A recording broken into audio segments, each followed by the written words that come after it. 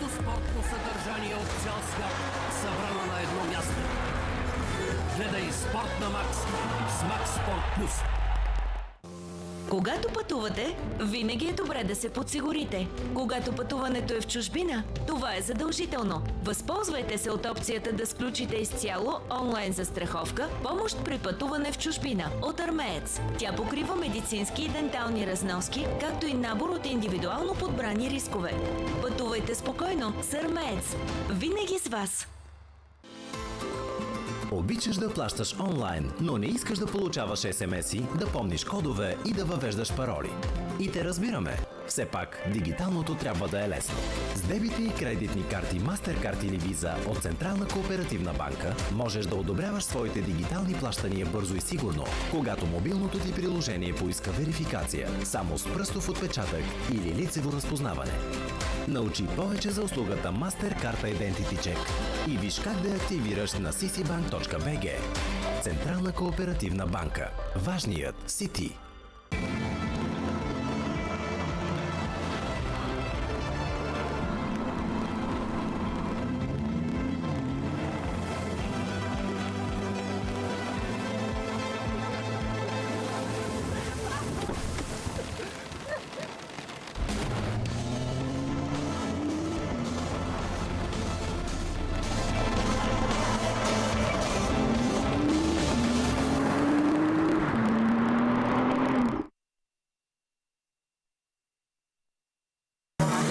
Телевизия от А1. Влизаш във филма както никога досега. Набележиш ли мишената? Не спираш, докато не постигнеш целта си.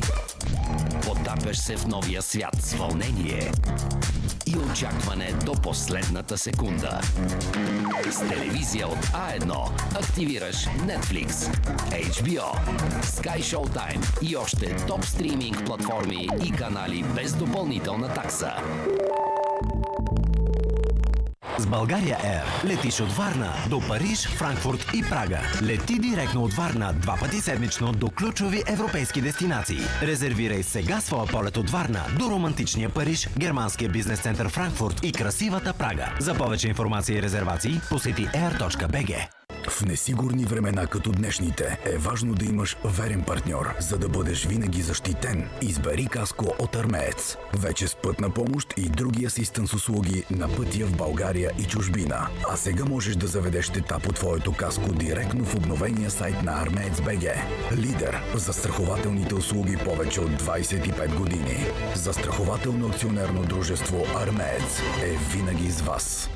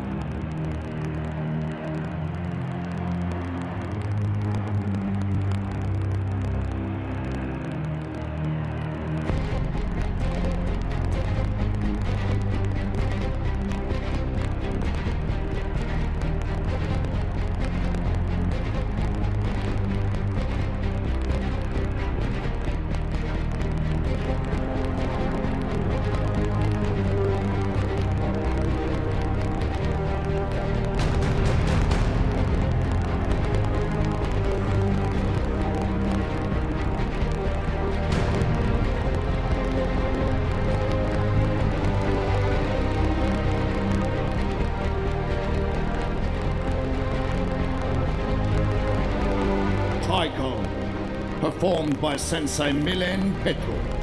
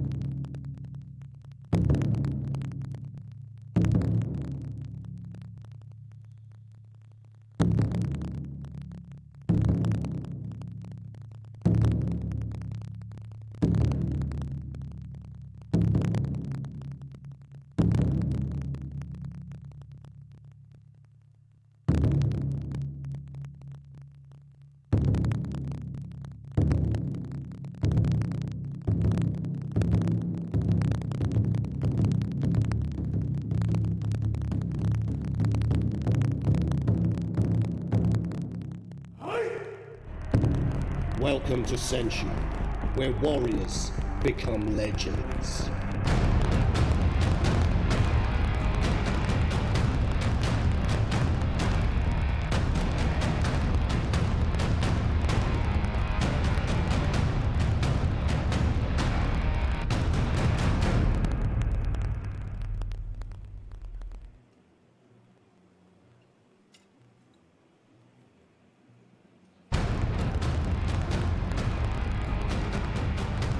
We now have the honor of introducing the SENSHI Legends.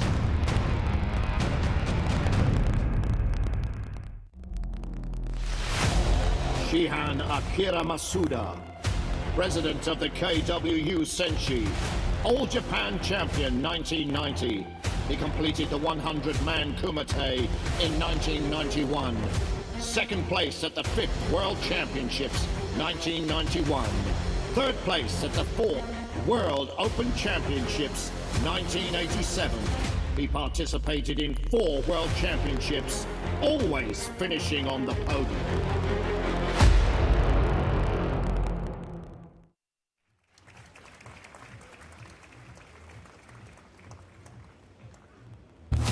Please welcome Shihan Semi-Shift,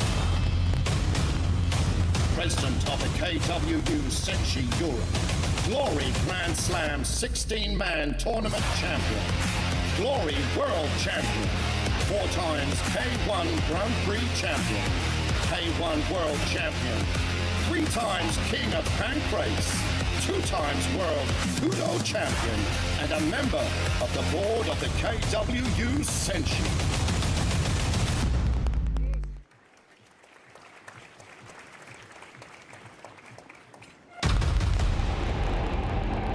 Shihan Francisco Filo,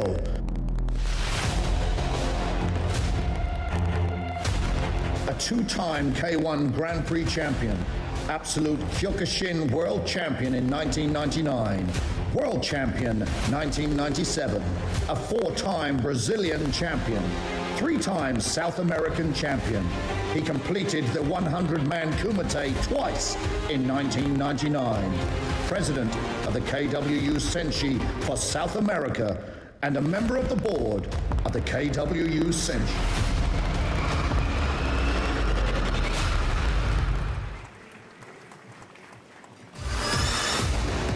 Ernesto Hust, 4 times K1 World Champion, Savat World Champion, ISKA Full Contact World Champion, Muay Thai World Champion, and a member of the board of the KWU SENSHI.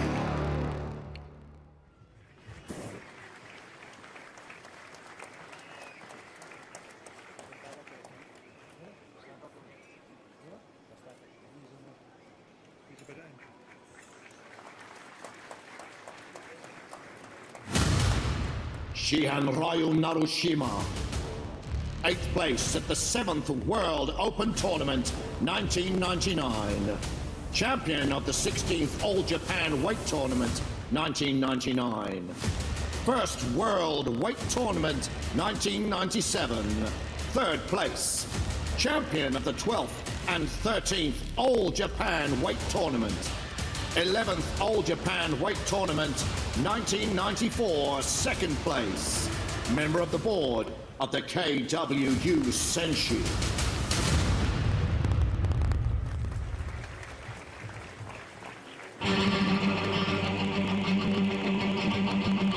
Shihan Sam Greco, a world champion K1 fighter, motivational speaker, actor, 3 times Waco World Kickboxing Champion, World Full Contact Karate Champion, 6 times Australian Full Contact Champion, and a member of the board of KWU SENSHI.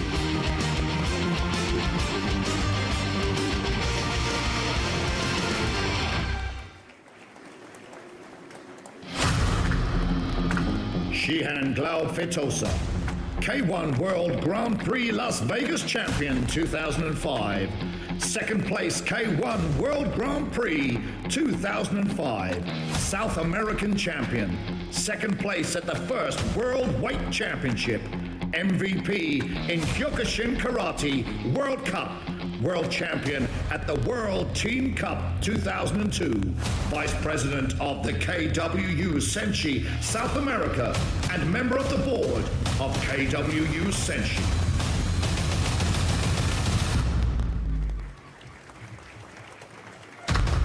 Albert Kraus, the first K1 World Max Champion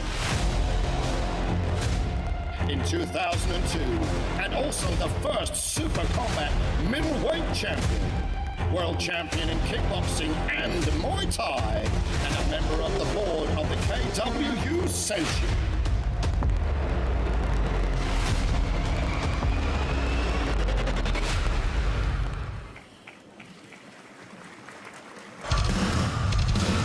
Andy Sauer, 2 times K1 World Max Champion, 4 times Shootboxing World Champion, Showtime 70 Max World Champion, World Muay Thai Champion, and a member of the board of the KWU SENSHI.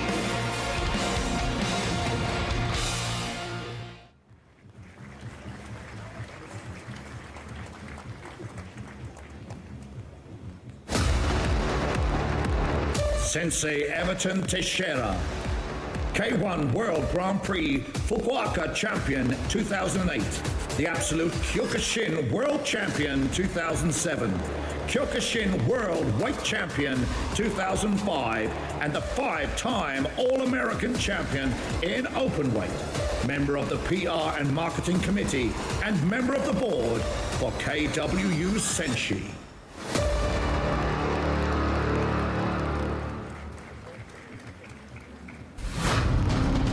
Sensei Tariel Nikolashvili, Absolute Kyokushin World Champion in 2011. He completed the 100-man Kumite in 2014. Absolute Champion of Japan 2010. Champion of Japan in the weight category 2010. Champion of Europe 2010. And a member of the board of the KWU SENSHI Europe.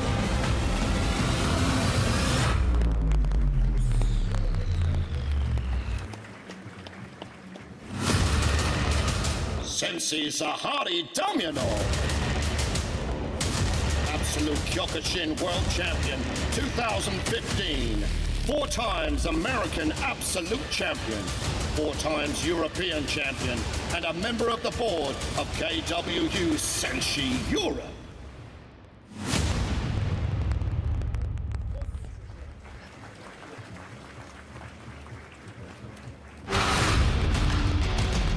Sensei Jan Suko, 2nd place at the 9th Kyokushin World Open 2007, European Champion, All Japan Tournament winner, Yangami's Fight Night Heavyweight Champion, a member of the board of the KWU SENSHI Europe.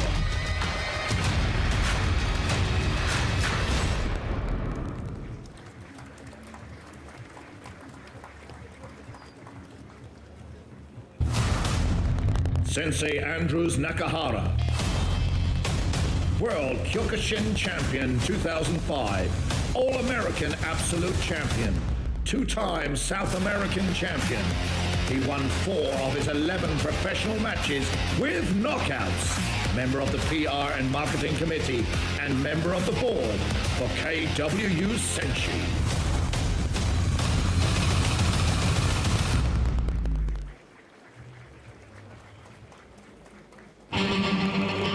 Sensei Petar Martinov, Kyokushin World Champion 2014, Kyokushin European Champion 2006, 3rd place European Open 2008, 3 times European Tameshiwari Champion, member of the board of KWU SENSHI Europe.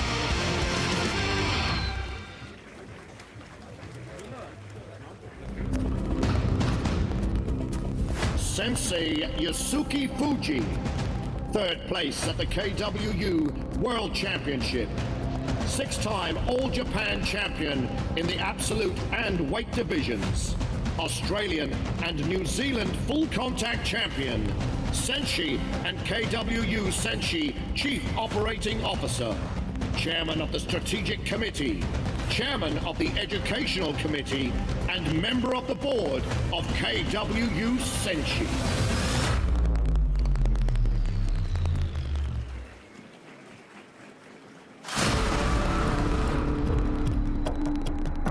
Shihan Nicholas Petas, European and World Karate Champion, the last Uchideshi of Masutatsu Oyama, K1 Japan Grand Prix winner, SENSHI Master of Ceremonies, member of the board of the KWU SENSHI and head of the PR and marketing committee of KWU SENSHI.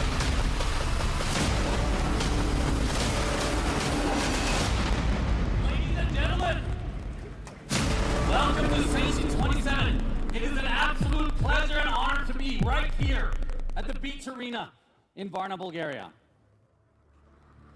Tonight, we have the legends gathered from all over the world. And we will bravely, firmly, and honorably showcase everything that we have taught and fought for over decades. On this night, after years of practice and days of fighting, you will see the culmination of the road to SENSHI from the amateur division. Dreams do come true. The 6 finals of the KW SENSHI Amateurs World Cup is what we are going to kick off tonight's tournament with. And they will show exactly how hard it is to stand amongst legends. We also present you with 8 professional fights with 16 world-class fighters from all around the world. 11 countries represented in this ring tonight. Thank you all for coming out tonight, and all of you tuned in live to watch the stream SENSHI 27 Gala Fight Night. We are broadcasting for free on Triller TV, Bulgaria On Air TV, Max Sport 1, Arena Sport TV. Also, the online free streaming on senshi.com, SENSHI's YouTube channel, boits.bg, boits.com, kwunion.com, and Kyokushin Karate News. I'd like to thank the KW International Professional League for organizing this spectacular event. And we are proud to be working alongside our esteemed partners, Armets Insurance Company, Max Sport, Bulgaria Air, M Car Group, the BMW dealer and Rolls-Royce Motor Car Service, St. Constantine and Helena Holdings. And tonight, the fighters will leave everything in this ring. We are the legends, and this is SENSHI. Was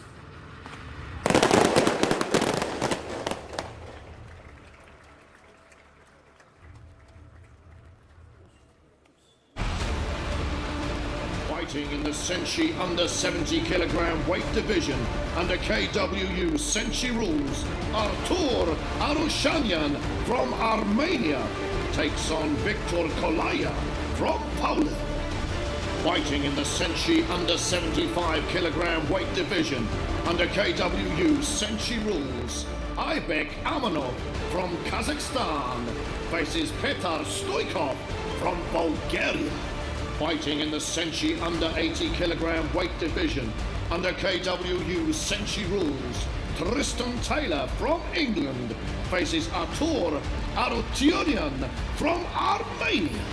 Fighting in the SENSHI under 85 kilogram weight division under KWU SENSHI rules, Nikita Garas from Kazakhstan faces Lucian Genucci from Moldova. Fighting in the SENSHI under 90 kilogram weight division under KWU SENSHI rules, Albert Ugrincic from Bosnia and Herzegovina faces Pablo Molina from Argentina. Fighting in the SENSHI over 90 kilogram weight division under KWU SENSHI rules, Christian Negru from Moldova faces Vasil Dimitrov from Bulgaria. May the best man win. And now, for fight number 1, under KW SENSHI Amateurs World Cup, minus 70 kilograms. Our rule set, KW SENSHI, our referee, Sensei, Tadio Nikolashvili. Fighting out of the blue corner from Armenia, Artur Arushanyan.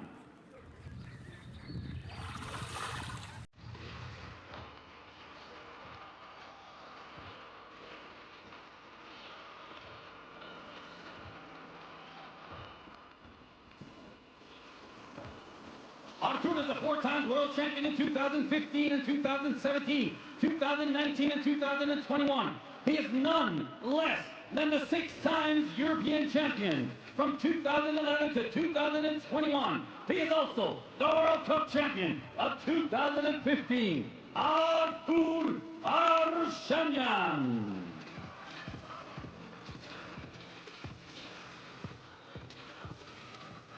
His opponent, fighting out of the red corner, from Poland, Victor Kolaja.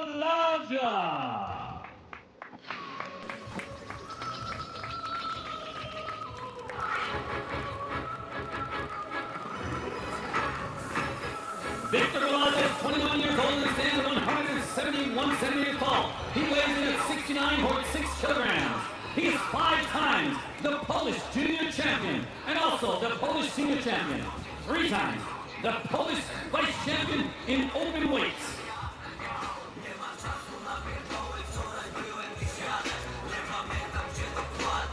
Here's Victor Kolaja. Here we go, ladies and gentlemen, with their opening contest of SENSHI 27. SENSHI is the most prestigious event in Europe without a shadow of a doubt. And we're here on a fantastic location on the beach of Varna in the St. Constantine Resort here in Bulgaria. It's absolutely sweltering, and this is our first contest of the evening, the first of 6 finals of the KW SENSHI Amateur World Cup. This is our under 70 kilogram contest, and I'm joined at the commentary desk by Yusuke Fiji, a Kyokushin legend. Yusuke, Yes. this is the final of our under 70 kilograms World Cup. Yes, that's right. So they both from the background from strong Kyokushin fighters. So it's really interesting to see their fight. And they both have a good kicks. So I hope they, show the good kicks and the knockouts. And a very intense start to this contest indeed. A fast pace. Whoa! A nice kick there, Yes, exactly that's as the you kick, said. yes. And it's worth mentioning to our audience that this is not the first time these guys have fought this week. They've already fought twice. Yes, actually they had a very tough fight in first and second round fight in amateur. But they are very, they increased their experience during the amateur fight, and they're doing better than first and second fight. Yeah, and one of the main parts of Kyokushin is in fact toughness. Well, actually the mental, I think, spirit, right? And this time they have a Muay Thai rule, right? KW SENSHI Open, so they have an elbow. Yep, they're Also. allowed to elbow, and you'll notice there's no elbow pads. Yeah, it's very dangerous actually. So we call it, Yep. it's called amateur. Yes. But this is in fact, could be classed as harder than Oh, a he got the professional kick fight. kick. That was a Yeah. lovely right hand there as well. Yes. It's a ferocious pace, and unlike a kickboxing contest, the referee will allow them to hold and clinch for a short while. Yes. They must work continuously. Oh. There's a downward elbow. Well, good throwing. Yeah, Artur has a very strong, throwing techniques also. And it's interesting for me to see this, that Artur Arushanyan from Armenia is wearing the black belt, and Victor Kolaja is wearing the brown belt. And that probably got a psychological effect. Yes. Oh, he got a good kick. Good punch actually. He's going to throw him You're right, again by yes. the looks of it. Yes. Actually, Artur is 31 years old, and Victor is 21. So It's just 21. Yes. Now I'm wondering how this pace is going to affect them. We're coming up to 30 seconds left of this first round. Actually, yeah, Artur has a more experience than Victor. So I think he's now watching the timings. But they're not pacing themselves at all. Yeah. They're going all out. Inside knee there from Artur. I think when Artur starts kicking, then it means that, you see, like, that kicks, yes. I think he will get his pace when he shows the good kicks. Yeah. It looks to me, well, Victor Kalaya is chasing Artur Arashanian around the ring. And as they go back to their corners at the end of that first round, it looks, I would say, Artur, the Armenian, is probably gassing a little bit more. Yes. But what a pace for the opening round. Yeah. Now, scoring-wise, how would you give that first round, Yasuki? I think 10-10 even for this fight. No, we can't do that. Yeah. We can't do We that. can't do that. We can't do that. We have to separate them. There must be something. Little bit Artur on his side, I think. Yeah, the inside knees. Yes. I don't know how much that throw would have looked to the judges. Yes, throw is actually not the point, but I guess actually yes. But it looks good, dominant. Positive, yes. Yes. But then again, you could say that Victor was the one coming forward. He was the aggressor. Yes. Man, a difficult one to separate. I'll go with you on that. 10-9 to Artur Arashanian. Oh, that was a nice right hand there. Inside knee again, they clinch.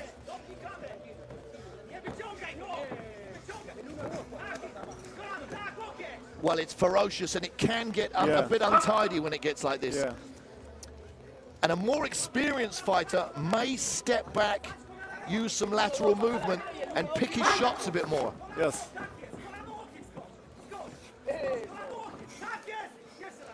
But I think yes, you're right. Like Artur should go a bit like forward, right, and give him a pressure. Yes. Yeah. And perhaps step to the side, make him miss, and counter instead of being face to face and trying to slug it out. Perhaps be a bit more clever. Yeah.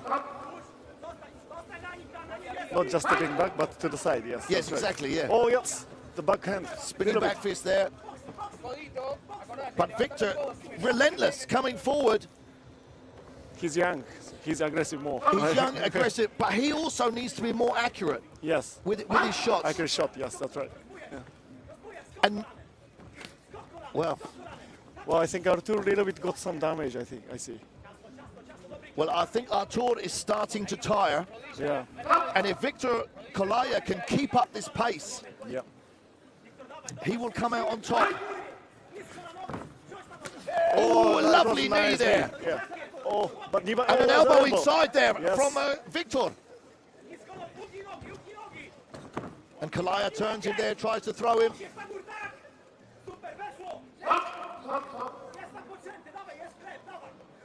Well, the pace just has not slowed down.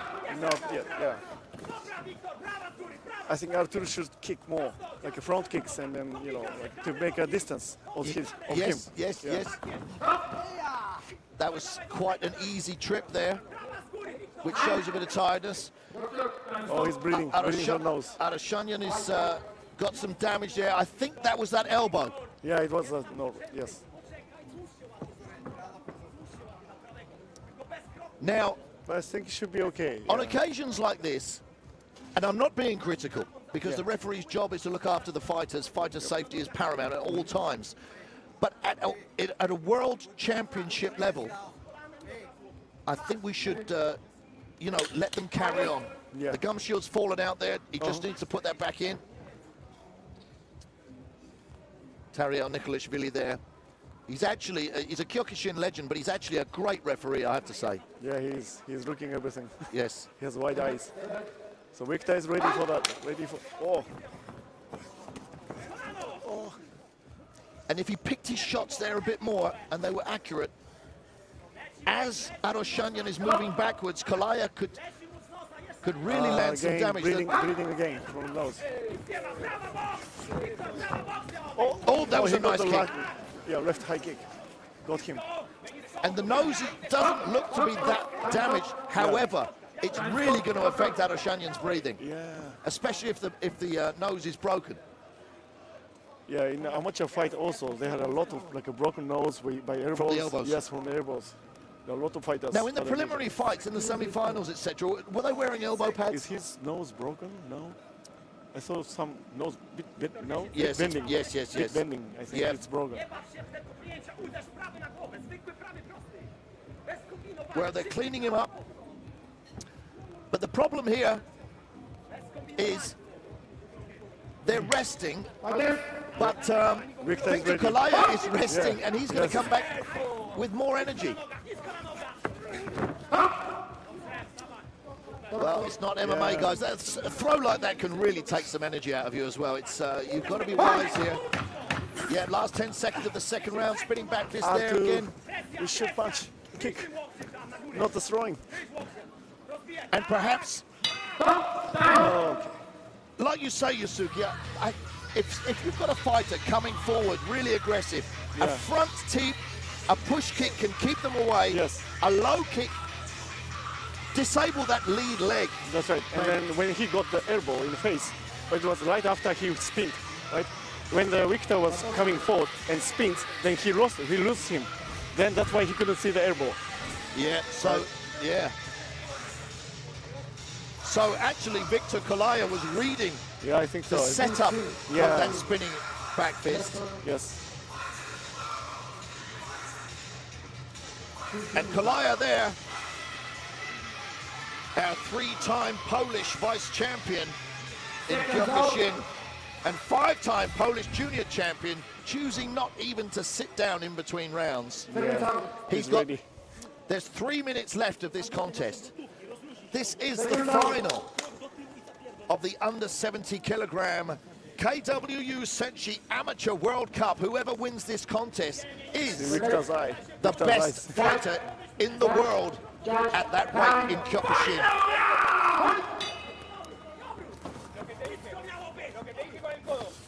Oh, that's good. Oh, it was elbow in the head. Victor there, he was trying to get an elbow, but he didn't want to elbow him in the back of the head, so... It's here to go. This is such tiring work. It might look untidy. Again, I think. The blood coming out of Adeshanyan's nose again. And Kalaya chasing him across the ring. Absolutely ferocious pace from the opening bell until the third round. Artur wants to take a distance, but he won't. Like Victor won't give him this chance. Right? And they're deceptive, cheeky little elbows that Victor Kalaya is throwing. And there was one on the way down there. I think he got some elbow again where he was yes. down. Now here, when he pushes away, I thought he's gonna break. Okay, he didn't do it. I thought he was gonna break off and throw an elbow on the break. Yeah. Oh, nice high kick attempt. There's that elbow being primed again. Knee to the ribs. Well, I think Artur is a bit, he can't stand properly, so he's a bit tired. He's exhausted. Yeah, exhausted. Oh, that was a lovely spinning back elbow attempt there. Yeah. Didn't quite land correctly. They're both exhausted, but the younger fighter seems to be the hungrier of the two. They clinch again, a little elbow on the inside. I think Artur, like, it's really hard for him. Like, he wants to take a distance, but Victor won't. Oh, Mawashi.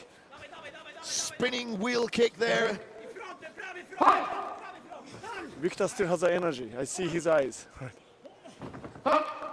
Yeah, and this is the difference sometimes. I mean, 31 years old, Artur Adeshanyan. That's not old.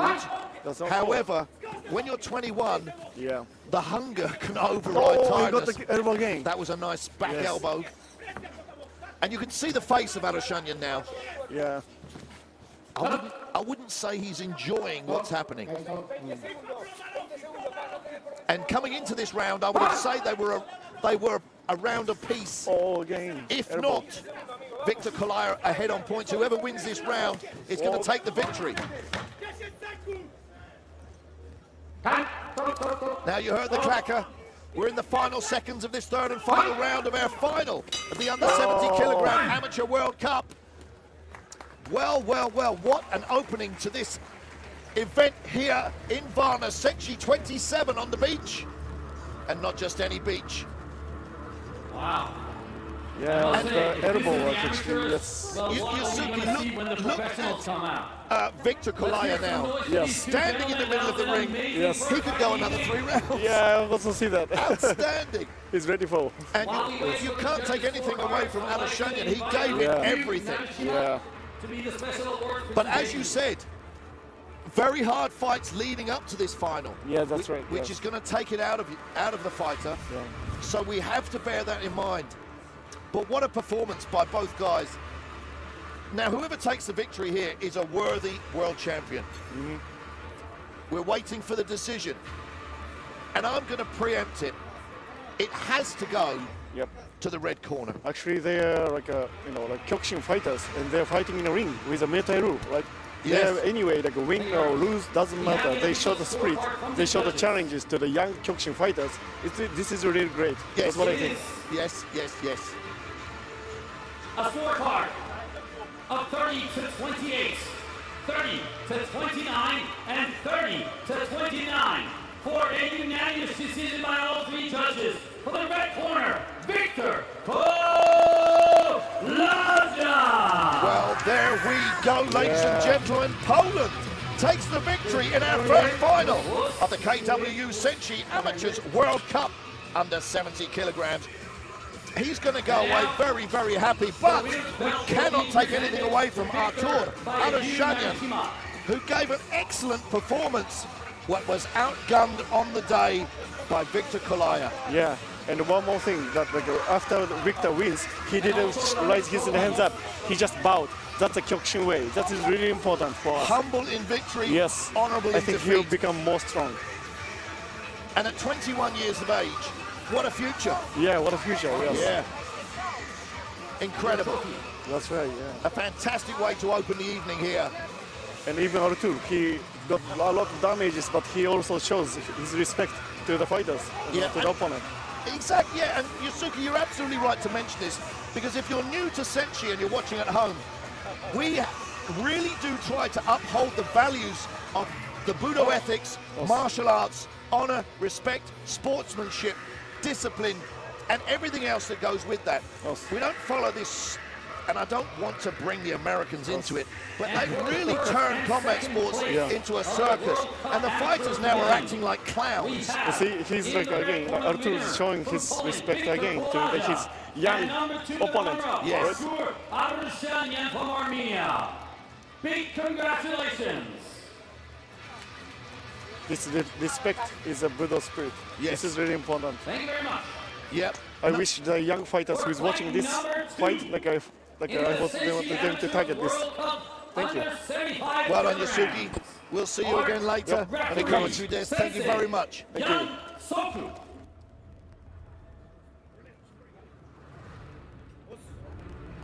Fighting out of the blue corner from Kazakhstan, Aybek Amanov.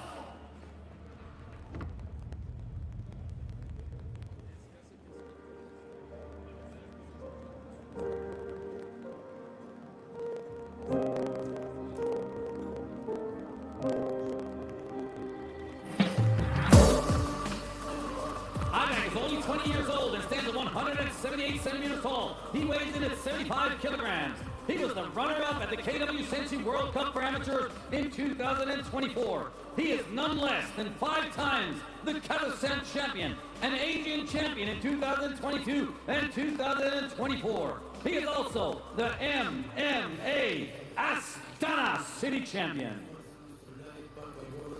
Here's Aybek Amanov.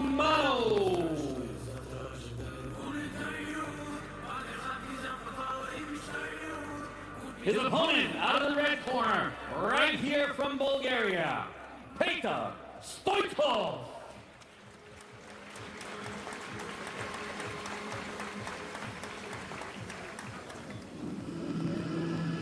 Peter Stoikov is 29 years old and stands at 178 centimeters tall. He weighs in at 75 kilograms. He is the SENSHI Cup champion of 2019, the WAKO European champion in 2021. He is a World Muay Thai champion in 2019 and a European Muay Thai champion of 2018.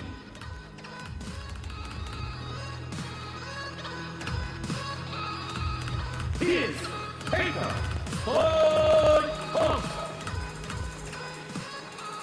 Here we go, ladies and gentlemen, with our second contest of the evening and our second of our finals of the KWU SENSHI Amateurs World Cup. This time under 75 kilograms, we have Kazakhstan over there in the blue corner. Aybek Amanov, who we have seen in this ring before, and he faces off against the Bulgarian Peter Stoikov.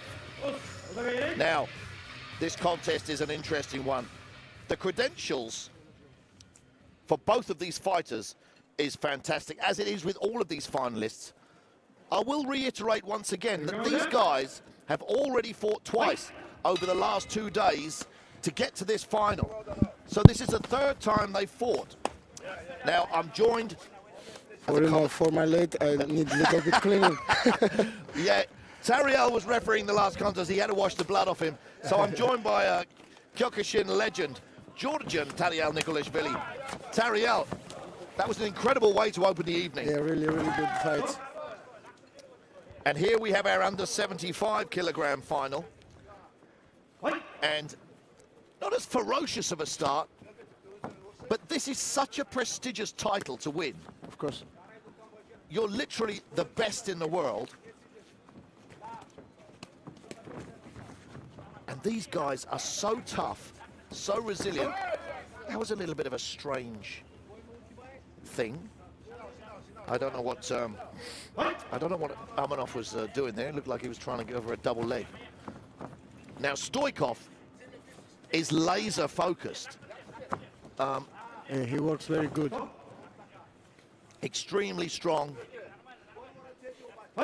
And Amanov, we've seen Amanov before. He does some very flamboyant kicks. Last year he lost in final, and but he was jumping and spinning and doing all sorts. Oy.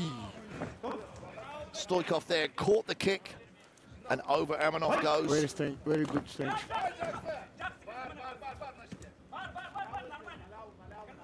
I mean, you can't judge a book by its cover, but Stoikov is in fantastic condition. Stoikov works like professional, you know. Well, these... Very focused. Yes. And it's worth mentioning for people who are unaware, these contests are labelled as the KWU SENSHI Amateurs. But to fight 3 times in 3 days is harder than fighting once in 1 day, as the professionals would do. Yeah. Now, this is the road to SENSHI, and to earn your place on a SENSHI fight card is not an easy task, let me tell you. And these guys, some of these guys are champions for years and years. 5 years, world champion. They've had hundreds of fights, some of them, in varying styles. But for the younger ones, their professional career is just starting. And Amanov, Aybek Amanov there, who goes down onto his back, he's only 20 years of age. A black belt. He's already the 5 times Kazakhstan champion, Asian champion for 2 years. Hey, he's a really good fighter in the Kyokushin Karate. And you think someone who's dedicated to Kyokushin, their style will translate to headshots and elbows as they're practicing now? Is it hard to change a style to fight with headshots? No, not so much, because we learn this. Yes, in the competition, this is not allowed, but we learn this in the training. And if you have good coach, for you this is not too hard. Right. Because it does look. Anyone who's watched Kyokushin we'll just say, look, their guard is down. Yes, yes. They're open to a headshot. Yeah. But if you're going to fight in this contest, you're going to spar for a long time practicing with your hands up. Yes, I agree. You can't just go from the mat to the ring without changing your style. Seconds out. Now, Petr Stoikov there. I would give him that first round, definitely 10-9. I think so. I think he's blowing a little bit more. Yeah, and you know, I don't see in the Ibek eyes not fire. You know, it's like Yes. okay, I'm fighting, but maybe he's sick. I don't know. Maybe. Well, you want to see, yeah, and I mean the difference is clear. Yeah. Because if you look at the eyes of Stoikov, Very different. he's focused. He looks like a Terminator. Yeah. So he's waiting for Armanov there to throw something and counter it. He's looking for an elbow when they get close in, and he throws Armanov to the ground. Now, if Armanov has had two very hard fights to get here, his energy levels are going to disappear quite quickly. Of course.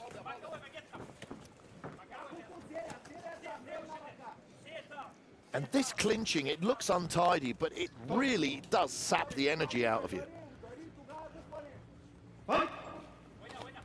I don't know what happened, but Amanov, very technical guy. He can fight. And he's got some great kicks. Yeah. Yeah, he hasn't got that fire. It's exactly as you said. That you see the punches he threw there. They just seem a little bit lazy, and no explosion there. And Stoikov looking to land some elbows. There we go. There, that downward elbow there, half dropped Armanov. But Jan Sukup, the referee, there saying that it was on the back of the head. Difficult one to judge from here. I think this is down. And Stoikov, he is very strong, but he's making Armanov look weak. So we've got a minute left in our second round. Yeah, he cannot hold and make the elbow. So he's getting told off by the referee, Jan Sukup. Elbows are allowed. Allowed, but he cannot. But you cannot grab, hold hold, an elbow. and punch. Which is an interesting, we describe these rules, KW Senshi, as Muay Thai, but there are some differences. Yeah. That being one of them. Yes. This is not Muay Thai rules. This is KW Senshi rules. Yes.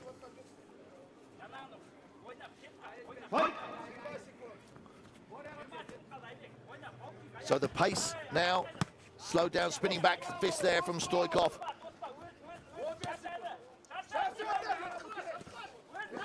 Another elbow over the top. Last 10 seconds. Armanov's corner there shouting at him to come forward. Spinning back fist again from Stoikov. Stoikov stalking him down. The bell goes for the end of the second round. Now, if Amanov wants to win, he's got to get a knockout or at least a knockdown. Yeah, really. That's definitely a 10-9 there again to Stoikov. He's lucky that he didn't get a point taken off for holding and delivering an elbow. Jan Sukup there just going over to check and verify everything with our chief officials.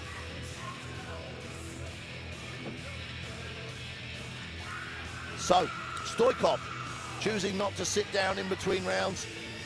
Armanov here, his corner have to be telling him, listen, you've got to come out in this third and final round. You've got to be on a suicide mission. If you want to win, you've got to give it everything. He need to justify it. He need to justify it. He not fight now. I don't know why. He can more. Yeah, we've seen him before. He's definitely got a lot more to offer. But when your gas tank is empty, it's difficult to put the accelerator down. Oh, that was a nice right hand from Amanov. Yeah. Well, Now he fights. so perhaps it's corner. There was an elbow there from Amanov. Short time, but he's fight. I like it. Come on. This is down. Oh. Well, Oh. well, Stoikov getting a count. I think it was an elbow there. So this round now becomes a 10-8. Really? Wow. It's Wow. over. Wow. Oh my goodness me. What a Did you see turnaround. this? Well, Good job. that took everyone by surprise. He's here for us, you know. Wow, if you missed it, We that say was fight, an elbow minute that fight, took and out he's the fighting. opponent I mean, here. that was a short Still elbow. start fighting. Short time, things can happen. And You really cannot take Amanov your eyes off the fight was getting at any dominated time. for 2 rounds. We said he had to come out and get a knockout in the third and final round, and he came out and got a knockout. Very good job. Tariel, that was extraordinary. Let's see it right again on the hand, very replay. good. May I please? First So right, Stoikov, right jab. Stoikov has his back there. I don't know if we're going to catch the. We're not going to catch the Referee. elbow to finish the fight, but it must have been right on the temple. He passed right hook, and after he hit in elbow. And look at Stoikov now. He still hasn't recovered fully. He's going to be gutted with that. When he watches the replay, he sees how close he was to winning that world title. Good job. Well done, Really Ivan good Amano. job. It just shows sometimes if you can hang in there and weather the storm, anything can happen. Wow. I just got to say, wow. You need fight every time.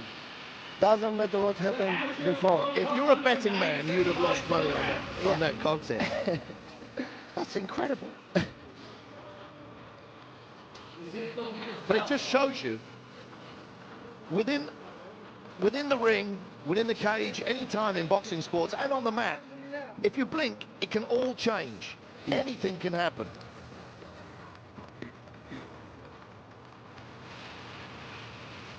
So we have a new under 75 kilogram KW SENSHI amateur World Cup champion from Kazakhstan, Aybek Amanov. He'll be very happy with that at 20 years of age. I think his corner should give him a bit of a talking to. Yeah, I think so. You know, because up until that point, he was getting dominated. But, you But know, after this fight, a WCW. they want to speak many times because this is not good. First and second round, this is not good. Yeah. We don't see fire. We need fire. Exactly. You're young. You can it. And at 20 years of age, Yeah. you shouldn't get tired. Ever. Fighting out of England, Tristan Taylor. Thanks so much. See you back again, Dariel.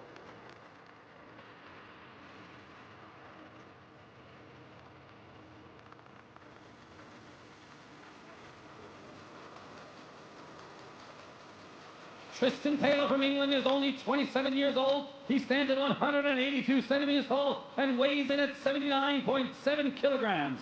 He is the third place in the KW SENSHI World Cup for amateurs in 2024. He is making his way in to claim his stake to become champion in 2025.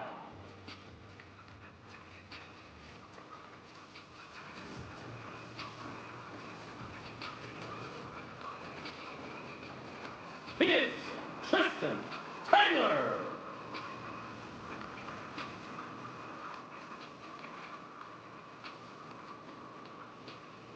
And his opponent fighting out of the red corner from Armenia, Artur Artyunyan.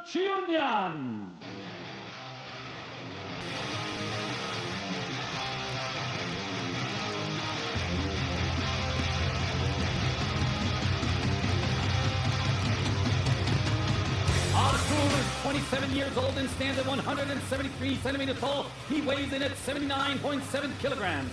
He is the SENSHI Cup champion of 2019 and the third place of the SENSHI European Championships in 2021.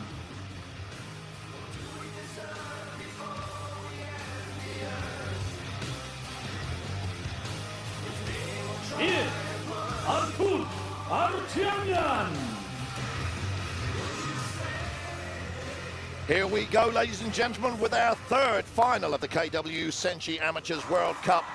We have England versus Armenia, and I'm joined by K1 and Kyokushin legend Everton Teixeira.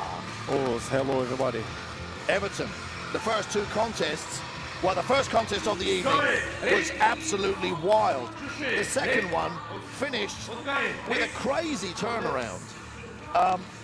So we don't know what's going to happen. Yeah. But we've said it leading up to these contests. These are the finals. Oh, lovely combination there from the Armenian.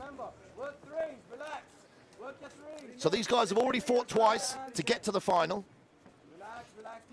In midweight, 2 times already. 3 times already.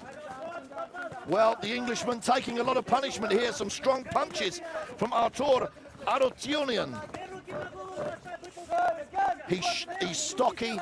He's giving away a bit of reach. Tristan Taylor there trying to use some knees on the inside. Taylor is really good on clinch. I think he should keep that. Unfortunately, he defeated our Brazilian fighter. You're showing a bit of bias there. Well, he took one in the groin there. Artyomyan took one in the crown jewels, and Tristan Taylor, as a sportsman, stepped back and let him recover. They engage again here. 2 minutes left of the first round of this final. There you say, exactly as you say, Teixeira, the clinch and those knees, effective from Tristan Taylor. Yeah, he's long, he's tall, he uses very well his distance, and then when the fighters come, the opponent comes, he uses well the clinch also. And the punches of the Armenian are dangerous. He catches the leg. There's those knees again, blocked by Artyomyan.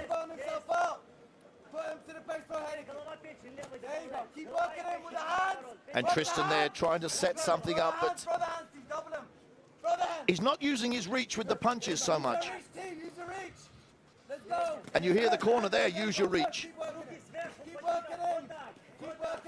And you're absolutely right, Everton. Sorry, carry on. The Arthur's corner saying to he use more the hands, close the distance and use more the hands, but he's not being able to do that.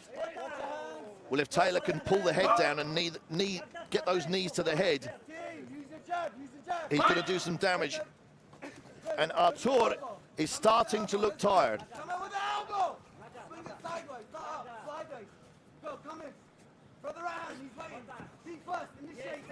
Oh, left hand from the Armenian. Nice combination, upstairs and downstairs. There's the clinch again. A little inside elbow, left and right. Well, this is intriguing. I think after this amount of clinch work, Arthur's shoulders should be too heavy. Well, let's see. They both look very tired as they go back to their corners. Scoring that first round, I would have to edge it to Artur Artyomyan. I'm going to give it to him at 10-9. I don't know what you think, Everton. In my opinion, 10-9 to Taylor. We got a difference there. Let's keep a check on that. I'm going to put your score there and my score there. So my reasoning there is because the damage of the punches, the techniques from the Armenian were more effective and damaging. But then again, maybe I'm seeing that, but those knees Yeah. to the body are going to suck the energy out of the Armenian. Yes. And you're the expert. So, so I could be wrong, yeah. And you can see actually the Armenian's body has got red marks. There's those knees again. He doesn't like it.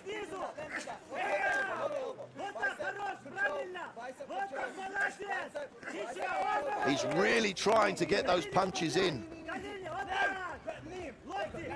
For Artyunian, it's a boxing match with a clinch work. And for the Englishman, Tristan Taylor, it's like a Muay Thai clinch fight. Arthur is doing a good job to keep aggressive, but it's really hard to do that when the opponent clinch all the time. And very frustrating.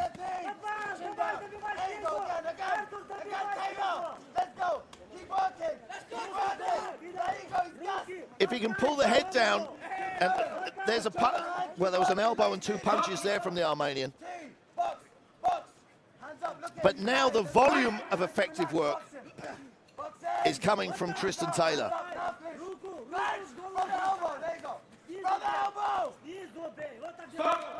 And Tristan Taylor's corner there shouting, throw the elbow, throw the elbow. Still hard punches coming from the Armenian. But we have a pattern emerging. The Armenian throws punches, the distance closes, and Tristan Taylor grabs hold and starts delivering knees.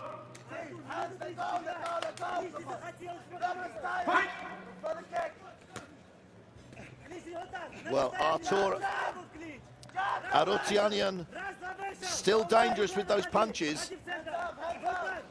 I'm impressed with the Armenian's heart. He keep going forward. Doesn't matter, he's tired, but he's keeping going aggressive. Yeah, exactly. We can see that he's exhausted. It's interesting that he's out punching the Englishman because he's got a range disadvantage. Oof. So we're coming up to 30 seconds left of this second round. Body shot there from the Armenian. Here come the knees again. And the midsection of the Armenian is marked up visibly. And when you're exhausted, the last thing you want is somebody kneeing you in the guts and around the ribs.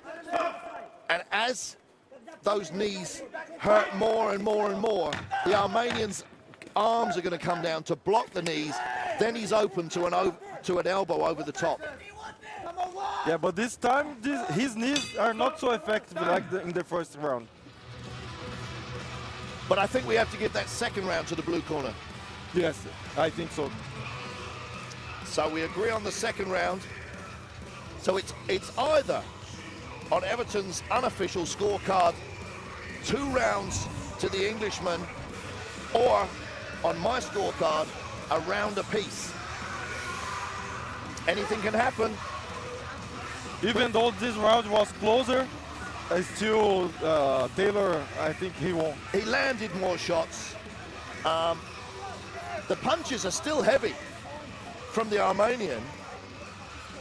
Still dangerous, but Tristan Taylor has taken them well. And I'm wondering if he came into this contest with the game plan of closing that gap and just using his knees. But you said it right from the opening bell that his clinch work is his biggest weapon. Yes. So here we go, third and final round of our under 70 kilogram KW SENSHI Amateurs World Title Contest. This is our World Cup final. Oh, that was a nice punch there from the Armenian.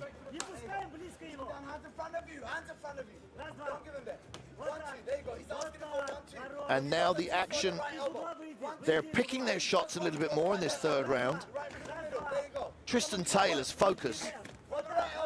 He's got his eyes, he's got laser eyes here. 2 minutes, 2.25 minutes here left of the World Cup final.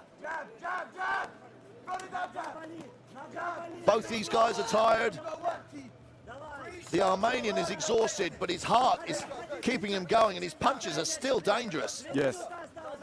I think his best chance is to keep going in using his punches. Nice right hand. Taking a deep breath here, stepping back, just trying to get a breather, and a left hook and a straight right. He's landing good punches. A left hook again. And actually, we haven't seen any of that clinch work. There was a lovely left hand. I think that's hurt Tristan Taylor. A lovely left hand, another left hand. He's going to get a count. 1, 2, No, 3, 4. he doesn't know where he is. Tristan Taylor, his head is spinning at the moment. I don't know if he's going to be able to beat this count. He doesn't come back. He doesn't look like he's there. No. Well, I never. Once again, that was the right call by our referee, Zahari Damyanov. He took the count, asked him to step forward, and Tristan Taylor, added to a bit of exhaustion, didn't know where he was. That was a good stoppage, and man, another turnaround. Anything can happen here, and you have to give it to the Armenian, Artur Arutianian. What won him that fight, Everton? While we're waiting for the His heart. Yeah, his heart, and we would like to. he was not in a good situation in the first and the second round, but he kept going because of his heart, and then he could use the power of his hands. Well, yeah, and he was always dangerous with those punches. It's interesting for me, you know, when a fighter is exhausted, if they're exhausted and they lose, they're even more exhausted. If they're exhausted and they win, they seem to recover very quickly. It's like they get more power from knowing that they've won. Yes. And that's interesting. The last two fights, it was Switched a around. turnaround. Yes. Well, you can't blink here, ladies and gentlemen, at SENSHI 27. Anything can happen. These guys are now the best in the world at their weight in Kyokushin, fighting in a boxing ring under almost Muay Thai rules. So imagine that, karate guys stepping into kickbox with elbows and a clinch. And wow, absolutely a worthy champion there. Like we say, he's already fought twice to get here to the final, and then produced a performance like that. Carried on exhausted, didn't give up, and finished the fight with two dangerous combinations that landed right on the button. Commiserations to Tristan Taylor, who he was third place here in the finals last year. Made it to the finals this year. Who knows what will happen for him next year? Maybe he'll come back an even better fighter and win the final next year. Yeah, I look forward to see him again. Definitely. He's still not. He's wobbly as he gets out the ring there. Look, that punch really did land on the button. Yeah. Well, Everton, thanks very much for your commentary. It's always fantastic, and we're going to see you later on in the evening. Thank you. Us. See you. This is my shit right here. This shit is Now, Nikita Garas is not an unknown face here in SENSHI. He is 27 years old and stands at 192 centimeters tall. He weighs in at 84.4 kilograms. He is the runner-up of the KW SENSHI World Cup for amateurs in 2024. He is the world Kyokushin champion in 2023, the Japanese champion of 2018, 2023, and 2025.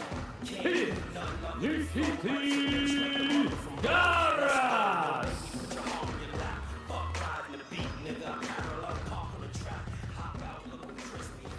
His opponent, fighting out of the red corner from Moldova, Lucian Genucci.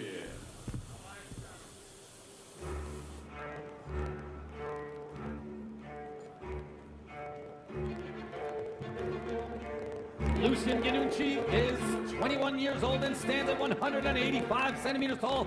He weighs in at 84.8 kilograms. He was a third place in the KW SENSHI World Cup in 2024. He's a national champion of 2022 and an XFC world champion.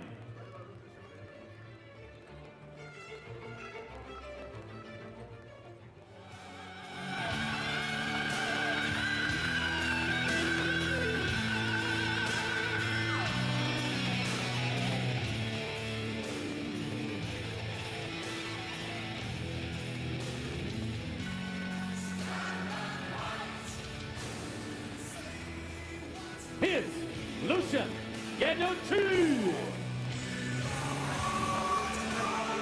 Well, ladies and gentlemen, if you've just joined us, I want to know where you've been.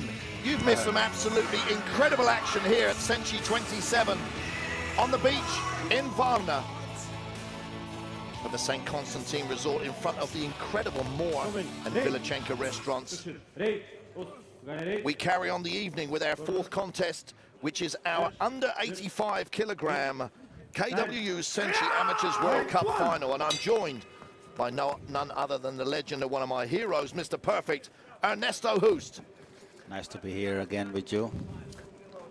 What an evening it's been, Ernesto. Some crazy fights. The first fight of the evening was an absolute wild one, and then two turnarounds that you couldn't have predicted if you even had a crystal ball. So this is intriguing. This is a kill. Oh, big punches there from our green-belted, actually both Moldovan.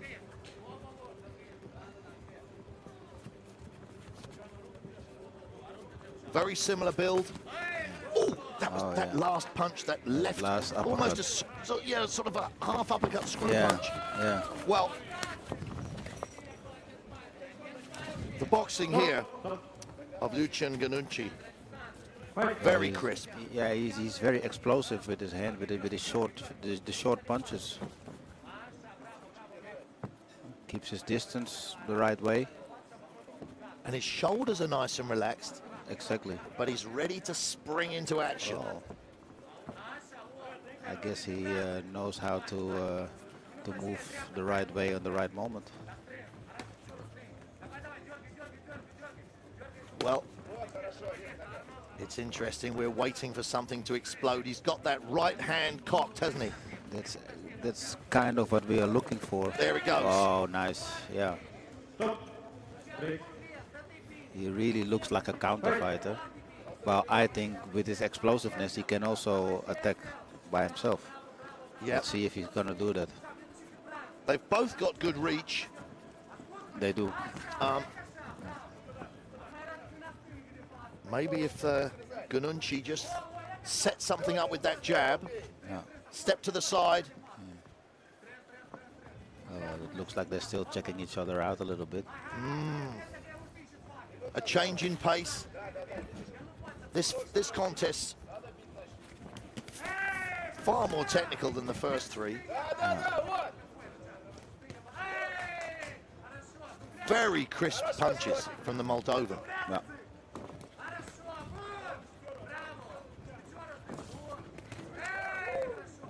Nice hook from Lucian. And Nikita shows a little bit wild sometimes, as if he doesn't know how to get to Lucian. And if you're fighting someone who's got great boxing, I mean, I'm not saying it's... Well, you've got to be careful what you're talking about here, because anything can happen. But you've got to take something away from the other guy. You've got to take his stance away, attack that lead leg. Yeah, exactly. But that's I didn't see that at all. And it was a great example there. Sorry, Ernesto. Yeah. In that corner there, you see how Garas had Ganucci backed up in the corner, and his distance was exactly right to chop that front leg. But he didn't do it. So his corner. If I was if I was his cornerman or his coach, I would tell him to look for the moments to hurt his opponent with a low kick. But it's interesting, and I'm not saying it's the case here, but you can end up, if you say you're a good boxer, you're good with your hands, and you come up against someone who's good with their hands, your ego can sometimes take over and say, right, I'm going to outbox, this guy's trying to outbox me. Yes. I'm going to outbox him. But what I would try to do, I would try to outkick him. Yeah. Because when we're even in boxing, then I have to look for another advantage. You've got all those weapons. Yeah. Find the one which works. Yeah, exactly. There we go. First low kick, really, of the evening. Yes. And again. The second. Sounds like the corner heard us. Oh, I think his corner told him to kick more. There we go, nice front kick. Follow with a left straight. Yeah. Oh, that was a lovely long right hand. Good straight. Yes.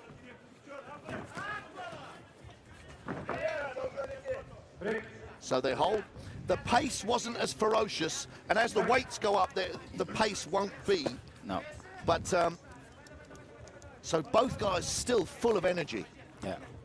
I just regret that in the clinch they don't try to do something right away, because you know you have no time. Nice right middle kick. Again, good low kick. Well, I think. Nice left hook. Yes. Europeans, there is not many Europeans who've got great clinch work, as have the Thais. Yeah. Which is also strange, because we learned it from the Thais, and I know how to clinch. Yeah. Believe me. So now it's becoming a bit of a chess match. Yeah. And if Gallas wants to land that kick to the lead leg of Ganunchi, he's got to set it up with something. Yeah. Yes, you can land a low kick as a counter, but if you're just trying to lead with a low kick, well, he did there successfully. Good one. Inside low kick. Ganucci doesn't defend the low kicks, so he should he should take advantage of that. Yes. But keep his hand high, because it looks like Ganucci is also looking for a counter after the low kick. Yeah, and of course, if Gallas steps in with a low kick, that he's going to be open to a straight right. Exactly. Good action. Oh. Oof, there's that long right hand again. Well, he just missed with the left hook. He didn't place it right. And he's dangerous when he gets backed into the corner like this. I think so. He looks like he has some good hands, but here the left hook he just missed.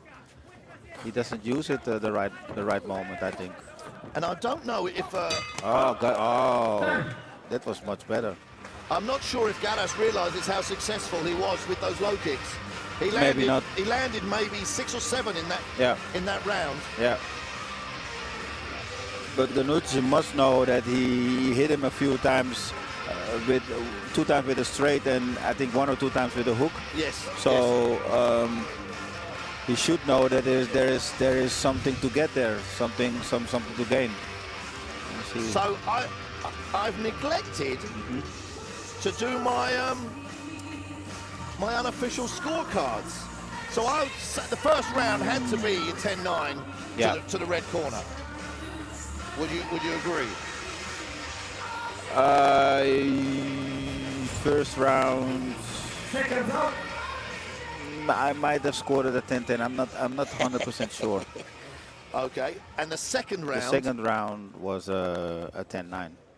To the red corner again. To the red corner, yeah, for sure. Okay, so Nikita Gallas from Kazakhstan has got it all to do in this third and final round. Yeah, in my opinion, he should. And Ganunchi here still looking sharp, ready to counter. That's it. That's what he looks like. He's only aiming for the counter, but he's very explosive with his hands. But he's thrown very, very minimal kicks. Yeah, he hardly kicks.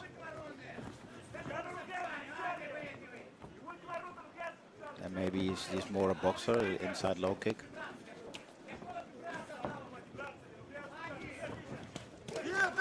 Well, Garas there, when he has him backed up into the corner, he needs to unload. He needs to work more, and yes, they wait. God, that left hook is so dangerous. Well, maybe that's why he doesn't do so much, because... I think that shook him a little bit. Yeah, I think so too.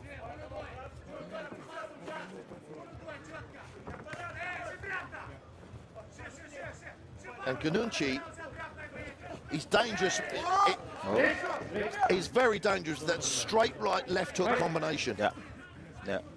Very powerful, very explosive. He's got range on it as well. That was a quick kick there from Ganunchi. Good left hook. Sorry, Garas.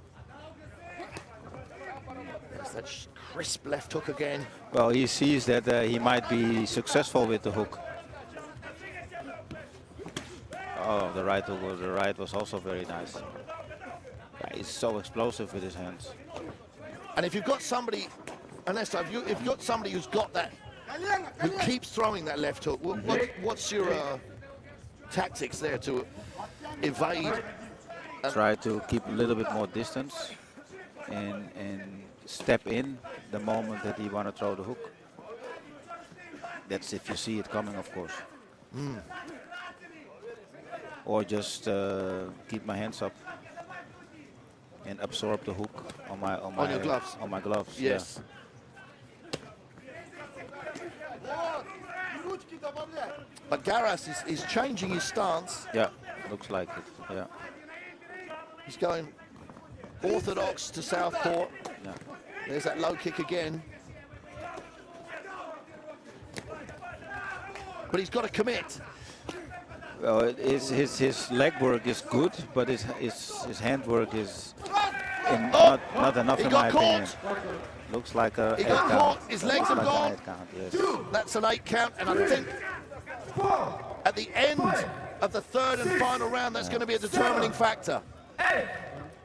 Yeah. This is the last few seconds of the third and final round. And he just got caught. Yeah. And it was that left hook. It was that left hook, Which he was so explosive with and yeah. dangerous. Yeah. Well, I never. Wow. That was absolutely amazing. It's interesting here in Bulgaria. At its highest level. So that was a very skillful contest, and it finished with a knockout or TKO. And the crowd are pretty quiet. They appreciate the action, but they're very reserved here in the Balkans. Unless it's their local hero, of course. Yeah, I don't know. I don't think so, but... well, here we go. Compare that. When Boshelov comes out later on in the evening, you'll hear everyone come along. Yeah, of course. So, that was the finale of the under 85 kilogram KWU SENSHI Amateurs World Cup. And their winner, Lucian Ganunchi, by way of TKO in the closing seconds of the third and final round. We have the official scorecard from the judges. And without any further ado, it is a unanimous decision for 30 to 26, 30 to 26, and 30 to 26 in favor of the red corner, Lucian Ganunchi. Well, one of us got very confused there, Ernesto, and I think it was me. Yeah. But it looked, I thought, what did I miss? Because it looked to me like the referee gave him a count. And then called the fight off. 21 years old. But last year he played maybe saved by the bell. Saved by the bell, but this year he is your number one contender. I'll take that one, guys. I'll take that. Call me an idiot. No. Go on the forums and tell me that I don't know what I'm talking about. I can take it. But a great fight, a great performance there from it's an interesting fight. Lucian Ganunchi from Moldova. And interestingly, the guys from the UK who are watching this, we've got countries on this fight card that they've probably never even heard of. Moldova, Kazakhstan, Armenia. Okay. Yeah, from all over the place. So then they should yeah, do a little bit more geography. Yeah, exactly. European geography. But it's of course after Russia I say that separated. Then there were a lot more countries of which you maybe don't know of. And the former Soviet Union, the Balkans, etc., is a melting pot for combat sports. Sure, yes. Fight number 5, the KW SENSHI Amateurs World Cup under 90 kilograms. Our rule set is KW SENSHI rules. Our referee, Shihan Glaube Feitoza. Fighting out of the blue corner from Bosnia, Albert Ugrincic.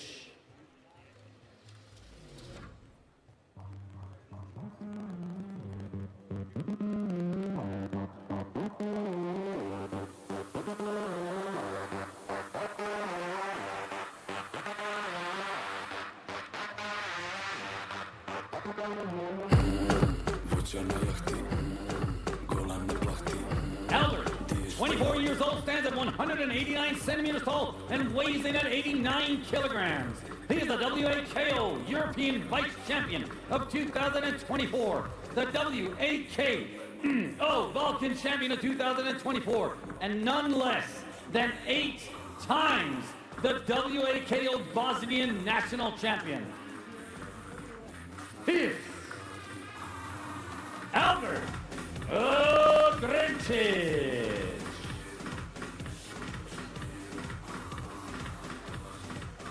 His opponent, fighting out of the red corner from Argentina, Pablo Molina.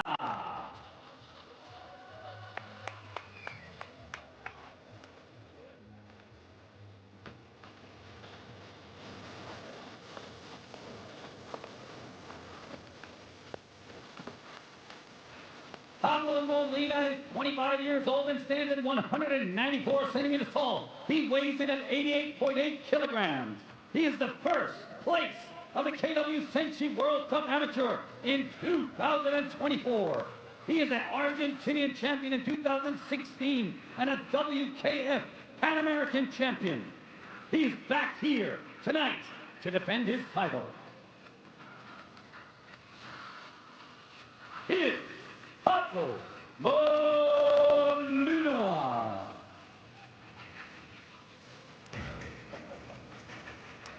Here we go, guys, our 5th contest of the evening, the KW SENSHI Amateurs World Cup under 90 kilogram final. We have Bosnia and Herzegovina facing Argentina. Albert Ugrincic in the blue corner, facing Pablo Molina from Argentina over there in the red corner. And just so you know, Pablo Molina is the 2024 KW SENSHI World Cup Amateur finalist champion. So he won last year. Yeah. So let's see. Oof. Oh, nice low kick. That was a crisp outside low kick. It sounded very hard. Yes. And he checked that kick as well. Yeah. Well, he looked very concentrated. But they both do actually. Very focused. Nice left hook there from Albert Ugrincic.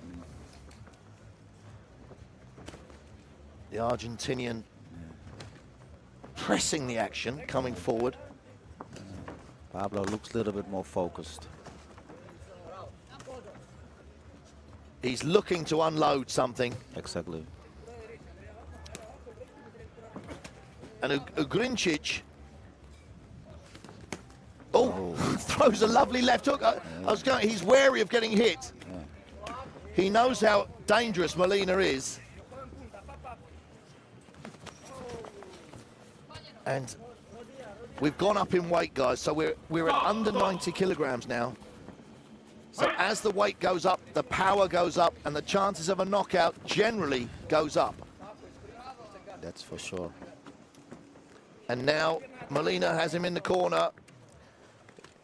He has the Bosnian in the corner.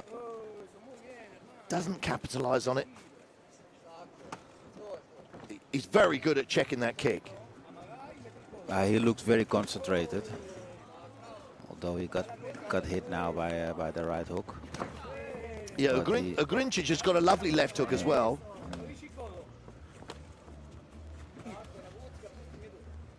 So a minute left of this first round.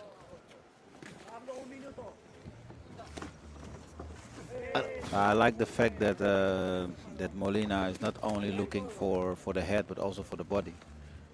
Yep, he's throwing punches to the body, and the body is marked up of Ugrincic. Yeah, it looks like it, yeah. Oh, and there we see a big kick to the body. He tries to return one. Molina tried to catch the kick there. He's coming in with elbows as well. Yeah, nice try. And if I was a betting man, I would say that this particular fight is not going to go the distance. That's what it looks like. But... And Molina, he's got his opponent in the corner again. Yeah. Final seconds of this first round. But Ugrincic still looks like a real fighter, like he doesn't want to give up. Nice high kick, try. Yeah. Only thing is that what I think is that he has to come with some new ideas to surprise his opponent. Molina has got the Bosnian on the back foot. Yeah. And although the Bosnian is attacking as he's going back, he looks like he's very cautious about being hit. It looks like he's impressed. At his opponent's work. Yeah. Yeah. And wary of his power. Yeah. And then you say, stand your ground and commit, but then you risk actually taking a big shot. That's always the thing. How much risk do you want to take? How good you think you are in order to create something? But here's the thing, with a lot of these Kyokushin fighters, I think they ignore lateral movement. And if you watch them, they step backwards and forwards a lot. No. They're very linear. Well, I also think they lack some boxing skills. The kicking, you don't have to talk about it. The kicking at most of the time is good. Yeah, but you watch both these guys. I mean, they're great fighters. Don't get me wrong, but they're both flat-footed. Yeah. They're not on their toes, bouncing.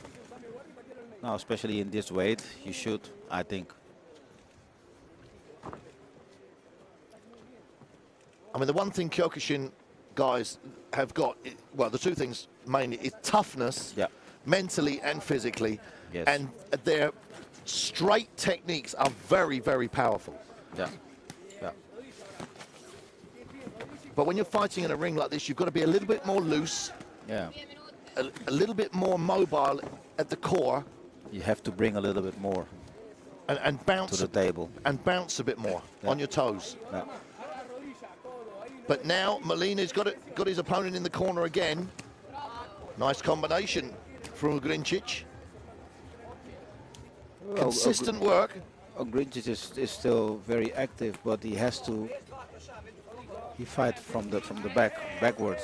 Yeah, he's landing punches as he's going back. Yeah. But from the judge's point of view, the aggressor is the one who looks like he's winning the fight. Yeah. Yeah. Exactly. But here, I would say, and a lot of fighters do this, Molina, obviously he's a great fighter. He won the final last year. Oh, yeah. But he seems to be fighting in one gear, one pace. Yeah. And I think fighters should learn to fight at different paces. Raise the pace, lower the pace, and you're controlling the action. Well, what I think it's like it's only 3 rounds. I mean, it used to be 5 rounds at least, and now it's only 3 rounds. Yeah. And then in 3 rounds you can give it all. Well, you should. Yeah. I think, I mean, one thing in the few poor fights I had, if ever there was a time when I finished the contest and thought, man, I could have done a little bit more. I was I couldn't sleep that night, thinking I could have done a little bit more. Yeah. Yeah. Oh, nice stiff low kick from Molina. And a body shot. But I've thought that also sometimes. But it plays on your mind when you lose. Exactly. So, closing seconds of our second round. So, end of the second round here. I would have given the first round a 10-9 to Pablo Molina. Very close. He inched it, but he's coming forward. Maybe a 10-9 again, or a 10-10. I would give the second one a 10-9 again, yeah. Okay. To Molina. Never going to give anything a 10-10. I can't do that. I cannot do that. Okay. I refuse. So, yeah. But, listen, anything can happen here. We've seen it twice tonight. Yeah. Fighters going into the third and final round, Yeah. and a complete and utter turnaround.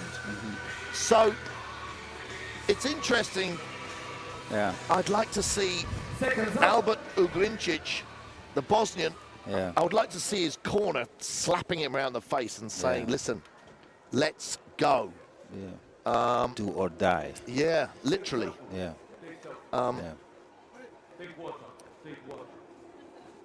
So look at Pablo Molina there. He's stood there. Well, it looks stoic. more like Molina is thinking that, like, I'm gonna give it all. Well, let's see what's happening. Well, if he can win this final 2 years running, that's a great achievement. Yeah, it is. Well, he's getting countered. Yeah. And now, Ugrincic, he was on his toes there, bouncing. Oh, nice elbow and a right hand. Yeah. And blocking the jab as well. He's parrying the jab of Molina. Yeah. Oh, it looked like a low blow. Oh, it wasn't, I guess. And these, so that inside kick, it's not going to really do much. No. What I miss a little bit is combinations. They only do one punch. Yeah. There was quite a good right hand there from Molina.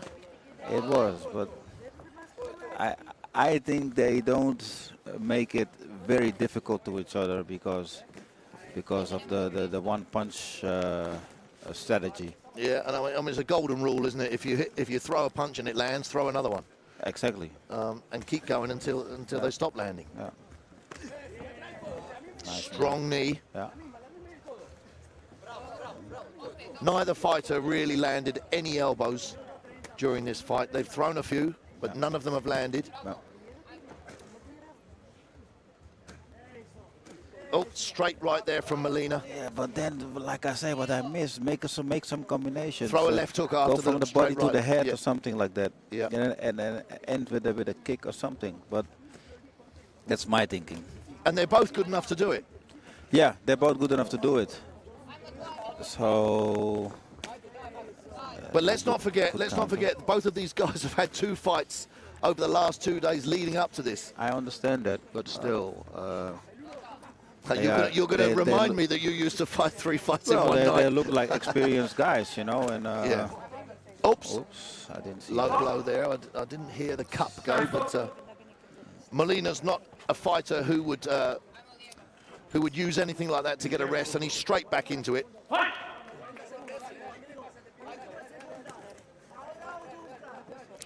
Now we're coming up to 30 seconds left of this third and final round. Molina ahead on points. That looks.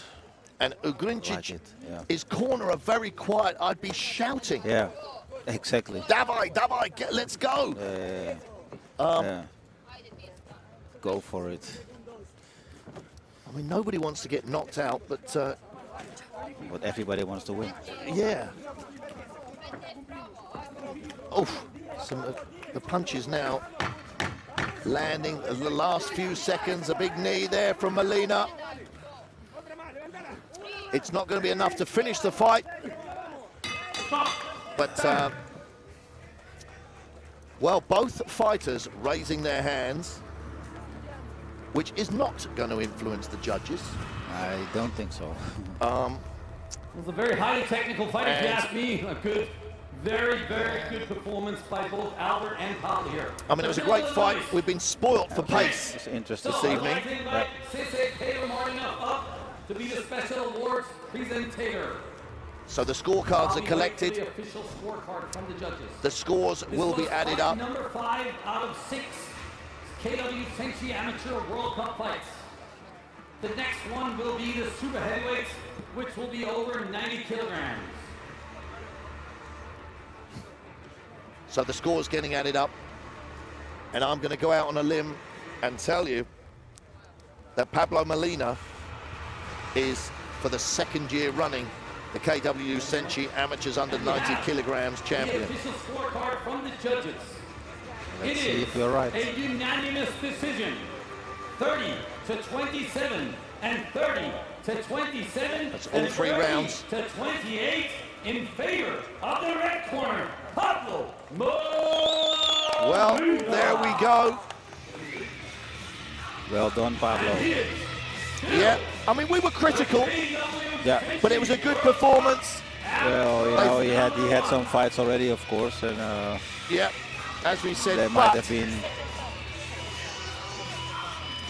But I think, like you said, Ernesto, even though they fought twice before, you get to this point and you've got to go into the fight, do or die. Give it all.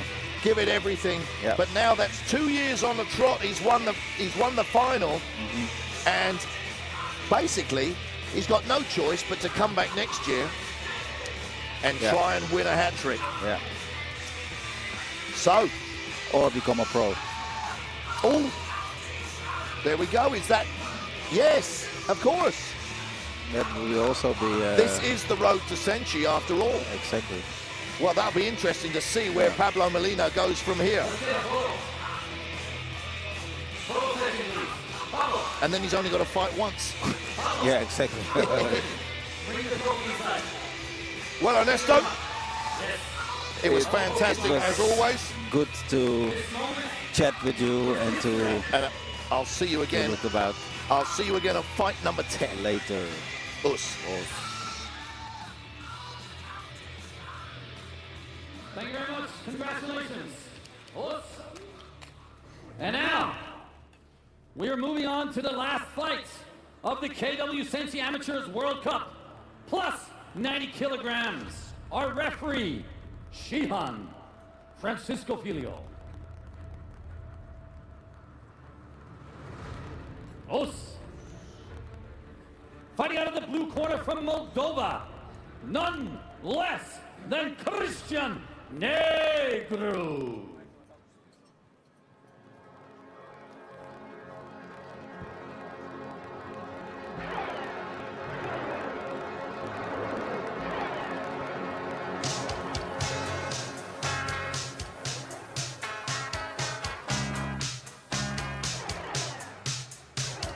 Talk about the heavyweights division. Christian is 18 years old and stands at 190 centimeters tall. He weighs in at 114.2 kilograms. He is a WGKA World Champion of 2024. He is a national champion in 2022 and 2025. From Moldova, he is Christian Negru.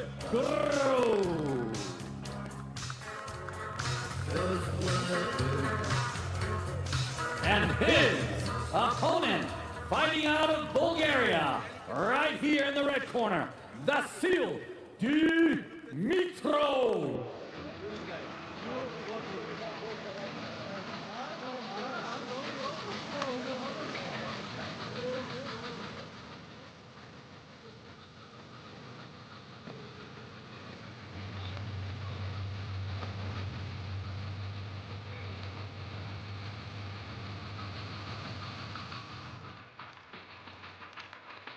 Vasil is 25 years old and stands at 190 centimeters tall. He weighs in at 104.3 kilograms. He is the European champion of 2024, the 4th place in the World Open Cup in 2023. He placed 3rd in the World Cup in 2023. He is Vasil Dimitrov.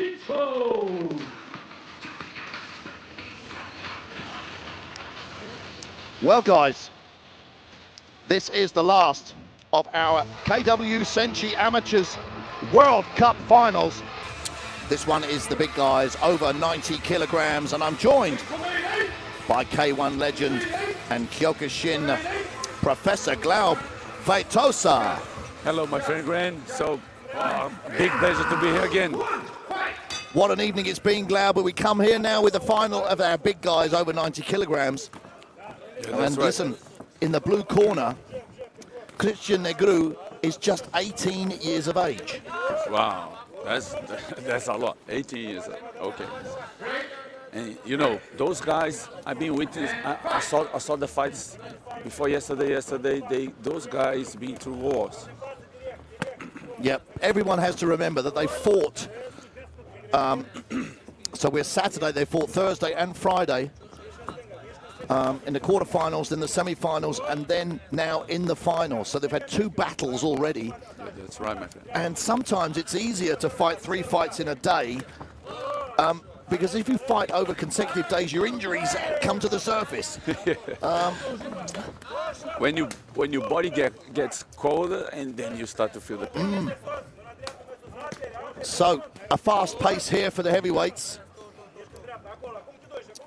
And there's a 10-kilo weight difference. Christian Negru from the blue corner with the green belt on, 114 kilograms as opposed to 104 kilograms from Vasil Dimitrov from Bulgaria. And Christian Negru looks strong in that clinch, bearing his weight down. Yeah, yesterday he won a fight with clinching. Ah. So that's his weapon of choice. Yeah.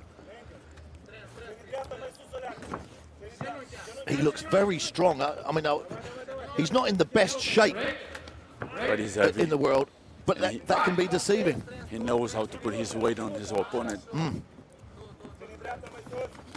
Oh, there was 2 big right hands there, one from each fighter.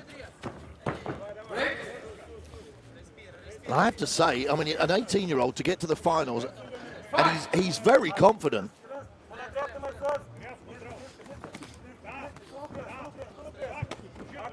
Check that kick well.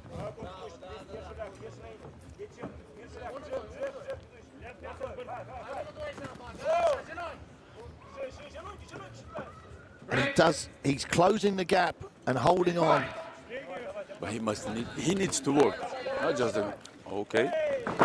Well, Negru there trips Dimitrov to the canvas, and that can be very tiring, picking yourself back up. Yeah, Attempting an inside elbow. After a hard extending, you know, punches and kicks, it's hard to get up. Yeah. When you fall. So closing seconds of our first round here. Ooh. And Close knee. well, for a second there, we were on the blind side of it, but it looked like that knee landed and dropped Dimitrov. But in our point of view, I don't know. no, I in don't. our angle, I don't think hard it to did. say. He pulled him down because Francesco would have seen it. He would have Yes. picked that up. For sure. So end of the first round here of our heavyweight Amateurs World Cup final, and I'm going to have to give it to the young man from Moldova. Really? I'm going to give that a 10-9. What's your opinion? Yeah, he was more aggressive, looking for the fight most of the time. This sounds like there's going to be a but. Yeah, that knee at the end, you know, can show some way for Vasil. Let's see. Well, I mean, I wish we could get some audio on the corners, but then if we had some audio in the corners, we'd also need translators from 11 different countries. That's true. So let's see. Oh, we need to study more languages. Well, yeah, there's another point. Heavy low kick. And he clinches again. Now he's got a super tight grip when he clinches. But you can't pull your opponent in to your body.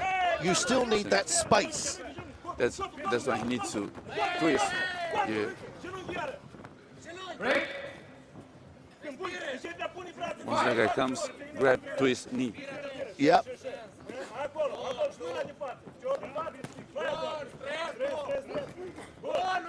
I mean, he's certainly a powerful young man. You can see that. Nice one. Nice punches there from Dimitrov. And I think that was a nice little spark there from Dimitrov. And I think if he can find his distance and bounce in and bounce out, yes, he could turn it around here. Touch it, come back a little. Touch it, come back a little. Once he stays, clinch comes. Yeah. He's blocking. When Negru throws those punches, Dimitrov will block but stay still. And that allows the gap to be closed, and then Negru grabs hold of him. Knee again. Another knee, holding on very strong with that clinch. Nice hook. Attempted elbow from Negru.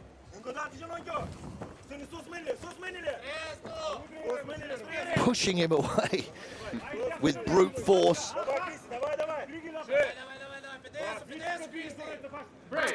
And the Moldovan's corner saying "Davai, Davai," telling him to go forward.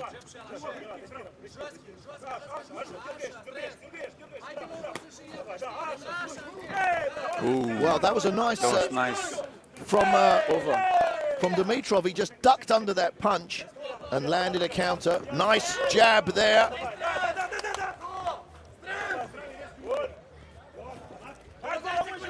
And Dimitrov having some success with his punches. Yes, for sure. Nice. 10 seconds of this second round left. He's making sure he's around. Who's going to land the last punch? Neither of them. Right. So, well, that was an interesting finish. I think the tables were turning, and it looks. Now, I'm not saying that Christian Negru over there in the blue corner is landing most or more of the effective work. It looks like he is because he keeps getting that powerful clinch and throwing knees, but we can see not all of them are landing. Dimitrov here, he's on the back foot. He's taken some punches, but certainly landed some of his own. Yes.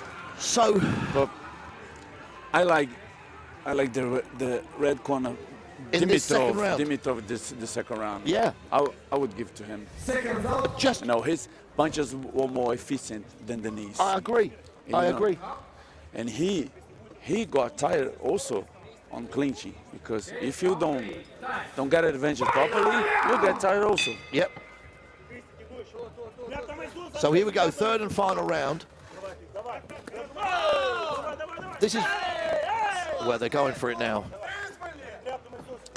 And this is where your heart comes into it. Yes. Who wants more? I mean, full credit to an 18-year-old for getting to the finals. That was a lovely kick. Front left kick. And a trip. Now Dimitrov is up to his feet, and Negru gets up a little bit slower. Over 2 minutes left of this third and final round. Plenty of time for either fighter to be effective.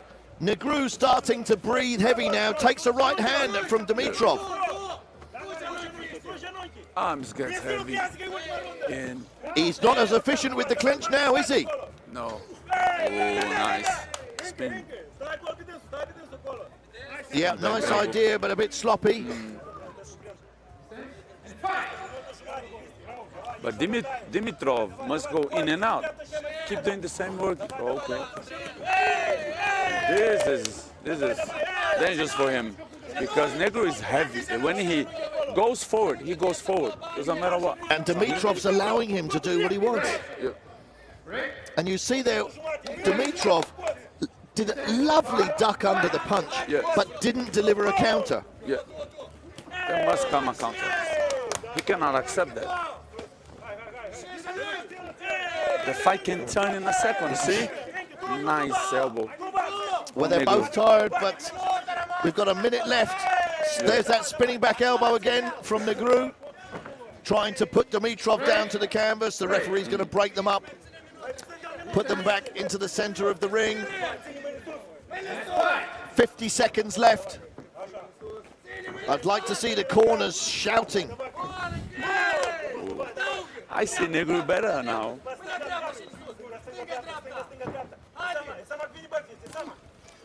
Negru has got some damage around his left eye. There's that spinning back elbow again.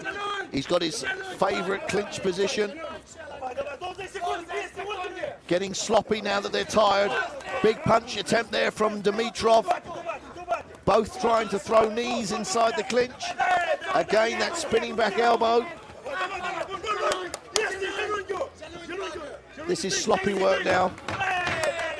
Now the heart. Final 10 seconds. Negru is absolutely exhausted. And there we have the final bell. Well, that final round was going either way, but overall, I won't be surprised. Won't be a surprise for me if we go extra round. Well, I could see one tied round and one round for both. So let's see the judges. Let's see what they say. Man, should I go out on a limb here? We've got it around a piece going into that third and final round. He completed the 100-man kumite And in 1991, and I was watching it. I think they're going to give it to the blue corner. Yep. Great honor. More active, more inside. Yep. Possibility. But if it goes to the red, it's not an unfair decision. But I'm going to write it down. I'm going to commit. A unanimous decision. We've got a decision. 30 to 27, 30 to 28, and 30 to 27 in favor of the blue corner. There we go. All right. Well, I'm surprised. You know, the punches from Dimitrov didn't impress the judges. No. As we see. But I'm surprised it was that much of a unanimous score. Yeah. It was closer than that in my book. Me too. I had the same opinion. But I think the right guy won. Yeah. And at 18 years of age, he's got a big future ahead of him. But listen, he's got some work to do. Yes. He needs to go back, train, and tidy his work up.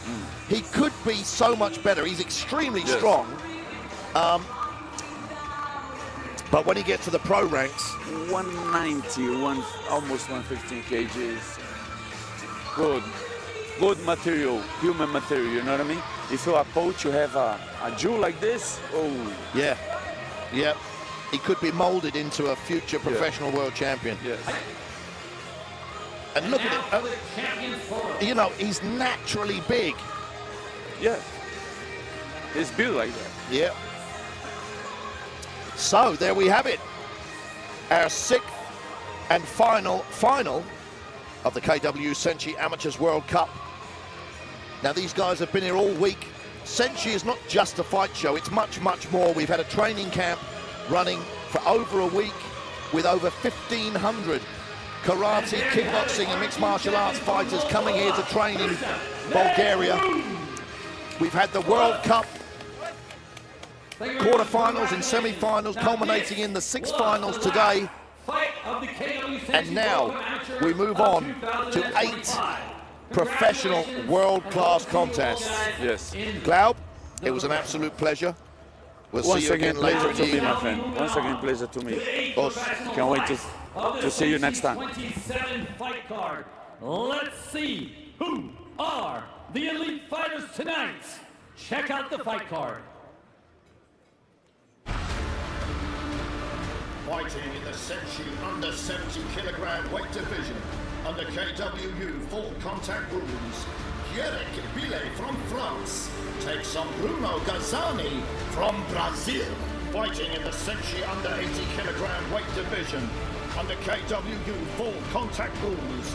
Corneliu Lissi from Moldova takes on Julien Rikov from Bulgaria. Fighting in the SENSHI under 75 kilogram weight division, Luis Ballesteros from Spain fights Atanas Boshilov from Bulgaria. Fighting in the SENSHI under 70 kilogram weight division under KWU open rules, Hamadara from Finland takes on Delian Georgiev from Bulgaria. Fighting in the SENSHI under 80 kilogram weight division under KWU full contact rules, Johan Kofi from France takes on Marcos Carvalho from Brazil. Fighting in the SENSHI under 85 kilogram weight division under KWU full contact rules, Ulrich Bokeme from Switzerland takes on Fabian Larito from Italy. Fighting in the SENSHI over 95 kilogram weight division under KWU full contact rules, Abderrahmane Koulibaly from France takes on Francesco Zaya from Albania. Fighting in the SENSHI over 95 kilogram weight division under KWU full contact rules, Samed Agdeve from Turkey takes on Giannis Stoforidis from Greece. May the best man win.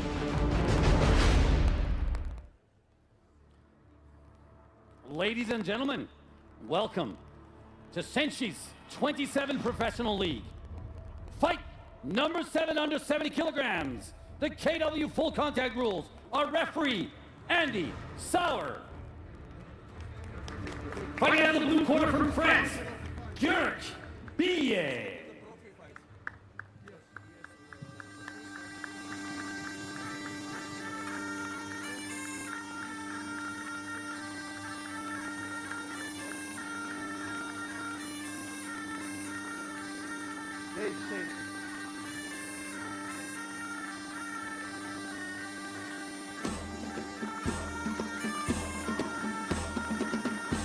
Jurek Billet is 29 years old and stands at 180 centimeters tall. He weighs in at 69.5 kilograms.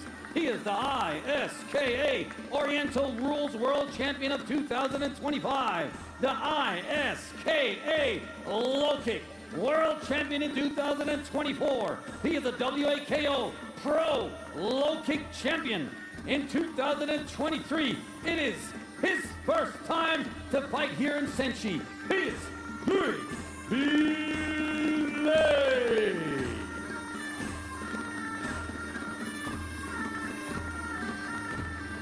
His opponent, fighting out of Brazil in the red corner, none other than Bruno Gazzani.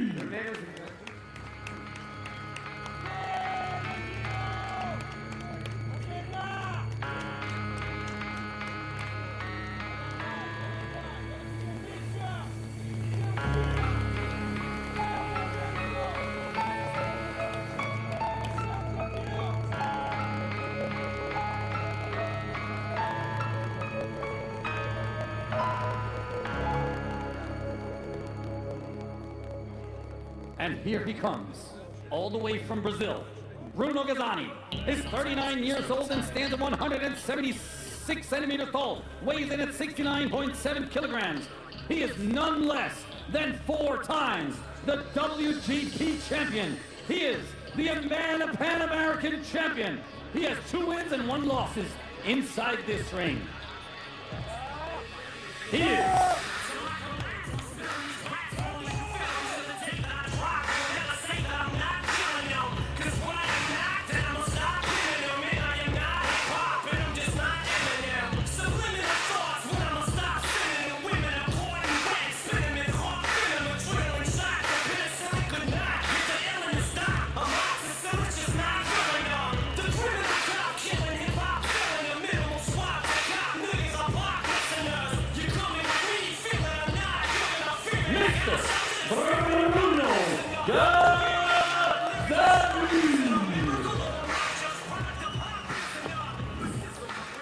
Ladies and gentlemen and fight fans watching around the world, here we go at SENSHI 27 on the beach in Varna, Bulgaria, with our 7th contest of the evening. Our first professional fight of the evening. We've had 6 finals of our amateur SENSHI World Cup Kyokushin kickboxing contests with 6 new champions crowned, but we now move on to our pro fight card. And this contest will be KWU full contact kickboxing rules, fought at under 70 kilograms. France versus Brazil, and I am joined by K1 Kyokushin legend Andrews Nakahara. Andrews, what an evening it's been, absolutely incredible. And I guarantee the action is not going to slow down. We have France versus Brazil here. György Bile in the blue corner and Bruno Gazzani over there in the red corner. And the thing that stands out for me here is the fact that György Bile from France is a veteran low kick champion. So if he loses due to low kicks today, it's a double loss. Yeah. So we've seen, he's actually making his debut here in the SENSHI ring. Well, it's a ferocious start to this contest. He's making his debut here in the SENSHI ring, but Gazzani has been here 3 times before, won 2 of his contests here and lost 1. Always entertaining though, I have to say. Oh, that was a lovely combination from Bile. Well, he's not just good at taking low kicks, evidently he's good at giving them.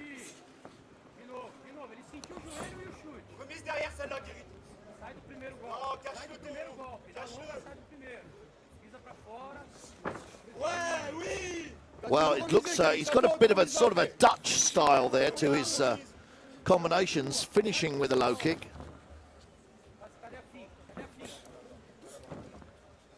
Very focused. Yes, nice calf kick for Gazzani. Yeah, but the way Bile can throw that powerful low kick even at close range, that's interesting.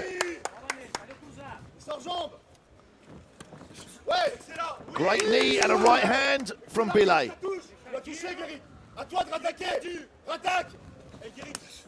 And there we go, that low kick at short range. Gazzani pressuring. He's got him in the corner.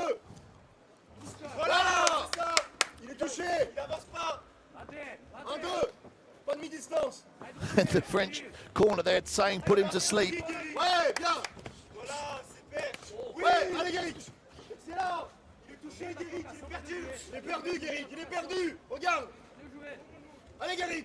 Well, Andrews, we've seen the 6 finals of our amateurs, and now we move up to our pros, and I think you can see there's a notable difference. Yeah. The crisp work, the combinations, and the power has gone up a level. That was a nice knee there from Gazzani, just missed its target.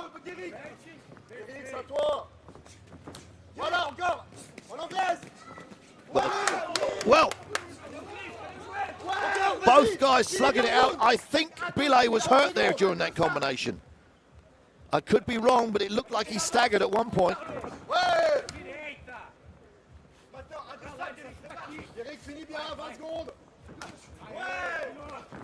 And I thought Gazzani looked like he was getting a bit tired.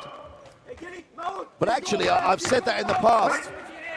I've seen him, and I thought his facial expressions look like he's getting tired, but he can still deliver a work rate. That was a trip, that wasn't a knockdown. And that's the end of the first round. My goodness. What are you going to say? This is a very balanced fight. Yes.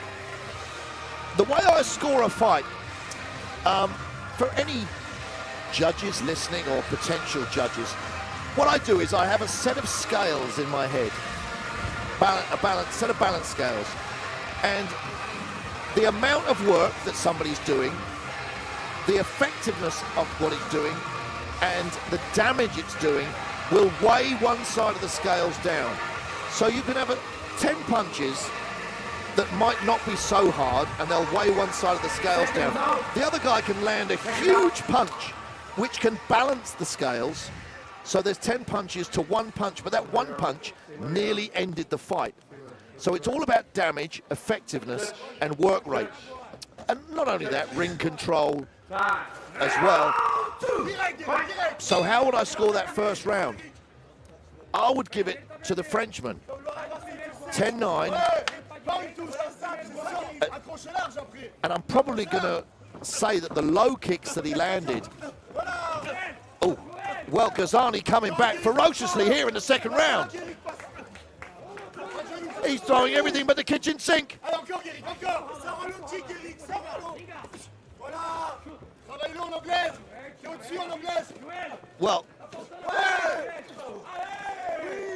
Well, Gazani coming back absolutely ferocious in this second round. And I think Bilay might have been put on the back foot here. He threw two kicks there, which landed on the shins of Gazani. A nice inside kick, a right hand from Gazani. He's pushed Bilay back in the corner. He looks like he's lining a left hand, which he throws, then a knee. A nice high kick. A right hand attempt there from Bilay, and Bilay's lost his distance, I feel.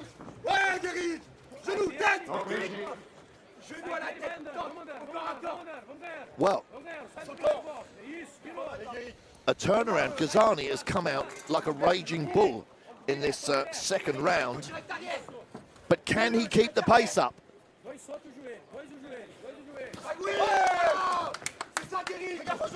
Oh, it's a nice knee there. Now you can see Gazani blowing hard. Nice high kick from the Frenchman. Gazani still dangerous. That right hand could have done some damage from Bilay.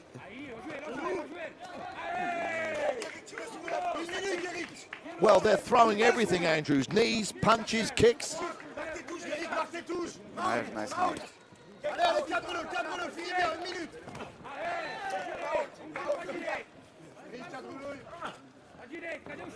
And the pace that Gazani's come out in this second round has slowed Bilay down considerably. And he evades most of those punches except that final right hand. 30 seconds left of the second round. The pace has been so ferocious that this round seems to have gone in a flash.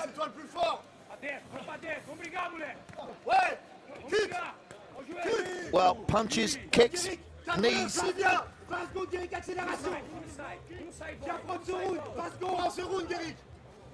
Well, Gazani has tired himself out, but he's only got 10 seconds left of this second round. And there we hear he's trying to get a half a second rest on the ropes. Bilay coming forward, and he just took one to the groin there and falls backwards. And that's the end of the second round. Oh my goodness me. What a fight. Now, that has to be, so that was on my card, a 10-9 to the first round to the Frenchman, the blue corner. And interesting, they're spraying. Well, I caught it. There's the ex-referee in me coming out. They're spraying some freeze spray onto the shins of the Frenchman, which is not allowed. And I'm going to bring that up in the post-event meeting. So, let's carry on, but I'm going to give that second round, it has to go to Gazani. Yes. It has to go to the red corner. Me too. And I can't get the ex-referee out of me. I want to jump up and tell them about that freeze spray. Judge, time. So, third and final round. Gazani has to be exhausted. Well, you can see he's exhausted. He took a low kick there, which just took him off balance. It's coming up. He's got 2 minutes, 30 seconds to keep working. It's absolutely wonderful to see two fighters get in the SENSHI ring and give it everything. Andy Sauer, our referee there, separates them. Oh, some crisp work there from the Frenchman, Billet. And Ghazani, he's lost some power. He punched himself out in that second round.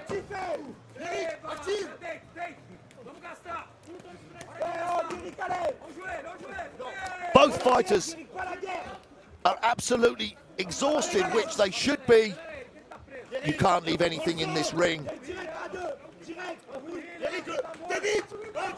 And Ghazani, he was coming forward now on the back foot, just trying to grab a half a breath, get some energy back. Oh, and he lands a lovely right hand. Billet throws a knee. And the majority of the work still coming from Ghazani. What happened to those low kicks of Billet? Those ferocious low kicks he was landing in the first round. And Billet has lost his range. And a right hand there from Ghazani knocks the gum shield out. Andy Sauer's going to pick it up. He's going to get it rinsed off. We've stopped the time. There's a minute left. And Ghazani, well, he should be in a neutral corner, but he's not too far away.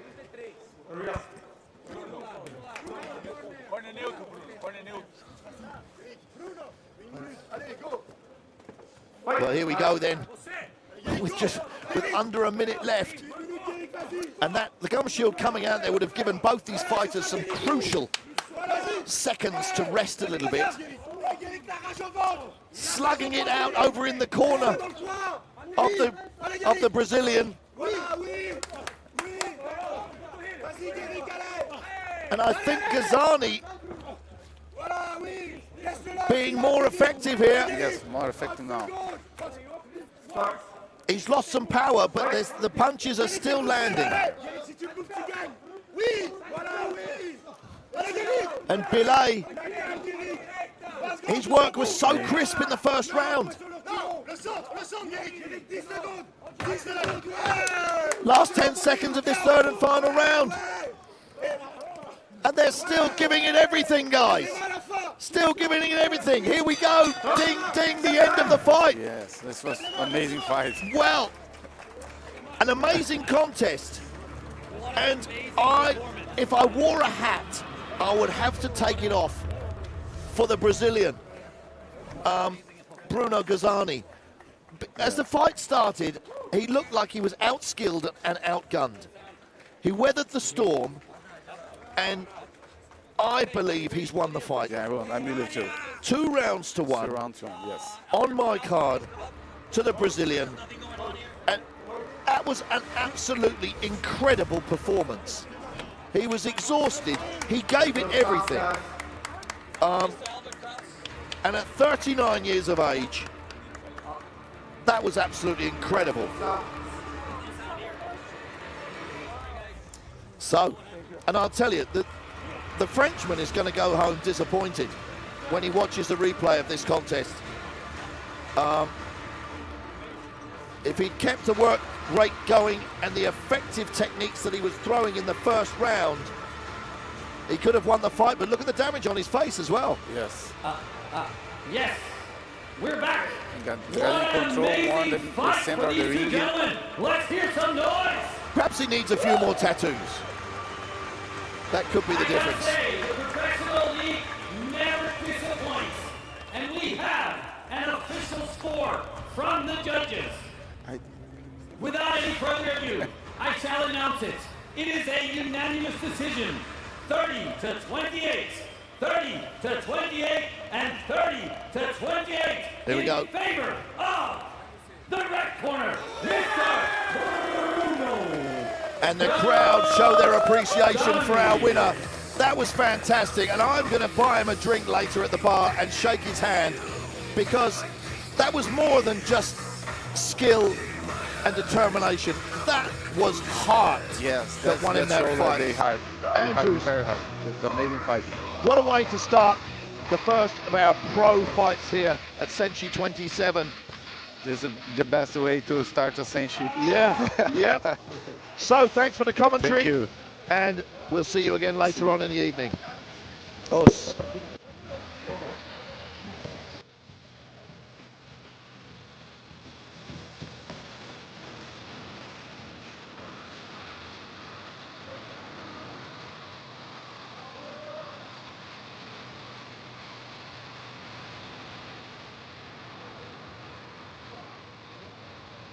Bruno, the fighter photo.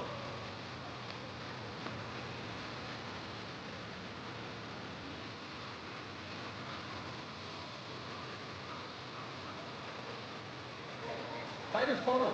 The photo. Put it down. Look. Now get together. Look. Over here. Over there.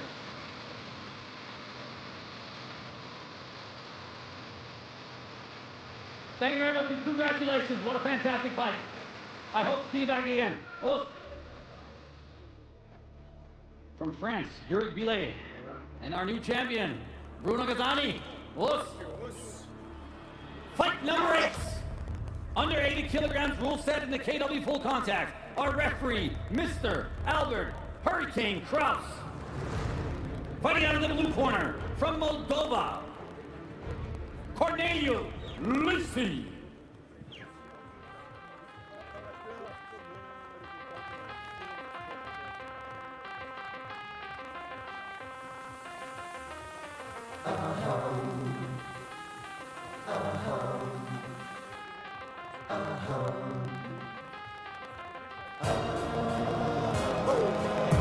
Învățați să ambală motorul, că lumea țipă doar când trece învingătorul. Educați, la fel ca prădătorul, că nu poți fi decât supraviețuitorul. Motivați, ca într-o finală jucătorul, cupa mai mare o ia mereu câștigătorul. Corneliu is 28 years old and stands at 183 centimeters tall. He weighs in at 77 kilograms. He is the European Cup champion of 2022, the World Cup vice champion in 2017. He is a multiple kickboxing champion of Moldova. He has 0 wins and 1 loss inside this ring. He is back for revenge. Corneliu Lisi. And his opponent, fighting out of the red corner right here from Bulgaria, none other than Julian Rico.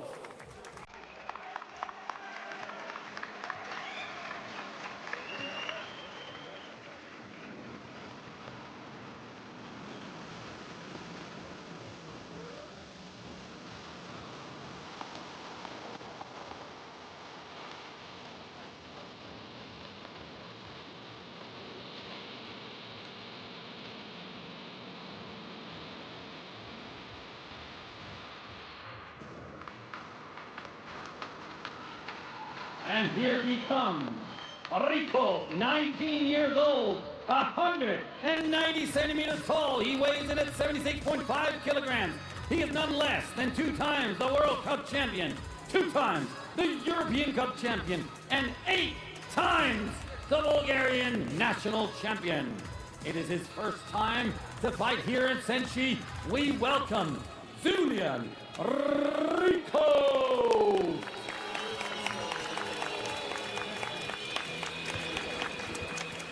Well, guys, here we go with contest number 8 here at Senshi 27 on the beach in Varna at the St. Constantine Resort in front of the exquisite Villichenka restaurant and the infamous More on the Beach restaurant. I'm joined by none other than K1 legend Sam Slam'em Greco, all the way from Australia, guys.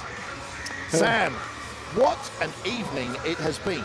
It's been action-packed, full of highlights, and that last fight there had me on my feet. Well, had you on your feet? On my feet. You know what I mean? So, man, I mean, right from the opening bell, It's been an extraordinary evening, action-packed and super stacked, as you say. Then after we finished our finals of the KWU SENSHI Amateur World Cup, we moved to our pros, and it notably went to a different level. Yeah, I have to say. It never disappoints at all. As you can see, the level change is completely there, and as we'll see right now in this next fight, you know, you're going to see some great technical work. And anything can happen. We've had a few fights tonight that we thought were going one way and then completely turned around. So here we go, Moldova in the blue corner with the blue gloves and blue shorts, faces off against Bulgaria. So we have Corneliu Lisi from Moldova with the blue gloves. He's facing off against Julian Rykov from Bulgaria in the red gloves. Nice to see these guys trade off on some nice combinations off the jab with low kicks and body shots. So they're working all levels. Nice kick there by Rykov. But Lisi, the Moldovan, is 1-2. Oh, that Oh, was a he's lovely knee. Lovely knee, just walked into a knee there. Let's hope he's not hurt. He seems to be fine, he's retaliating. As you can see, these guys are just absolutely picking their shots. They're not throwing them everywhere, they're not throwing no haymakers. They're picking their shots and they're quite accurate. But it's a ferocious pace. It's a very good pace. If it goes for 3 rounds like this, my God, this crowd will be on their feet. Yeah, and I just let's make a note that the Bulgarian, Julian Rykov, is only 19 years of age. And when you see somebody coming in with a sort of a maturity to fight with confidence at such a young age, it's scary. It's scary to think of where they could go, yes. Yeah, definitely scary. Well, especially when I remember what a child I was at 19 myself. So, the Moldovan from the blue corner there, 28 years of age. A former world champion, multiple Moldovan kickboxing champion. Very experienced indeed. He's been in the SENSHI ring before, one time, which he lost that fight. But the Bulgarian, Julian Rykov, making his SENSHI debut. Yeah, Rykov's playing the nice game. He's changing levels, going to the body, attacking the leg, coming back upstairs. But, I mean, Lissi's no slouch. Lissi's been there before. He knows what to expect. There's a beautiful front kick by Rykov right in Lissi's face. He's taken, he's smiling, Superman and that's punch. just an indication that you're hurt when you smile. Let me see if Rykov can capitalise on this. And Rykov looks relaxed.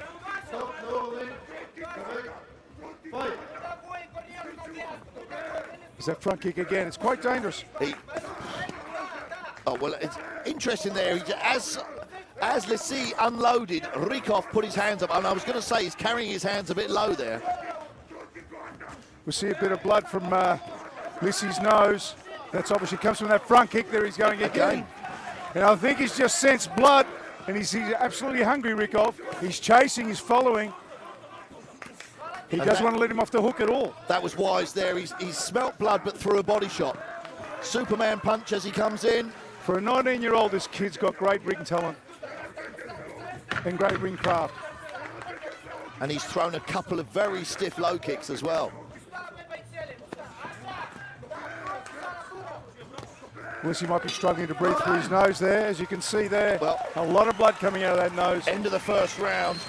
And our SENSHI debutant, the Bulgarian Julian Rykov, I've got to give him a 10-9 for that first round. Definitely showed some true dominance in that first round. Probably in the first half of the round, we're sort of feeling each other out, but he dominated the second half of that round, just with some great techniques and just felt comfortable in there and let go. Look, take nothing away from Lissi, a bit more experience, but he's on the receiving end for that round. And maybe, do you think maybe he came into this, he shouldn't do, but I'm just wondering, you're coming in, you're 28 years of age, you're very experienced, you fought in the SENSHI ring before, and you're fighting a 19-year-old. Maybe, would you come in maybe a little bit complacent? I know you shouldn't. No, I don't think he'd come in complacent. I think Rykov's just hungry. He's smelt blood now, he's tasted blood, and he just wants to take his head off. Well, let's see. As we come out for the second round, both guys look ready.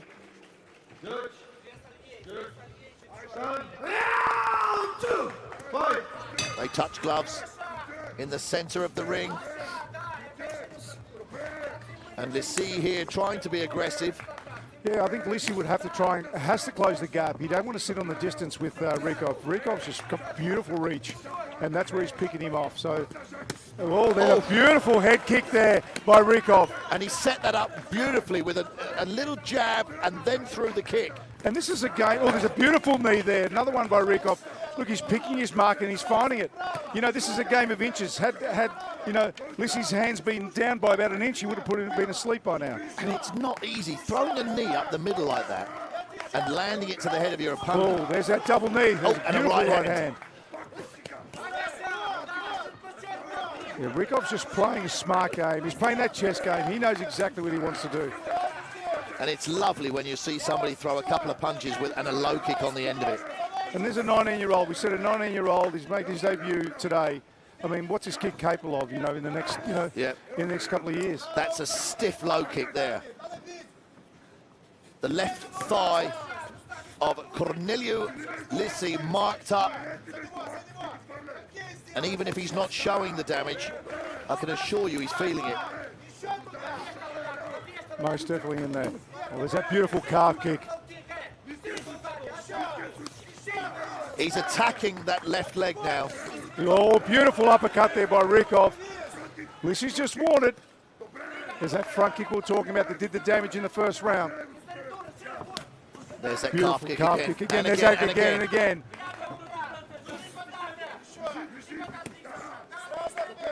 What a performance from the 19-year-old Bulgarian. It definitely is. It doesn't look like a debutant on tonight. He's got something everywhere. Yeah, he low definitely kicks, has. body shots, kicks to the head, knees to the head. He's got pretty much an answer for everything, and he's changing levels. He's not just attacking one area. He's going low. He's taking the calf kick, going back up high, and coming back to the body. And look at the face of the Moldovan. Oh, nice that was body a nice shot. body shot. Yes, exactly. I felt it from here. There's that knee. And the knee again. And if he attacks that lead leg, because you can see the damage. Yeah, look, definitely. Look, take nothing away from Lissi. You can see Lissi's calf there is absolutely red, going black. But he's taken a lot of punishment, but he's still there for the taking. This fight's definitely not over in his books. And here's the thing. Watch the Bulgarian. When the Moldovan comes forward, he's moving to the side. He's not just going forwards and backwards, but he's circling as well. That beautiful body shot. The crowd's getting right behind this fight. There's the end of the second round. He finishes with a lovely punch. It's been, honestly, the last two rounds by Rykov have been a masterclass. He's busy. He's showing skill, accuracy, and range. And he's very, very composed at 19 years of age. He's taking control, and that's what this fight's about. He's controlling the distance. He knows exactly where he is and where he needs to be. And there's no threat there's no threat coming at him at all, so to speak. He's pretty much dominating. He's taken real estate from Lissi. He's got that ring maturity that takes years for some fighters to develop. And again, let's say he's 19 years of age. Let's say that again. He's 19 years of age, and this kid, he just made his debut. What's this kid capable of in a few years' time? Well, he is 19 years of age, but he's European champion. He's 8 times Bulgarian national kickboxing champion. I don't know how long he's been fighting. His pro record, professionally, he's had 2 fights with 2 wins by decision. But his amateur record must be very good indeed. I'd like to see his amateur credentials. It's a beautiful low kick again. There it is, that calf kick. That hurt. He knows. And there's Lissi moving to southpaw because he knows he can't afford to keep that left leg in front. As you can see, look how black it is there. Yeah. He can't step in now, you see that. He tries to step in, he's going to attack that calf. If not, he's going to get a knee. There is a knee there.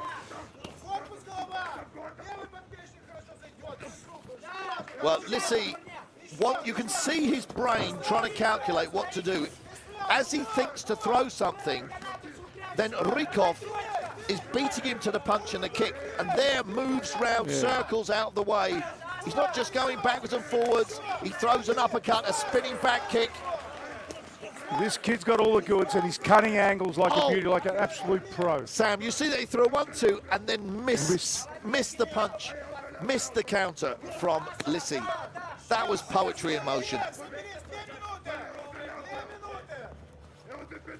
So we've got just under 2 minutes to go of this third and final round. Oh, beautiful back spinning kick to the face. He knows he's got him hurt. He's going to keep him against the rope. He'll try and bury him here. Lissi's grabbed on. Smart move by Lissi. Well, Probably not the greatest of moves, but we're going to see Rykov still going to come forward. He knows he's beautiful still hurt. slip there with a low kick. Well, he hurt him there and jumped on him. Rykov's in and out movement is insane. His angle cutting is insane. He knows exactly where he wants to be. This is talking about dominance from distance control. It's unbelievable. I mean, Lissi is still dangerous. He's still got power. Oh, but the beautiful black spinning kick there. The things that Rykov is throwing are fantastic. Just kicks that lead leg again. Ouch. I don't think Lissi will be walking tomorrow. If he does, I'll be very surprised. This Lissi is absolutely durable. He's taken a lot of punishment, given also some, but he's absolutely durable. This was making a great fight. Well, the Bulgarian is a prospect indeed. He's got head movement, techniques coming from everywhere. He's evasive as well. Oh, jumping knee, excellent. I hope the photographer got that. So we've got 15 seconds left of this third and final round. Nice front push kick. The pace has been fantastic. You see how Rykov avoided those punches. Yeah, he's got great hand-eye coordination, without doubt. His timing. I'm going to say it again. I mean, commentating this fight, watching this kid, first pro debut. Wow. Man, we've got a prospect on our hands. SENSHI definitely has. Yeah, I mean, that's his SENSHI debut, Sam. That's his third fight as a professional. Just 3 fights as a professional, which is While we wait for the official scorecard from the judges, let me introduce you when to you look at Mr. Lissi, who's had 16 professional fights, and Rykov made it look the other way round. It definitely did. Don't look, take nothing away from Lissi. Definitely more experienced, without a doubt. Wasn't his night tonight, but you know, it wasn't the fact that it wasn't Lissi's night. Rykov said, it's my night, I'm taking it, this is it. And he showed true dominance. And I don't know where these young men get their confidence from. And also, a big round of applause for Cornelio Lissi. Obviously, his gym is fantastic. His preparation has been fantastic. And look at him now. His fitness is through the roof. And if you know that you've got cardio to go for days and days, that gives you so much more confidence. Of course, it allows you to think freely without worrying about when your next breath's going to come down. But yeah, look, it's true pro debut. He couldn't. I don't think he could have asked for anything better today. Well, I think we can be sure that's 10-9, 10-9, 10-9 to the red corner. 27-30.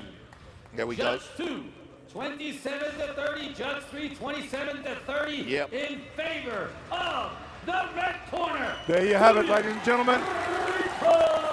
And the crowd really do appreciate that. You see them standing up all over there. Fantastic. Great display of kickboxing. Absolutely great display. It was a masterclass. Now, here's a point that I'm going to make. And I hope Nick just lets me talk for a second. But that guy there, Julian Rykov, has just gained hundreds of fans here in the audience, let alone those watching the stream. You don't need to act like an absolute clown like on these other fight shows we see, especially, well, I don't want to say it, but there was a certain press conference with an Irishman yesterday, and it was an absolute embarrassment. The disrespect to the sport and the other athletes, pushing, shoving, gesturing, swearing, etc., etc. There's no place in martial arts and combat sports. If you've got great fights, great production, and a great event like this, then that's what you need to build and develop your brand and actually show future generations how you're supposed to behave. Well, I can tell you this, Senshi will not allow anyone to disrespect anyone in this ring. We're sportsmen. We respect each other. We do it honourably. And that's the way we're going to be, irrespective of the state press conference or in this ring. Full contact rules are referee Sensei Ayrton Teixeira. Os. Fighting out of the blue corner from Spain, Luis Ballesteros.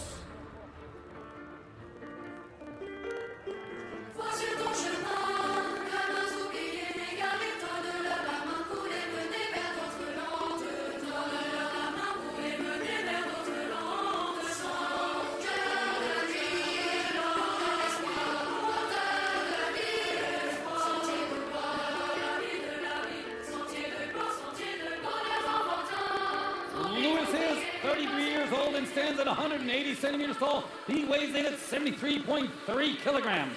He is the champion of Scorpions Fight Night 2025. He is also the 4 times champion of the Valencian community and the sub-champion of Spain. We welcome him here at Senshi for his first time. He is Luis Ballesteros.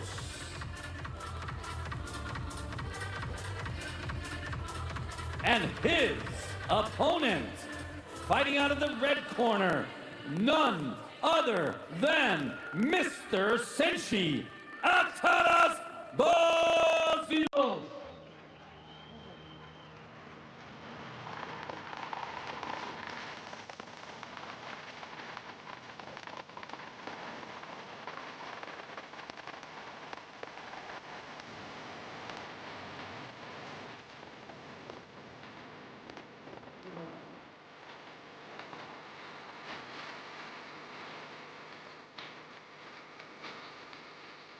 Mr. Senshi Ataras is 39 years old and stands in at 176 centimeters tall. He weighs in at 73.5 kilograms. He is the Senshi European champion under 75 kilos in 2023. He is a WAKO Pro World Champion in 2019. The WAKO Kickboxing European Champion second place in 2018 and 16.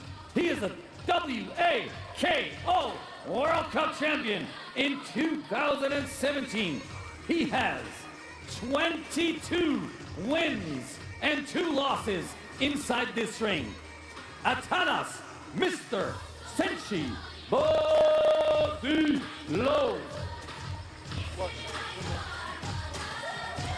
Well, here we go, guys. Fight number 9 here on Senshi 27. And this is going to be an absolute cracker. And just before the fight starts, I've just mentioned to Sam Greco here on the commentary desk with me about the shin pads, or the ankle wraps, that the red corner's got, and Semi Shit just went over there to have a word because there's a bit of excessive padding there. But anyway, back to the action. Let me introduce these two guys. This is under 75 kilograms, and we have Luis Ballesteros from Spain taking on, he needs no introduction, does he? Atanas Bolshilov. They call him Mr. Senshi. He's been inside the Senshi ring more times than any other fighter. 22 wins inside the Senshi ring with just 2 losses. He's been here literally on every single card apart from 4, I believe. No, 3. He's fought on every single Senshi except 3. Oh, nice inside leg kick there by Atanas. So, Sam, listen, Atanas Bolshilov is an absolute machine. He keeps winning, 22 wins inside the Senshi ring with just 2 losses.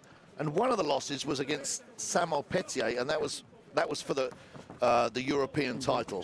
Yeah. And Samuel Petier is an absolute animal. His work rate is always incredible. He's always in fantastic shape. The only criticism that I could make, which I feel guilty about making, is the fact that he doesn't knock people out. Yeah, look, he's a great technician. I've watched this kid fight for years, and he picks his shots. He does well. Doesn't waste any other energy. He's got great ring craft, as you can see.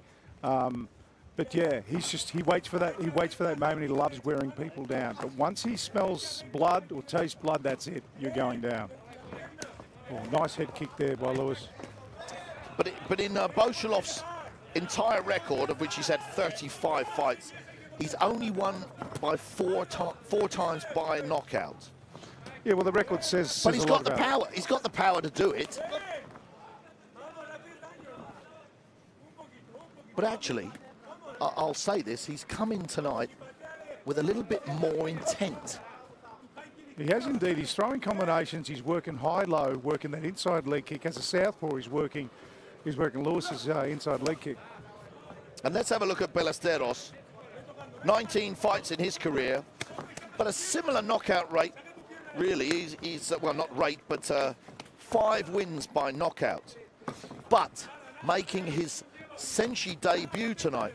And that's a tall task, really, when you think that he's facing off against Mr. SENSHI himself. Yeah, one of the best around, yeah, definitely. And that's, look, this could be a dream for him. You know, if he beats him tonight, it'd be a great dream. But if he doesn't, he's lost against the best. But overall, it's going to be the experience for both of these guys.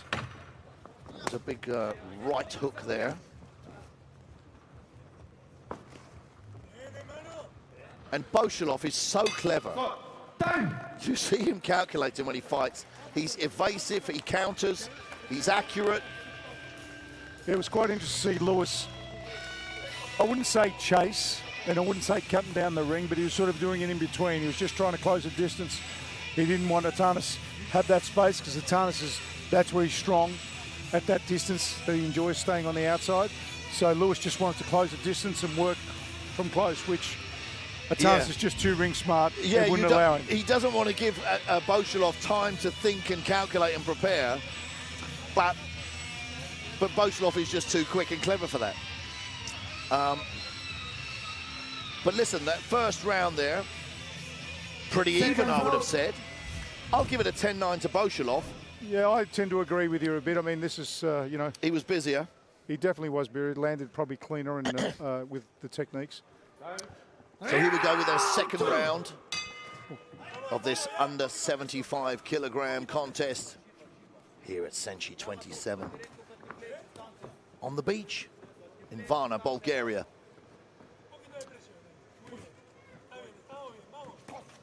And a very technical contest, this one.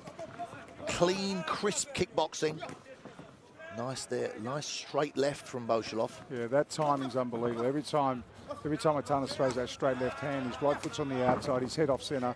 All the nice high kick there by Lewis, back spinning kick by Lewis. You know what? Try your luck while you're out there, son. You might as well. Did you smell a little bit of frustration there? Yeah, I did. But you know, you've got to throw it. These guys are pros; they can afford to do it. They're well timed, well calculated.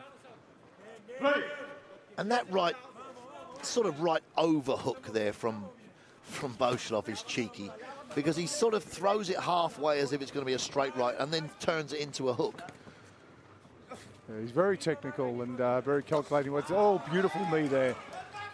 Beautiful knee. I'd like to see Atanas follow up. Once he catches the guy, I'd like to see him pull the pressure on and leave it on. And go for the kill. That's what we'd like, but it's probably not what he wants to do. Well, like I've said this, the last time I commentated on Boshalov, it sounds a little bit critical that I want to see him go for the finish. But if you win, if you keep winning, why are you going to change what you do? Exactly right. Don't change. If it's not broken, don't fix it. Yeah, combination-wise, there's a cutting of the angle. This is absolute ring craft by Atanas. I was just going to mention that the way he shifts sideways, changes the angle. And I suppose if I was in, Lewis's corner coaching him, I'd tell him he'd really have to put the pressure on and cut the space down as much as you can. If anything, try and smother Atanas and work from close. So it's a beautiful front kick there, push kick. It's not down, but Boshalov, he switches stance. This is the pressure I was talking about. This is exactly what Lewis has to do. Yep. If you sustain the game, he has to put that pressure on. Do you see how clever that was? Atanas just switched him around. Yep. He knew exactly what he needed him to do. That's what I'm saying. So cheeky. His ring craft. He's a chess player. He knows exactly what to do. The young guys wouldn't have seen that, but he spun him round and reversed it.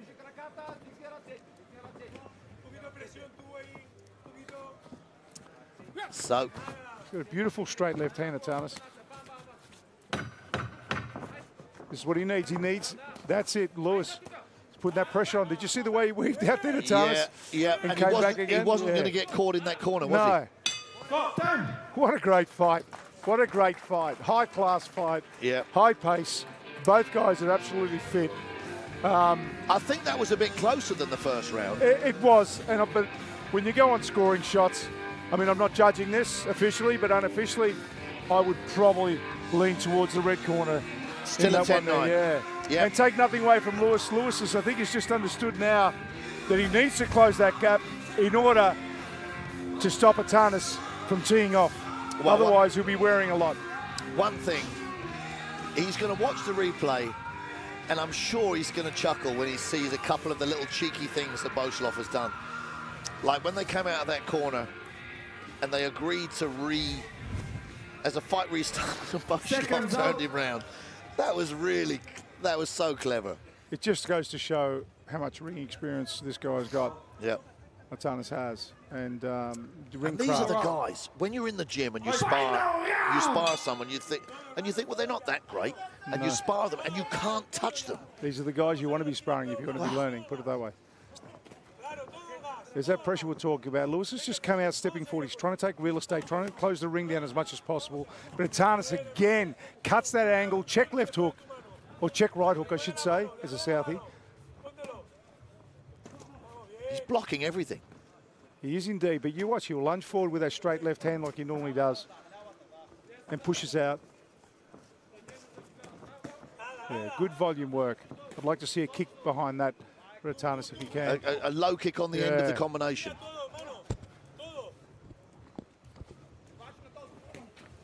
Well, you see, it's difficult if you're fighting a southpaw.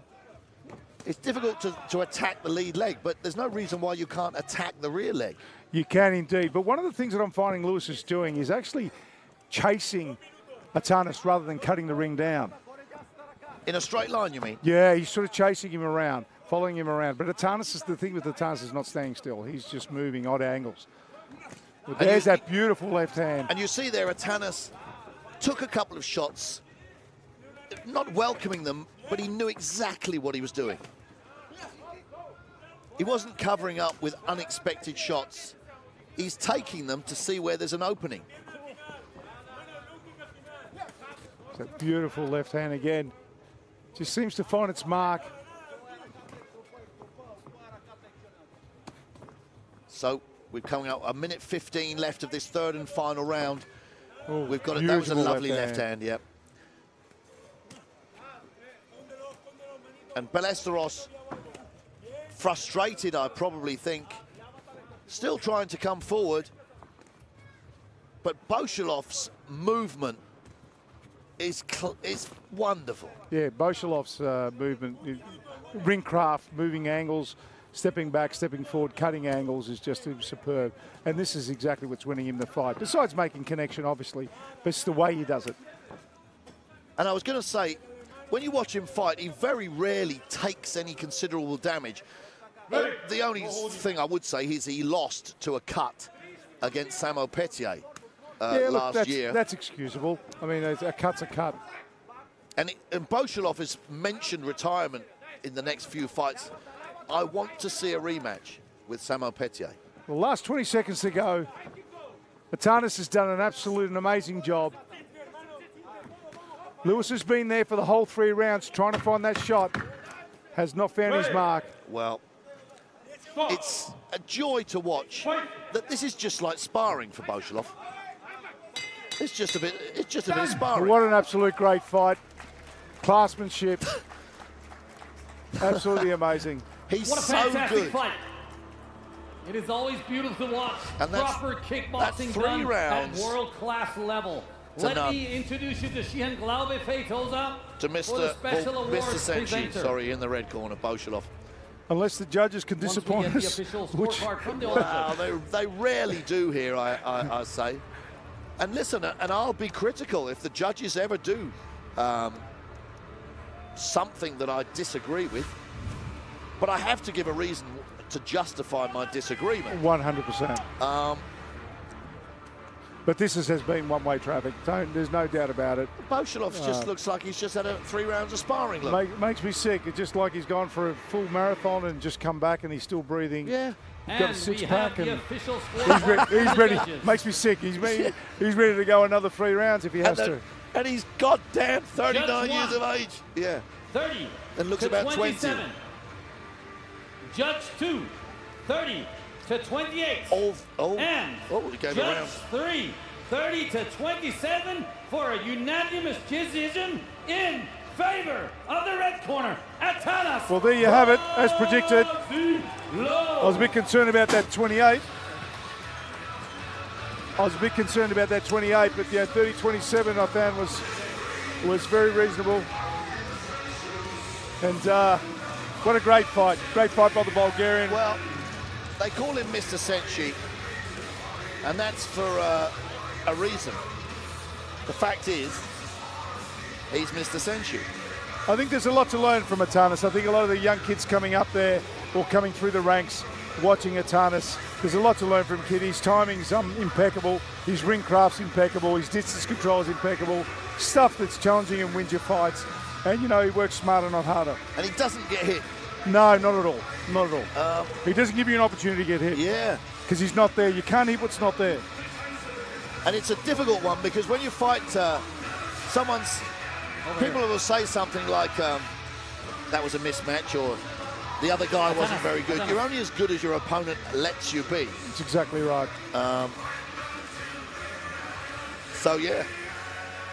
Great team photo there. Congratulations to Atanas. And congratulations to, or commiserations should I say, to Lewis. I'll be very interested to see what Boshilov's next matchup is. 70-kilogram rules.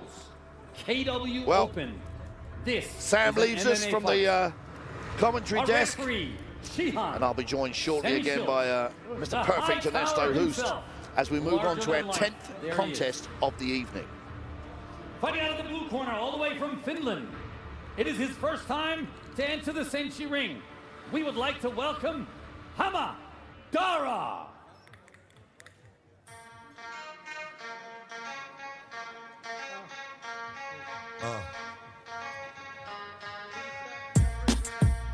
Something new. Stop, drop, shut 'em down, open up shop.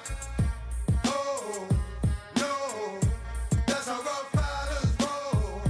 Stop, drop. Hamadara is 27 years old and stands at 180 centimeters tall. He weighs in at 67 kilograms. He is a MMA champion of 2022, fighting all the way from Finland.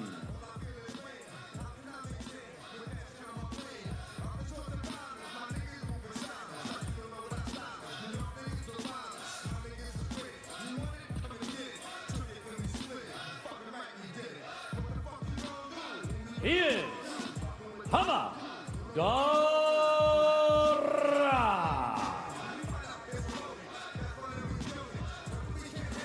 And his opponent, fighting out of the red corner right here from Bulgaria, none other than Dilyan Jurgev.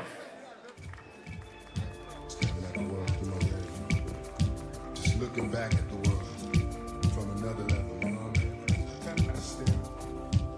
Multiple gunshots, split a block, the fun stops. Niggas was calling cops, people shot, nobody stopped. I wonder when the world stopped. Caring last night, 2 kids shot while the whole block staring. I will never understand this society. If they try to murder me, then they lie to me. Run, good for John Free. All my homies try and read. Now the little baby's crazy, raised on fantasy. Tell me when my enemies flee when they Dilyan see me. Jurgev is 31 years old and stands at 176 centimeters tall. He weighs in at 67.0 kilograms. He is 2 times the IMMAF amateur world champion in 2017 and 18. He is the IMAF amateur European champion in 2017. He has 3 wins and 0 losses inside this ring. He is Kenya Georgiev. Well, guys, here we go with our first and only mixed martial arts fight of the evening here at SENSHI 27 on the incredible beach here at the St. Constantine Resort in Varna, Bulgaria. I'm joined once again by the legend, Mr. Perfect, Ernesto Hust. Ernesto. Yes. It's just been a fantastic evening of combat sports. Yeah. Upsets, TKOs, Yeah. decisions, and some fantastic, skillful action. Good fights.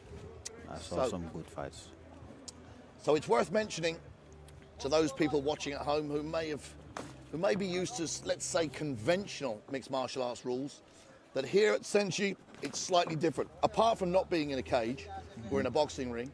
But the guys, they're 3-minute rounds, and they will only be allowed a short period of time to fight on the ground before our referee stands them up. Yeah, I think it depends on the action. The disadvantage of the ground fighting is that there's not always so much action, and it looks kind of boring for the crowd, especially the crowd that is not specialized. Yeah, I mean, grappling is only interesting to people who grapple. Yeah, exactly. There isn't that many spectators or fans of grappling outside of people who actually grapple. Whereas boxing, kickboxing is watched by thousands and thousands, millions of people who don't even train. True. Stop, stand up. Although, of course, UFC is very popular. And yeah, but everybody who watches the UFC wants to see a tear-up. They don't want to see 2 guys cuddling on the ground. Exactly. That's a fact. Exactly. They've become more appreciative of the skills. Becoming more kickboxing. Yeah. So listen, let's have a look at this fight. Yeah. We're having a conversation generally about mixed martial arts. We've got Finland versus Bulgaria. With the blue gloves on, we have Hamadara from Finland. He is the Kurdistan mixed martial arts champion. So he's obviously moved from Kurdistan to Finland. And he's fighting Delian Georgiev from Bulgaria, 31 years of age. And he's won 3 of his 3 outings here in the SENSHI ring. Yeah. He's kind of cocky. Cocky or confident? Well, both, maybe. I mean, when his opponent missed a kick, then he was looking like, where's the kick going? Yeah. But let's see if he can cover that up, if he can... So he's got both underhooks here. He should get a body lock. If he wants to take him down, he'll get a full body lock. Yeah. Nothing happening, so semi-short referee separates them. Yeah, I don't know how much time they get to really work. I don't think either of them, so the last 10 seconds of this first round, I don't think either of them have really found their range, striking-wise. No. But it was a very good takedown. I think that's the only takedown. That takedown was the only significant thing that happened during that round. The best move of the round. So, it pains me to give someone a 10-9 round simply for a takedown. But and the takedown I wouldn't give it a 10-9 if the takedown, if somebody takes someone else down and they end up inside their guard, then they haven't really gained an advantage from the takedown. Exactly. So, but Georgiev there achieved the takedown, got side control and landed a couple of strikes. So yeah, didn't really have time to get get the advantage of the takedown. No, but we'll give him that little 10-9 just on a tip of the scales. So listen, they've had a first round there to feel each other out. Some jabs there from Dara. An overhand right from Georgiev.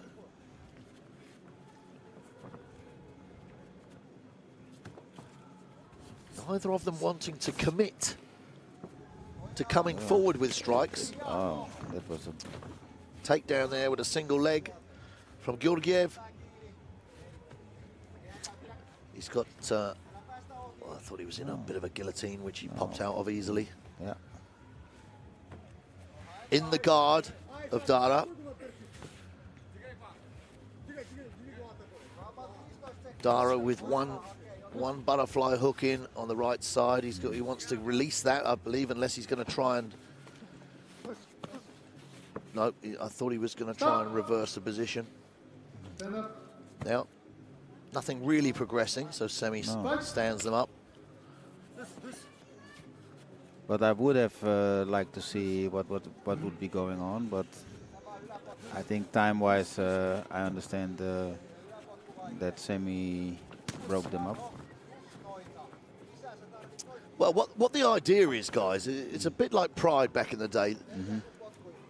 We understand that if you leave them down there, something could work its way out, but we want them to fight. We want action. Yeah, that's true. So a strong sprawl there from Hamadara. Yeah, so a good sprawl. And Georgiev head pushed down to the canvas. And they're both going to get back to their feet. Okay, interesting. Georgiev turns his opponent into the corner. But they're going to get separated here. Nothing's going to happen. Yeah. Keep fighting, keep fighting. If you're going to close in like that, it has to be for a reason. Yeah, I mean you have to take advantage. But looks like they are. Oh, looks like they're going to get stood up it looks again. Like a takedown. Let's see. But nothing's happening. No, not enough. And Dara there could have elevated Georgiev. Yeah. He still can. But what we want, listen, they're going down here. What we want is for Georgiev here to slip his leg out, gain full mount. Yeah. He's got the option of a leg lock. If he wants it, he could look for an arm triangle on the right side. Yeah. But I do think that this makes him win the round. The takedowns and the fact that he's finished on top. Yeah. I quite agree. Not that either of them, in my opinion, deserve to win the round. Well, based on his last action, he could get it. We'll give him the round. A slight difference. But here's the thing, and I'm going to criticize. We've had some absolutely incredible action here this evening. Yes. People putting their heart life on the line. Actually on the line. Yeah. Exhausted. Yeah. And still coming forward. Yeah. And I'm afraid this contest is disappointing me. Hasn't reached that level yet, but you never know. I don't want to criticize the event that I'm commentating on, but I've got to be honest. And I know that Delian Georgiev can give more because he has done in the past. Okay, well, let's see in the final round. So third and final round here. That's a bit better. Let's go, guys. Let's start throwing something.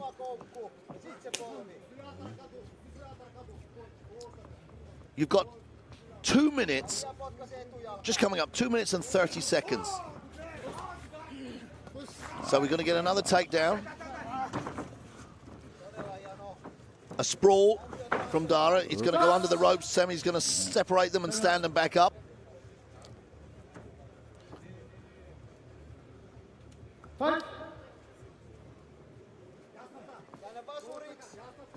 So I don't think we've seen one low kick in this contest. Nice knee from Dara. Yeah, it looks like they don't really have the let's say, the UFC skills to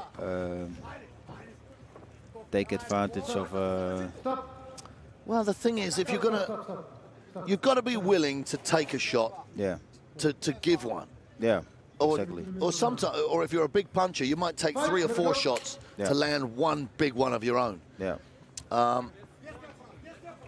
Well, with the small gloves, that is a risk, of course. That's not a very good guillotine. He's going to pop his head out. Yes. So if Georgiev doesn't attempt to pass the guard of Dara, Semishil will separate them very shortly. Yeah. There we go. He's closed his guard. Yeah. And any second now, I think not enough action. We'll see them stood back up. Yeah. We've got a minute left of the third and final round. Stop time. It's not just about progress. It's about progressing to a finish. So where's the fight going? You know, a few tippy-tap strikes. It's not going to finish the fight. Well, it's also something like, are they experienced enough to get some advantage? Well, Georgiev has had 6 fights and 6 wins. Okay. With 2 knockouts. Okay.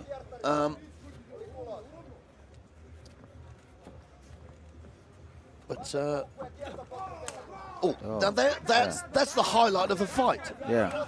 Well, and the low kick. Yeah, but then he makes a very nice action, and then he doesn't. Then he stops again. I don't understand it. Yeah. You must feel that the action you made some sense. Okay. So there we go. The end of the contest. Well, I'm going to give it. And those were our official. I'm going to give it 3 rounds to Georgiev. On the ground to be able 10-9, to 10-9, 10-9. Make a decision in a decisive movement unless you get stood back up. Anyway, I'll tell you this, because I have to be honest, that was a lackluster performance from both fighters. Well, that is. And if anyone in the audience watching wants to tell me I'm wrong, please come and see me later. If you missed it, you can find him in Scooby-Doo.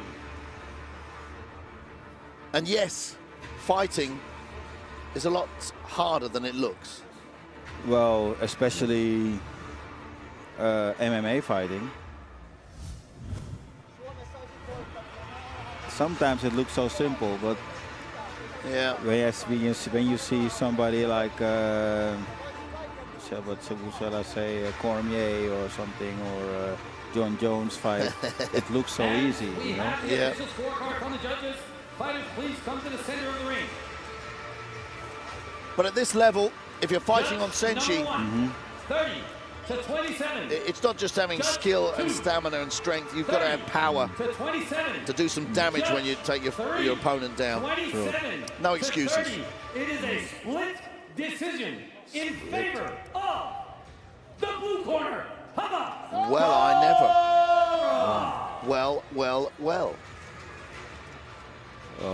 Interesting that 2 referees had a 30-27 for the blue 3 corner. rounds and to the blue corner. The other one he had it the other way around. Well, he had the other way around. Okay. That was interesting. I'm confused. Yeah. This is how you do it. A majority decision. Well, goodness me. I'm going to get fired. I'm going to criticize the fighters and criticize the judges as well.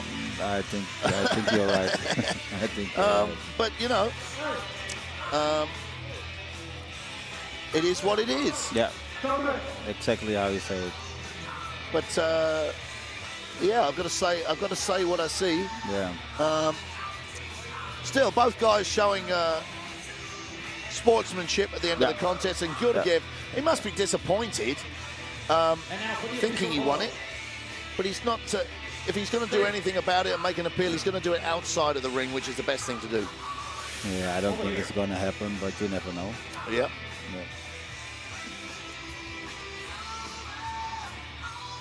Thank you very much. What a fantastic fight. A big round of applause to both gentlemen. Us. We'll be moving on to fight number 11, under 80 kilograms in the rule set of KW full contact. Our referee, Sensei Andrews Nakahara. In the blue corner from France, the survivor, Johan Kofi.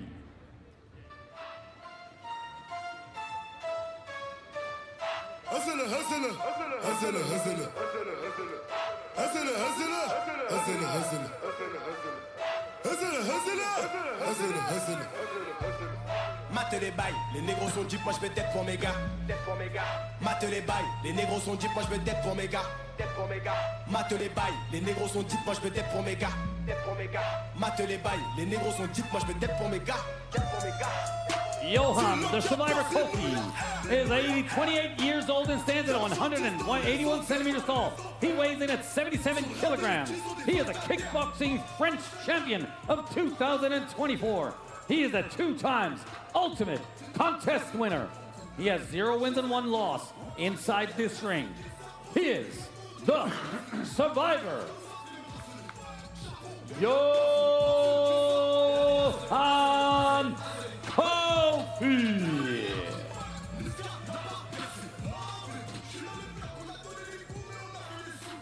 And his opponent, all the way from Brazil in the red corner, Marcos Carvalho.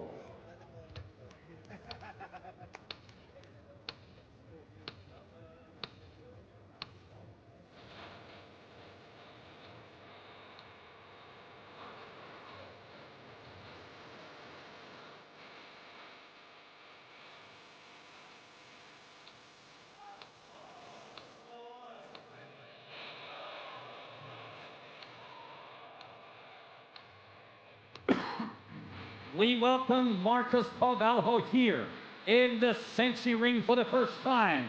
He is 28 years old and stands at 179 centimeters tall. He weighs in at 76.8 kilograms. He is the WGP Super Middleweight Champion.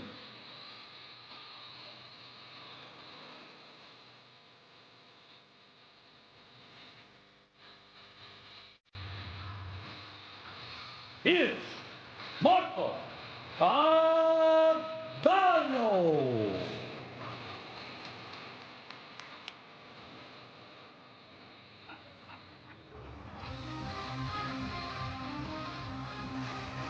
So here we go, guys.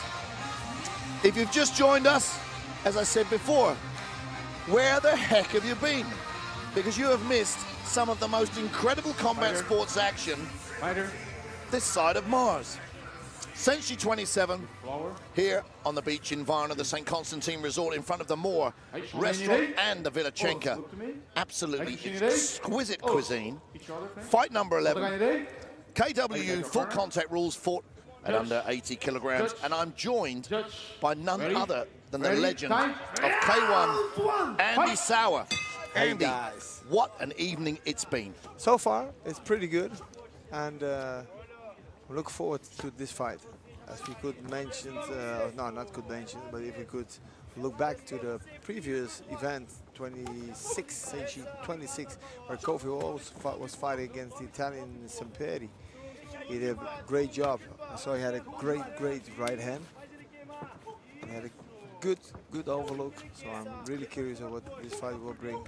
Oof, lovely evasive movement there. Really fast, really quick. So, but he did lose against Semperi on 26. Was it an extra round? It went an extra round. I thought so. And a slim loss. You see the shin? It's pretty thick from Kofi. Well, you say to see the shin. I heard the shin. Yeah. Because the other shin you see is not that thick, and it's already blue somehow. Well, I heard a shin-on-shin contact earlier on. And I wanted to mention that Kofi has some pretty good footwork, like a boxer. You see him sneaking, using half feet, little steps. That's what I'm trying to say. To come forwards. But oh no, yeah, it's an injury. It's getting thicker and thicker. You see? So guys, the left shin. Yep. he's not switching yet. Well, what disturbs me when I see that is I've refereed 3 fights where the fighters snapped their lower leg.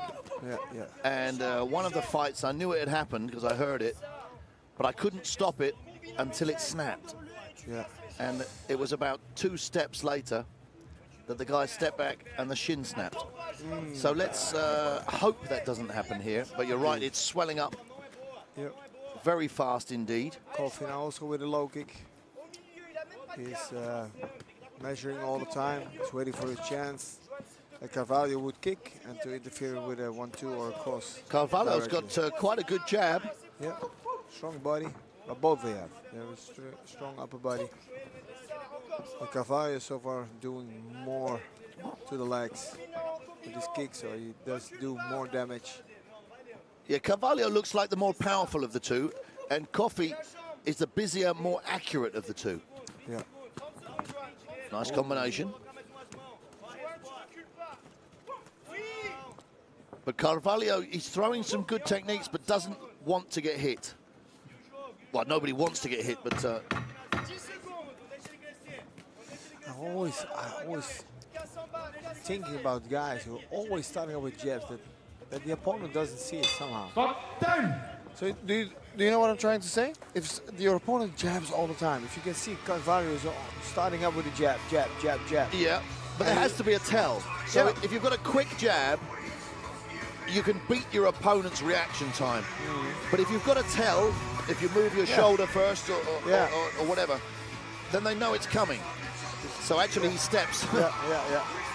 So there's a pattern, a rhythm.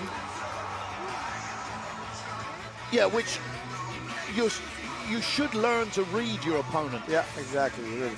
But it's nowadays you see a lot of guys who are just fighting from themselves, out of themselves. They want to fight, they want to pressure, they want to make the attack. And that's okay, that's good. As you can see, you can go really far with it, you can be professional. But I would love to see these guys who are interfering in the things, you know, these kind of things. That's how I call it Champions League guys. But as Kofi came out there, he what? I think there was a slight limp. Okay. He's not switching yet to southpaw, but... Nope. Oh, well, one more. That hurt.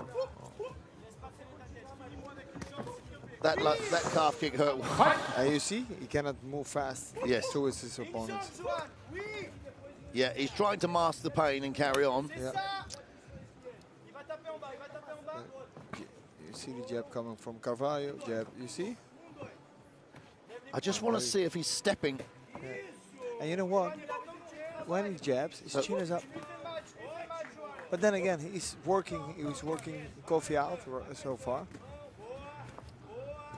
Keeps it simple.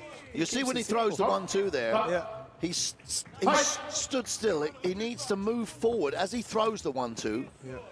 Just step forward. Yeah, but isn't that the problem now? Because his chin is so damaged. He cannot control the distance anymore on a whole distance. But yeah, now he's moving. So yeah, strange. Yeah, Awesome, I quite agree. I'm so sorry, people who are watching. We are just talking about details. Yeah, I mean, the action, the punching, or the exchange of punches is fantastic. Yeah. But the shins, both shins actually are damaged on Kofi.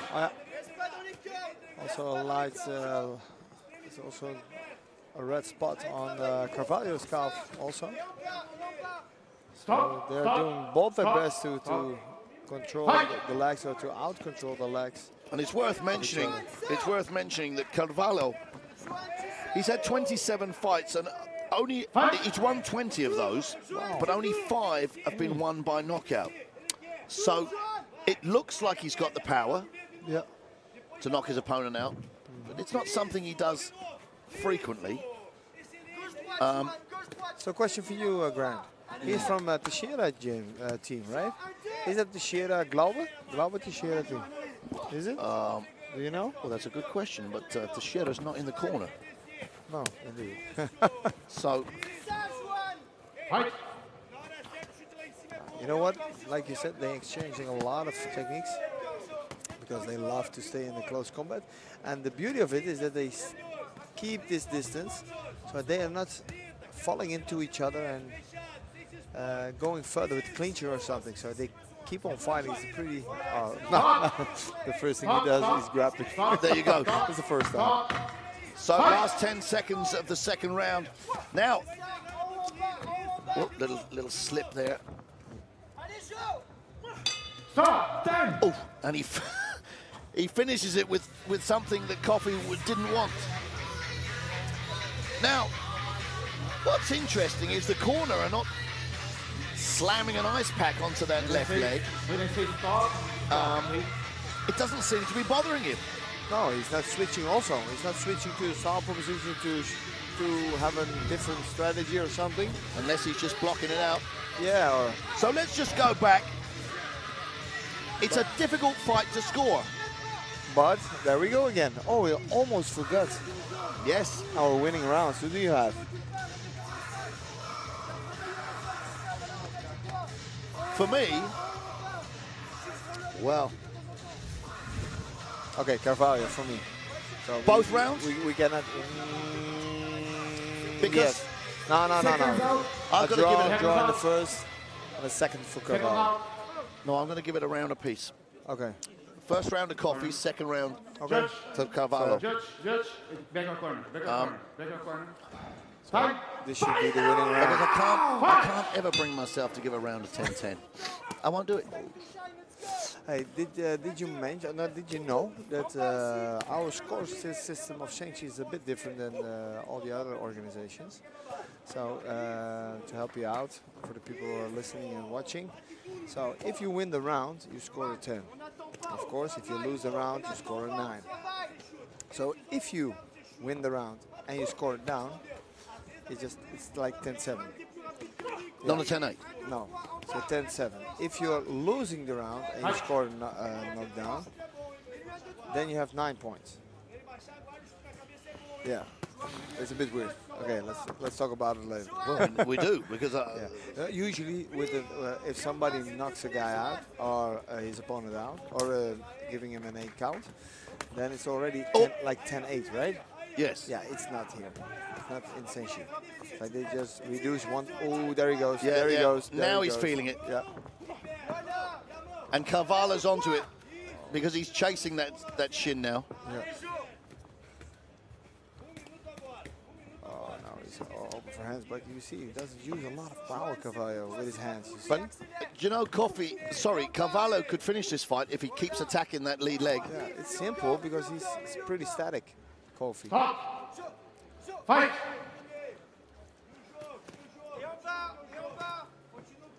I mean, these guys, under 80 kilograms, they actually look bigger than that. But I think they lost some kilos too, yeah. They should have the power to knock each other out. Stop! Okay, round number 3. 1 minute to go, 1 minute left. And Carvalho is stealing, I wouldn't say stealing the round, but step back, and fight. Well, he's busier. Slowly he's busy. He's more aggressive. Yeah. And in control. I think he's missing the opportunity of attacking the lead leg of Coffee. There he goes. Stop. That's a weird thing. Stop. If you see that opportunity, fight. If you smell blood, then it would be easy. It can be easy, but... And I don't know if it's frustrating for Dutch guys because you're so good at landing a low kick on the end of a combination. Exactly. This is pretty frustrating. When you see guys, they throw a combination. Come on. Where's the low kick on the end of it? For example. But a beautiful swing combinations. Like and the hips go both ways. Exactly. Yeah, it's beautiful. Beautiful. I mean, no, I was just going to say, great work here from Carvalho. Yeah. It's just lacking a bit of power. Stop. Stall the round, guys. Fight. And it's done. Time. Done. So there we have it. Loud and clear, huh? 3 rounds of action here. KW full contact rules. Okay. Under 80 kilograms. And that third and final round I'm going to give to Carvalho. Yeah. This 30-20. was an Oh no, you absolutely say fantastic fight. Johan, the survivor 29-28, right? That's what I give it. Carmelo. That's what I give it. Mr. Ernesto Hoost. I'm sure a May couple you of the please come judges up will here. disagree with me. 100%. Mr. Perfect. Which is the man perfectly himself. okay. 4 times K1 World Grand Prix champion. Just But turned 60 years but it's going to old be yesterday. interesting to see what Happy birthday to Mr. what they Hoost. do say.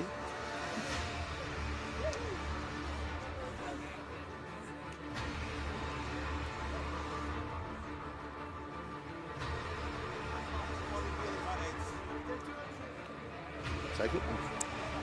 So, okay, it was an okay fight. So far, we didn't saw any knockouts, right? Well, no, but here's the thing, and we got spoilt at the beginning of the evening. I think so. We had our amateurs in the finals of our KW SENSHI Amateur World Cup, and they we came have out the official ferociously scorecard from the from our judges. very first contest. Then It is we came. a 30 to Oh, 28. here's the scores. 30-28. Judge 2, 30 to 28, 30-28. and 30 to 27. A unanimous decision in favor of the red corner. There we go. Marcos Yep. de Carvalho. So Marcos Carvalho wins. But I was just finishing off there. We had such a spectacular evening. If a fight is only 70%, they're going to seem lackluster. Yeah. So we were spoiled at the beginning of the evening. That was a great fight. Listen, And can you understand? Sorry that I interfere, but these guys already fought this week. I don't know The amateurs, how they many fought. fights. You saw them; they were exhausted. Yeah. But still, there's so much. Yeah, there's so much heart. Wow, It was, yeah, unbelievable, brilliant. Unbelievable. We have the They leave final session. everything. They leave everything inside the ring. What a Beautiful. fantastic effort. So that's our 11th fight Definitely needs over to and learn. done with. Yep. And we go. Andy Sauer's going to leave me. Yeah, and there's other midgets will come sit next down to you. I've got another Dutchman joining me. Guys, thank you very much. Host. So as they finish off delivering the trophies, Ernesto Hoost there giving the certificates and huge trophies to both fighters. We await our 12th contest of the evening. So as the formalities are getting over with, we'll have some photos taken and we'll await Nick Pettas to introduce Marcos. our next contest. Carvalho. This camera. Thank you very much. Congratulations. Our winner, Marcos Carvalho, all the way from Brazil. It was his first time to fight here. We will now be moving on to the last 3 fights of the evening. Fight number 12, under 85 kilogram rule set. Our referee, Shihan Francisco Filio. Fighting out of the blue corner, all the way from Switzerland, the Black Phantom, Ulrich Bokimi.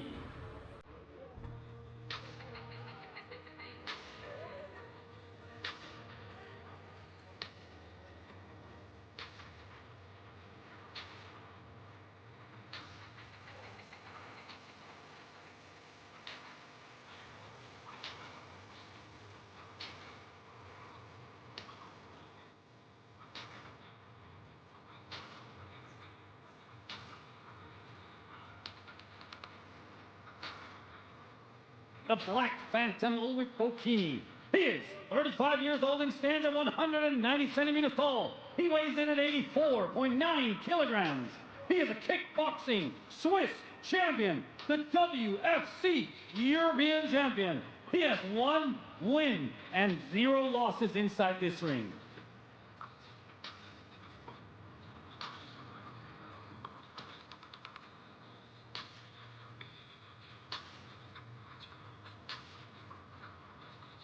Is Ulrich, the Black Phantom, Bokimi.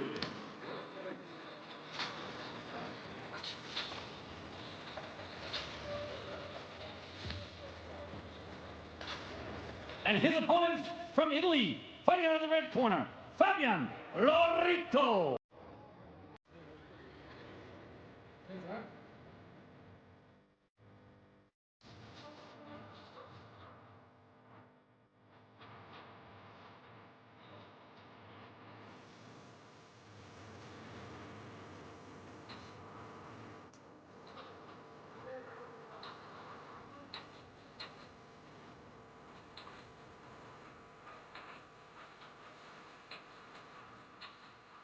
Fabian Lorito is 25 years old and stands at 189 centimeters tall. He weighs in at 84.9 kilograms. He is a WAKO Pro K1 European Champion of 2025. The WAKO Pro Low Kick World Champion of 2024. And the WKU European Champion in 2024. We welcome him here at SENSHI for the first time. Fabian Lorito. Here we go, ladies and gentlemen, our 12th contest of the evening. KWU full contact rules fought at under 85 kilograms. And I'm joined by another K1 super legend, Albert Kraus. Albert, I've said it to the other guys, but what an evening it's been. Yeah, it's very nice. Good fights and... Here we go. Under 85 kilograms. The weight goes up as the evening goes on.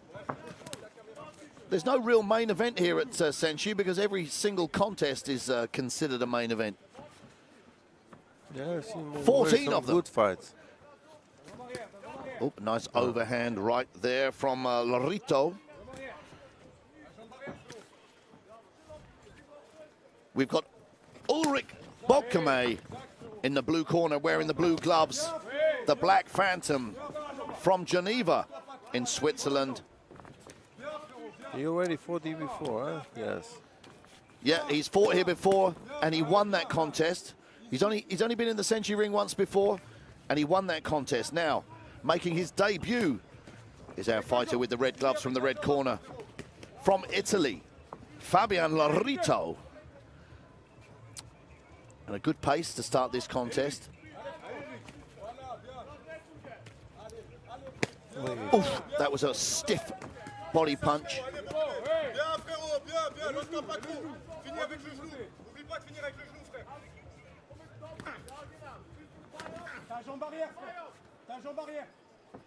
So both these guys, let's have a look at their records.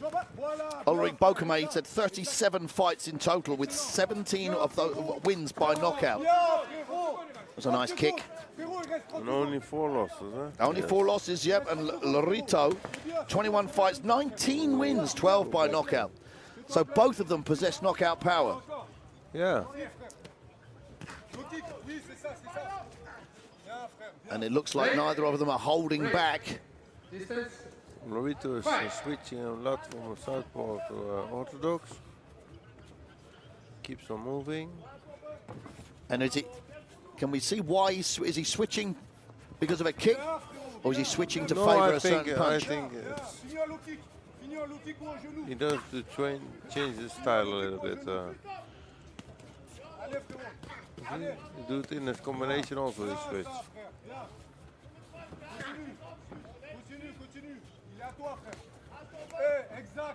And Bokame's corner telling him to keep going forward.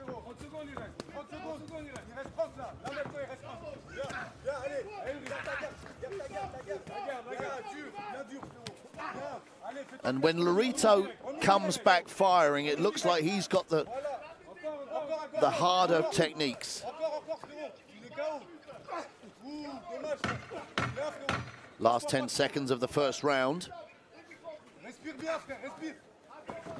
It's going to be another difficult one to score. Yeah, there's a little bit eagle, I think. Well, I'm going to say, because I cannot give a round a draw, but I think there was an equal amount of action from both fighters, but I think the cleaner work came from Lorito. Yeah, I think also. Slightly crisper and more punches landed on the target. I think a little bit more power. Yes. So let's give a 10-9 on that opening round to Fabian Lorito.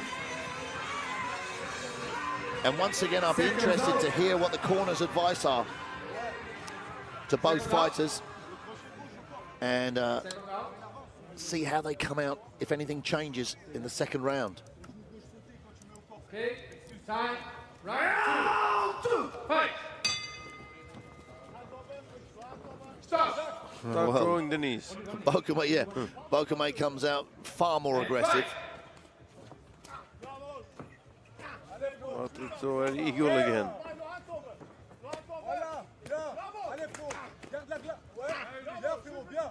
Both of them throwing punches, but missing the target. Yeah, not really clear punches.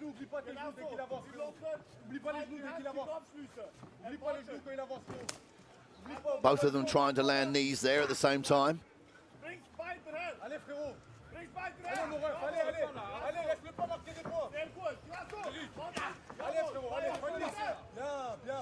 So, Albert, when these guys are throwing punches, if your fighter's got his guard up and you're hitting the gloves, what's... It won't come through.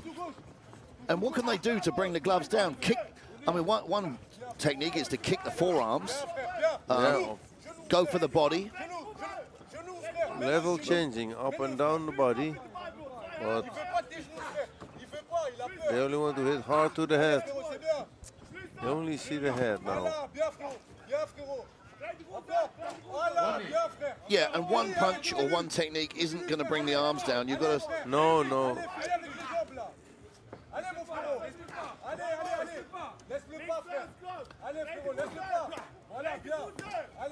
So they're busy, but we'd like to see them a bit more accurate. Yeah. And I think it's... I mean, I've seen some fighters use it very effectively where they'll throw hard kicks to the forearms. Yeah, also the hands will go down. Yeah. That was a nice straight right.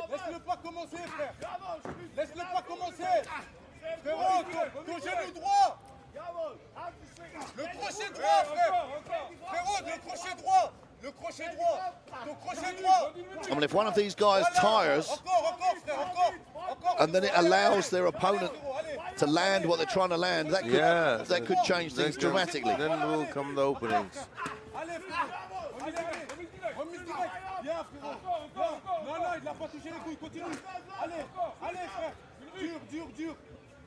Well, it seems like the pace is speeding up. Yeah. How long to go? We've got under 30 seconds, just coming up to 20 seconds of the second round. And the referee there telling Bokame, listen, you've got one knee if you clinch, which is really, we say there's no clinch. So final 10 seconds of this second round. A busier round for both fighters. But Bokame came out more aggressive at the opening of this second round. And I think I'm going to have to give him that round, Albert. Yes. Don't know what you think. Again, a close round. But to be honest, if you say it's equal, then I think they have to... You can only split them by a hair. Yeah. And I haven't got any of that. No, it's where you're looking at, but I think it's really close. And I think they have to make the difference in the third and last round. I think what the judges are going to look at, it was Bokame, it was the more aggressive coming out in that round. He was the one pushing the action. He started aggressive, but even then it goes up and down again. Yep. So it's a difficult fight to score also. Okay. Time. But let's say it's all on this round, and I hope the corners have told them that. Yeah, you have to give everything. Don't save any energy for the next. Break. Distance. And fight. So everything on the guard. Only a waste of energy. Yeah, neither fighter have created or managed to effectively create an opening.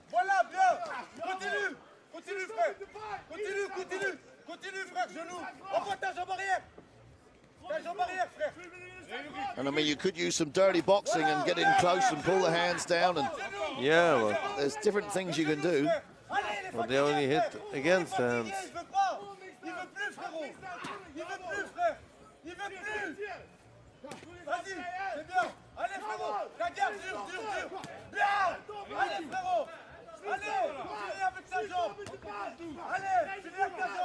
It's going to be very interesting to see how the judges score this one. Yeah. Because the fighters can be as busy as they like, but literally 80% of the punches have landed on the gloves. Yeah, I think 100%.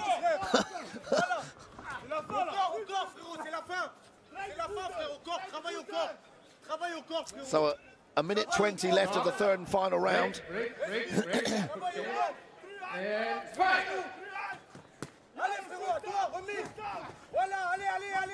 It's a little bit better there from Bokame, finishing the combination with a low kick. Man, you look at the amount of punches they've thrown. Yeah, but nothing hits the target. So there, Bokame lands a right hand. Distance. And fight.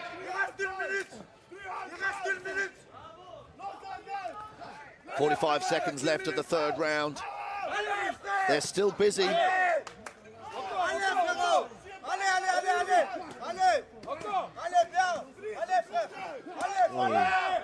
That's better. Now we become better, yeah. But they get a little bit out of energy. So finally, in the closing seconds of the third round, we see some punches getting through. Yeah. Last 10 seconds then. Switzerland versus Italy, and Bokame beckoning Lorito on. Ding, ding, the final bell goes. Now. So, I'm curious. Yeah, well, I think we're going to... honestly, that was probably one of the if I was toughest to put fights money I've on seen it, in a I'd say very we're going long to see an time. extra The round. stamina, the determination. Yeah, Let's hear a possibility. big round of applause for these two gentlemen. But at the end of 3 rounds, if I was to have to give a decision, I'd give it to Bokame. We only have 2 more fights of the evening, but before we By get the on to that, slimmest let of me margins. invite up Sensei Everton And the judges Teixeira have disagreed with me special awards presentation. on several occasions in the past. But I just think that was... I mean, that was action-packed, but frustrating to watch because most of the punches On the guard. were on the guard. Yeah. And in between rounds, you've got to blame the corners, partly. Yeah, search for an opening or Yeah, create... do some level changing.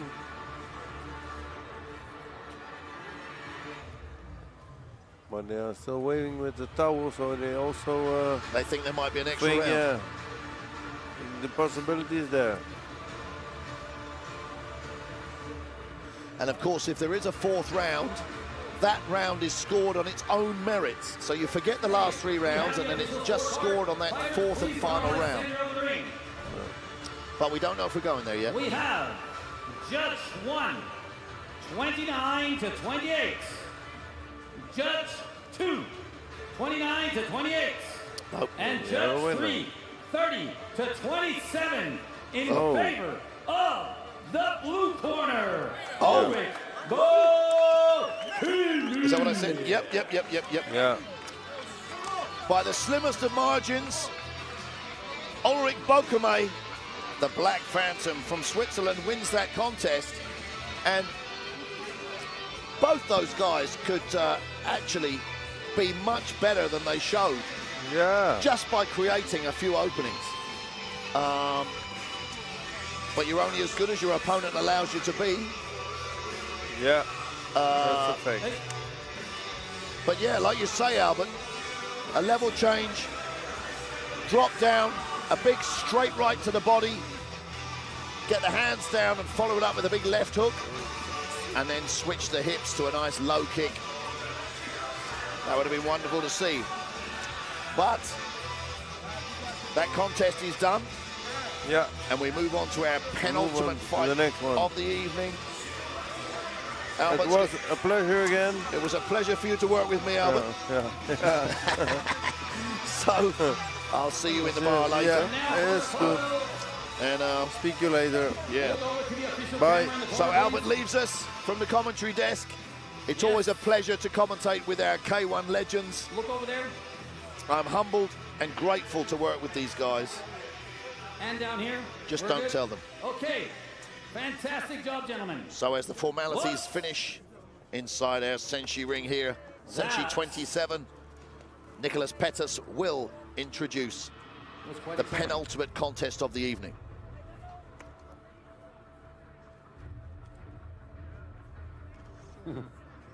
Just a moment.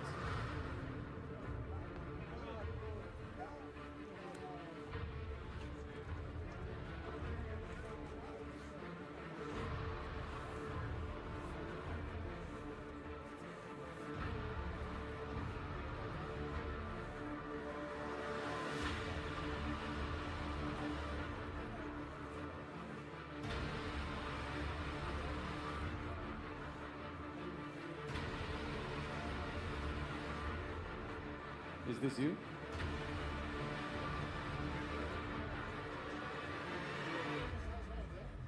Yeah, but this is what? Okay. Thank you very much for your patience, ladies and gentlemen. We shall be moving on to fight number 13. The plus 95 kilograms rule set. Our referee, Shihan Semi-Shields. And in the blue corner, from France, Abderrahmane Koulibaly.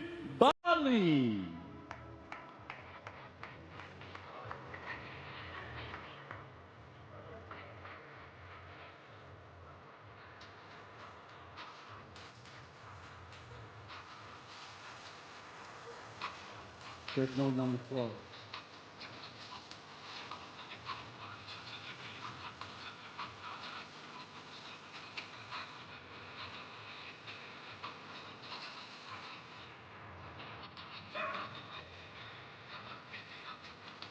And here he comes, Abderrahmane Koulibaly from France.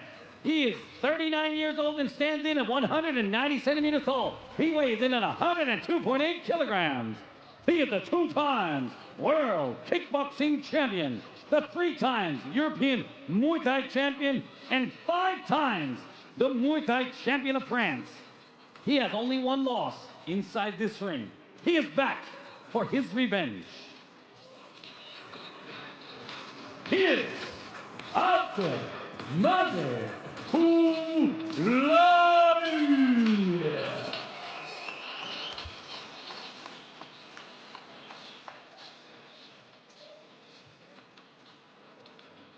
His opponent fighting out of the red corner from Albania, none less than the Smile, Francesco Jaya.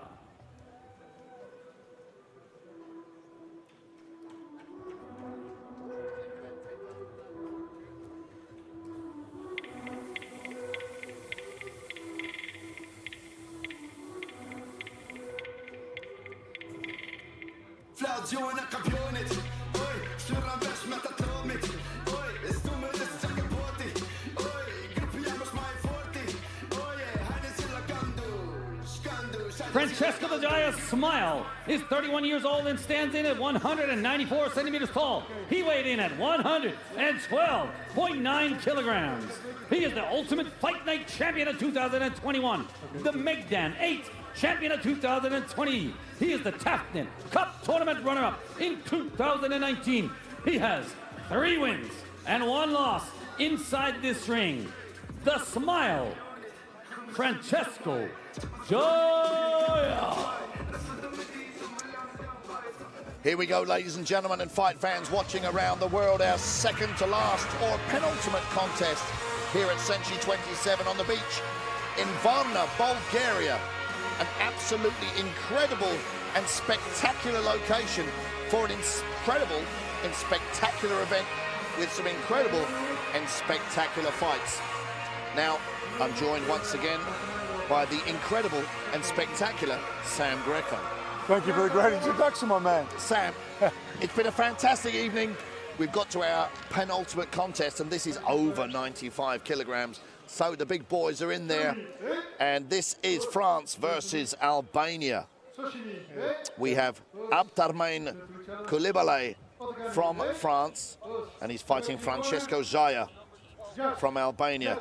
Both of these guys have been in the SENSHI ring before. Koulibaly, he's been here once before and lost. Jaya has been here 4 times before, won 3 of them, and only lost once. Jaya starting off on that calf kick. He's kicked that twice already, and he's making his mark. Just closing the gap.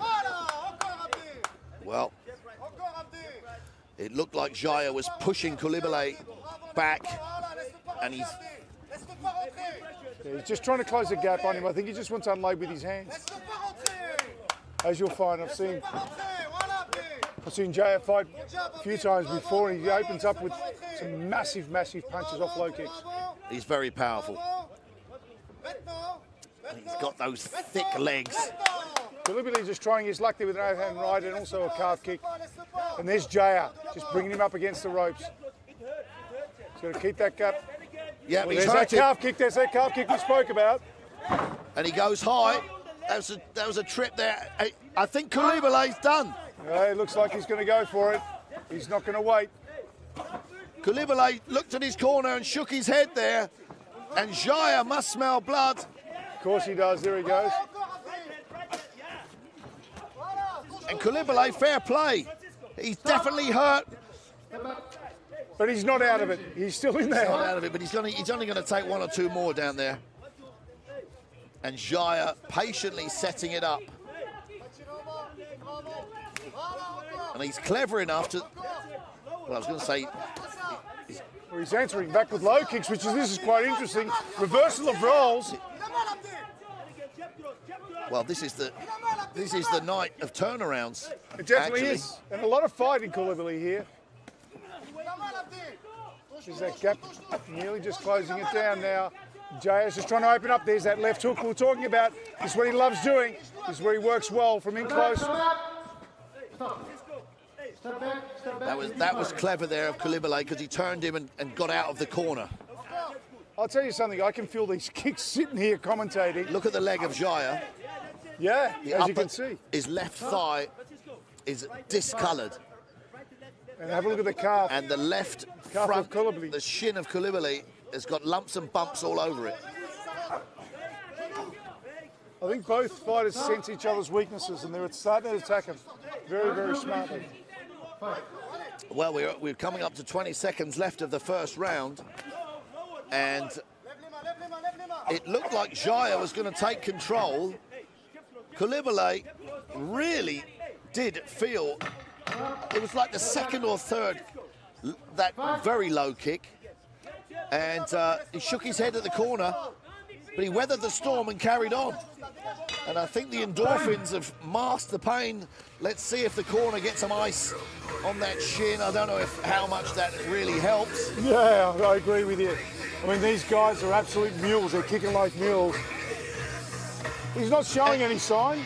So here, once again, Sam, I criticised this earlier. He's got some freeze spray in the corner, and I'm sure that is prohibiting. Well, I would like to say yes, but yet again, I don't know what the circumstances are here, what they're allowed, what they're not allowed, because things do change. Same with the ankle supports, and they've got to have permission anyway, so unless it's been signed off, they shouldn't be using them. If they've been signed off, well, this is it. Well, the thing is, if this was a K1 contest, you're not allowed to use liniment, grease, oil, nothing. So the use of a freezer spray is a little bit needs looking at. So, anyway, back to the action. It's not going to make that much difference. No, Jaya's eager to get this job done. Keeps walking in. He's going to be careful of that low kick. He's copped 2 already at the start of the opening of the second round. Well, what's interesting is he's walking in there, stalking Koulibaly down and not throwing any punches as the distance closes.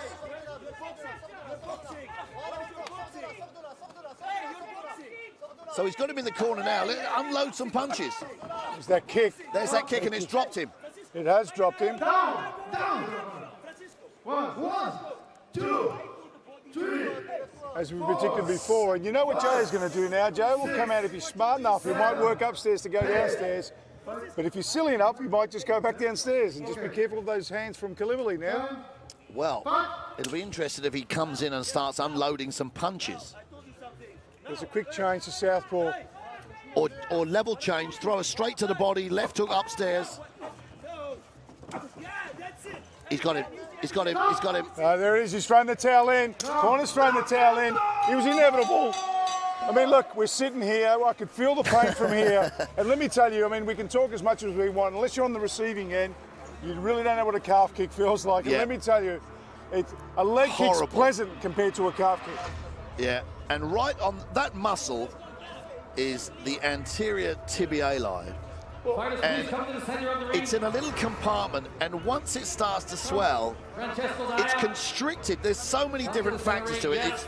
There's nerves, blood flow, constriction, and it's just incredibly painful.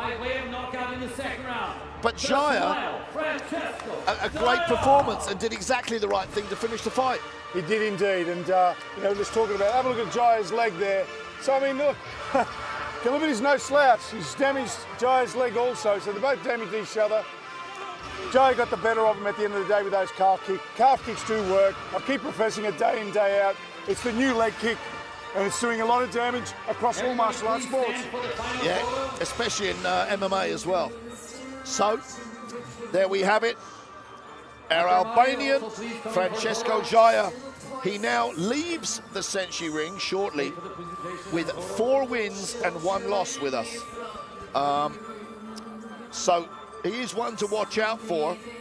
I don't know who we can line him up with next, but maybe the winner of our final fight of the evening. Be interesting. So, yeah, I mean, I'd love to see him against Yanis Stoforidis. But we've got to see if Yanis Stoforidis can put away the Turkish opponent that he's got lined up, Samid Agdevi. So as we see the guys take their photos and formalities of this penultimate contest, Sam Greco is going to leave me and get prepared to referee the final fight of the evening. Thank you very much, Sam. And I'm going to be joined very shortly by Semi Shield. We're down to the last fight of the evening. Fight number 14. Our referee, Sam Greco, AKA known as Slammin' Greco, a K1 champion, world champion, motivational speaker, and actor. He's on his way. The last fight is a super heavyweight fight, plus 95 kilograms, in a rule set of KW full contacts. Fighting out of the blue corner, from Turkey, Samit Agdeve.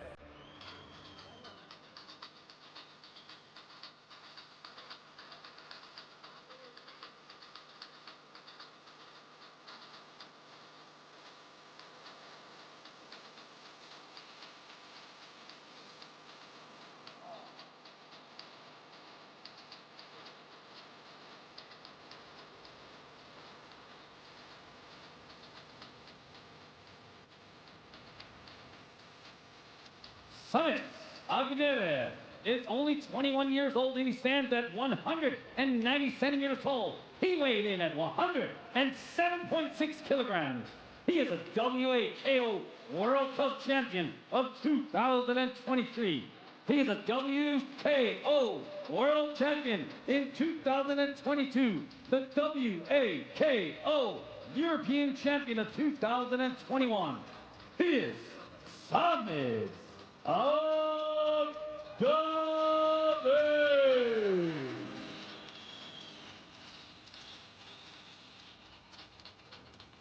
And his opponent, fighting out of the red corner, the Hercules himself, Yanis Stoforidis from Greece.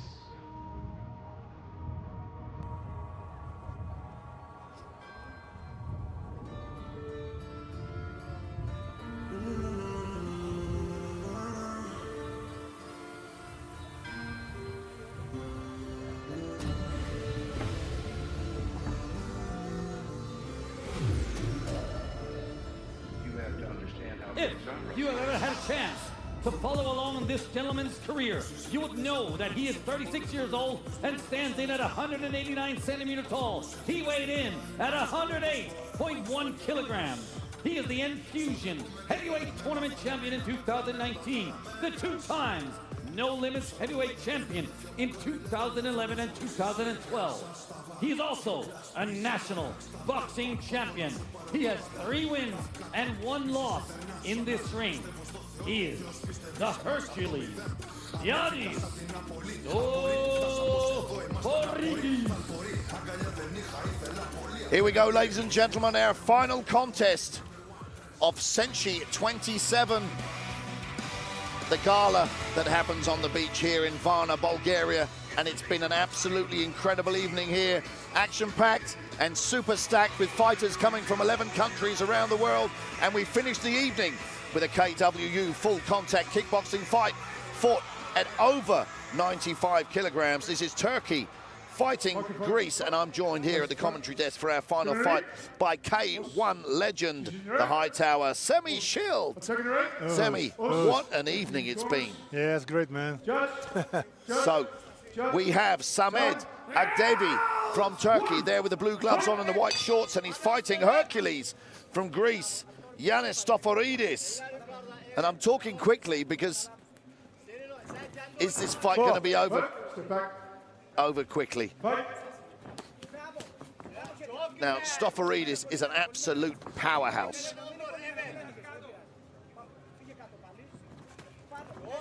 With some flamboyant kicks here thrown already from the Turkish fighter. Oh, the chin is already open. It's an old wound.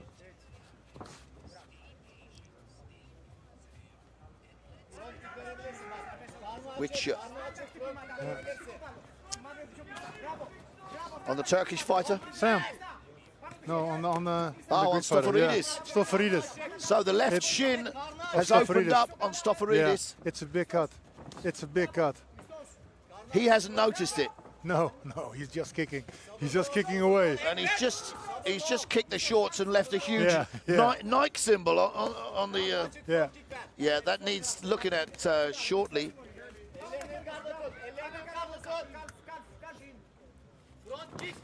So Sam Greco's seen the injury. The doctor's going to have a look at it. Yeah, I think it's and too big. It's very deep. I've refereed these fights before, and trust me, ladies and gentlemen, you see a cut like this, and then when they clean it off, and the bone shows through, you can't risk it carrying on. Too big. And I think that's going to be stopped. There's going to be a stoppage. Yeah, I think it was the first kick he made. Man. Because I saw it. I think it was a scar from last time. Wow. Yeah. That is a very long and very deep cut. Yeah. And that is such a shame to finish our final fight of the evening like that. And unfortunately, some people might say, well, call it a no contest because the fight hadn't gone on long enough. But listen, if you injure yourself by kicking your opponent, then your opponent's injured you. You didn't injure yourself. So the Turkish fighter, Samed Agdevi, there takes home a win over Giannis Stoforidis, which actually on paper is huge. You win by default, sir. It is an accident. It does happen. We've seen it many times in kickboxing. It is very unfortunate, but please, let's hear a big round of applause for their bravery. Us! So, ladies and gentlemen. And to be honest, everyone wants to fight to the end. We understand that. But an accident is, unfortunately, an accident. Well, the thing Thank is, God it is only a split. I think it was the first kick he made because I saw the cut when it was no blood. Then I think, whoa, this is a big scar here from last time. But well, here's the thing: if you get punched by your opponent and he cuts your face open, the fight's over. Yeah. If you kick your opponent and you cut your shin open, the fight's over. I mean, well, you know, it is what it is. It's a fight. Stofaridis is going to be very, very disappointed with that. As unfortunate as Maybe we'll get a this rematch is of that the same reality fight of it. on the next event. Please, Mr. But- Ernesto Hoost, come wow. up and give them their special awards. A strange way to finish such a fantastic event here. We had a landmark event at SENSHI 26 in Plovdiv in a gladiator arena. Okay. We've come back to Varna on the beach and put on an incredible show with 6 amateur final fights for our SENSHI World Cup of our amateurs in the KWU Kyokushin World Cup. Then we had 8 fights in our pro ranks, which were absolutely incredible. We're going from strength to strength. The SENSHI brand is growing. And after this, We've got our legends here as our gatekeepers.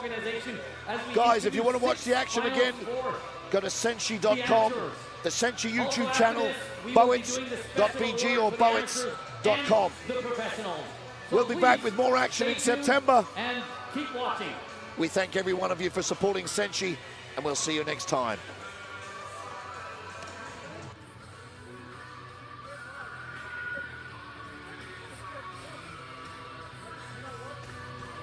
It's okay.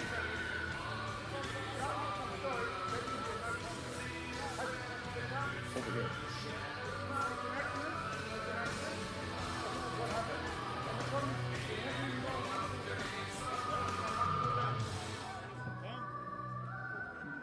Ernesto. Sensei, please come in. Yanis, for the photo. The official photographer is over here. Sensei in the middle. In the middle. Hi. And there you have it, the official photo. Os, thank you very much. And now I would like to introduce you to the special awards for all the amateur fighters. We have 3 different prizes. 1 for the prize of the knockout of the night. Awarding will be Mr. Francisco Filio. The knockout of the night for the amateurs goes to Artur Artunyanyan.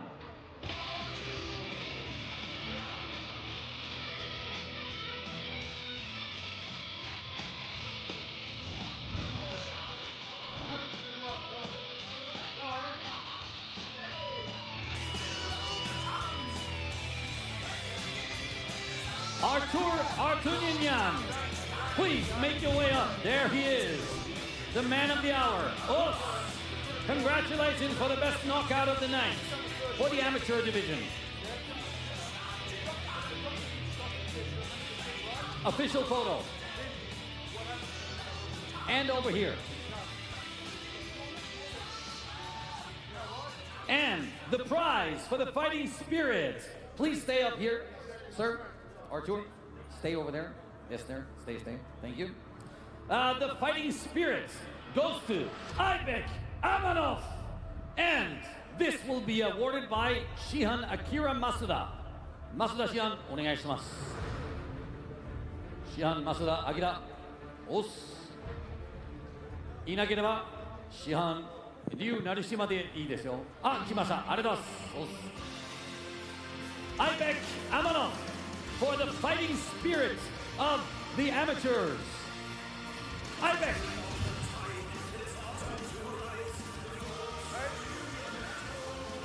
And while we're waiting for Aibek Amanov, we shall also introduce you. Ah, here he is.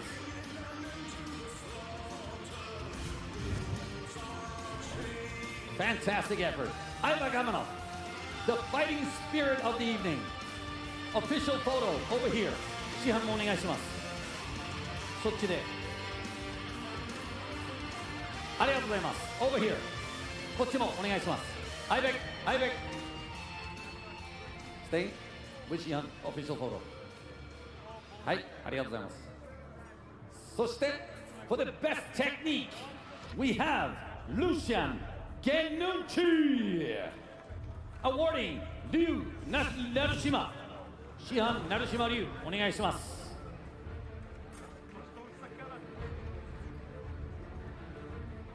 Lucian Genucci is awarded with the best technique amongst the amateurs. Lucian.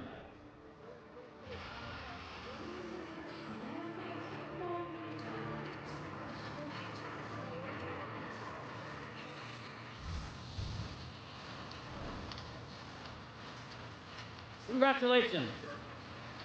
And your award comes from Narushima Ryu, the KO artist. Look. Official photo over here. そっち向きで写真をお願いします。Okay? Now, all three of you, 真ん中 here. 市販お願いします。For here. Yes, yes, move in there. Trophies in the front. This one goes here. Official photo. 市販真ん中でいいですよ。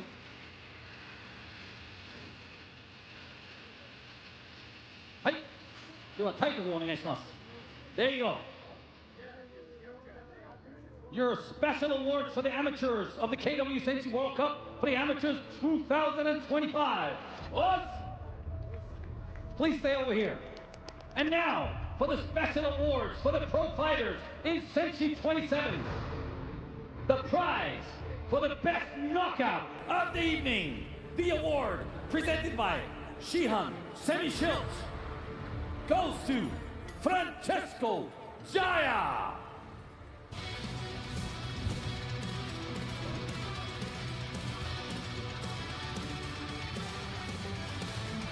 As you can see, Francesco Jaya, the smile himself, is the one to get this award. Come on, Francesco. Show us your smile.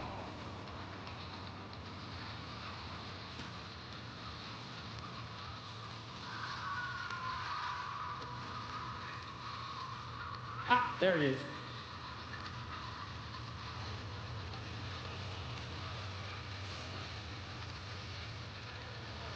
Congratulations.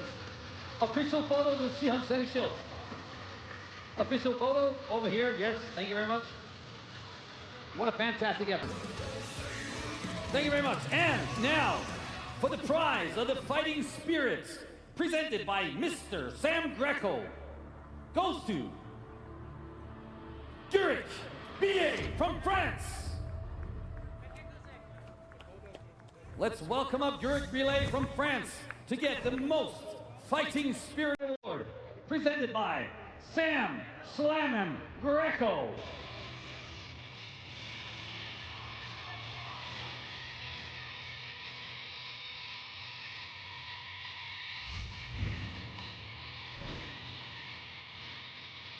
So, Zurich Relay, the most fighting spirits.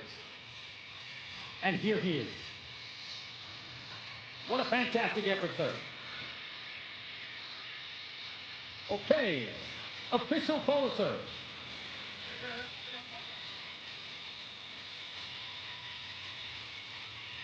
Sorry. There you go. Oh, thank you very much. And now, for the best prize of the best technique, presented by Ernesto Hoost, Mr. Perfect, goes to none other than Julian Rykov, right here from Bulgaria, on his debut night. Yes, Rykov. Come on, Rykov.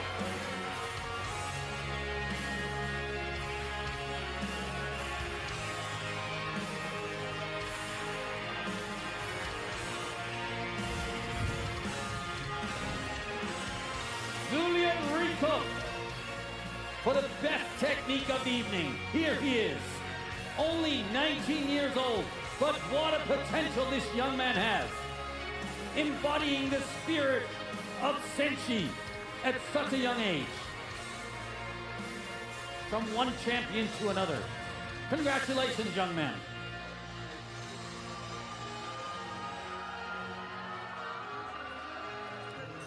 The official photo over here, sir. Together. And now, for all of you, please come in and make one big lineup.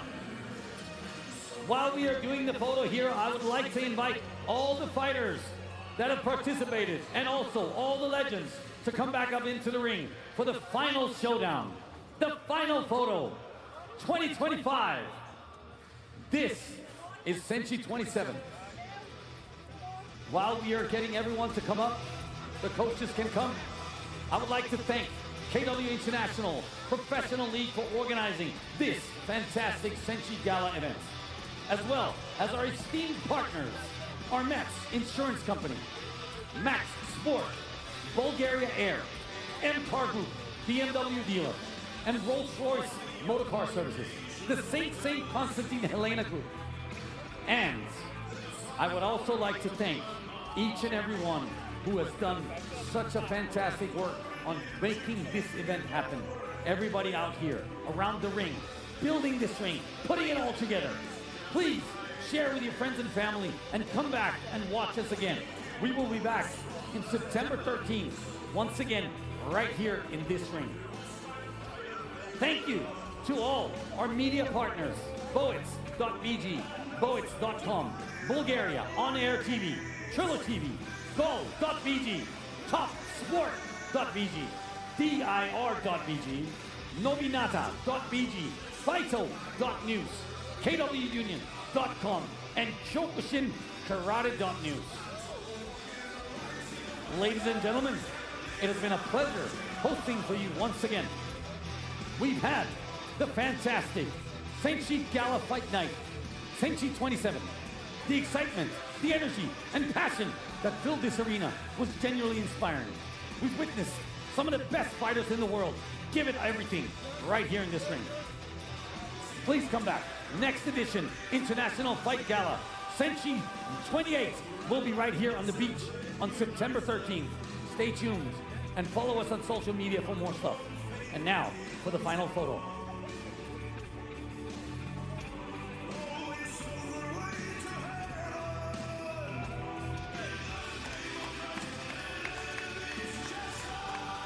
Three, two, one, we are SENSHI!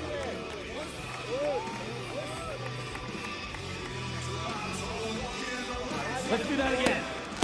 3, 2, 1, SENSHI!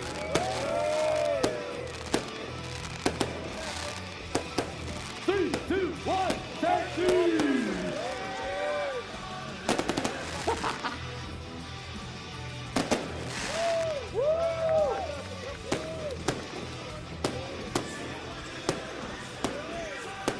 Yes! Thank you! I'll see you again.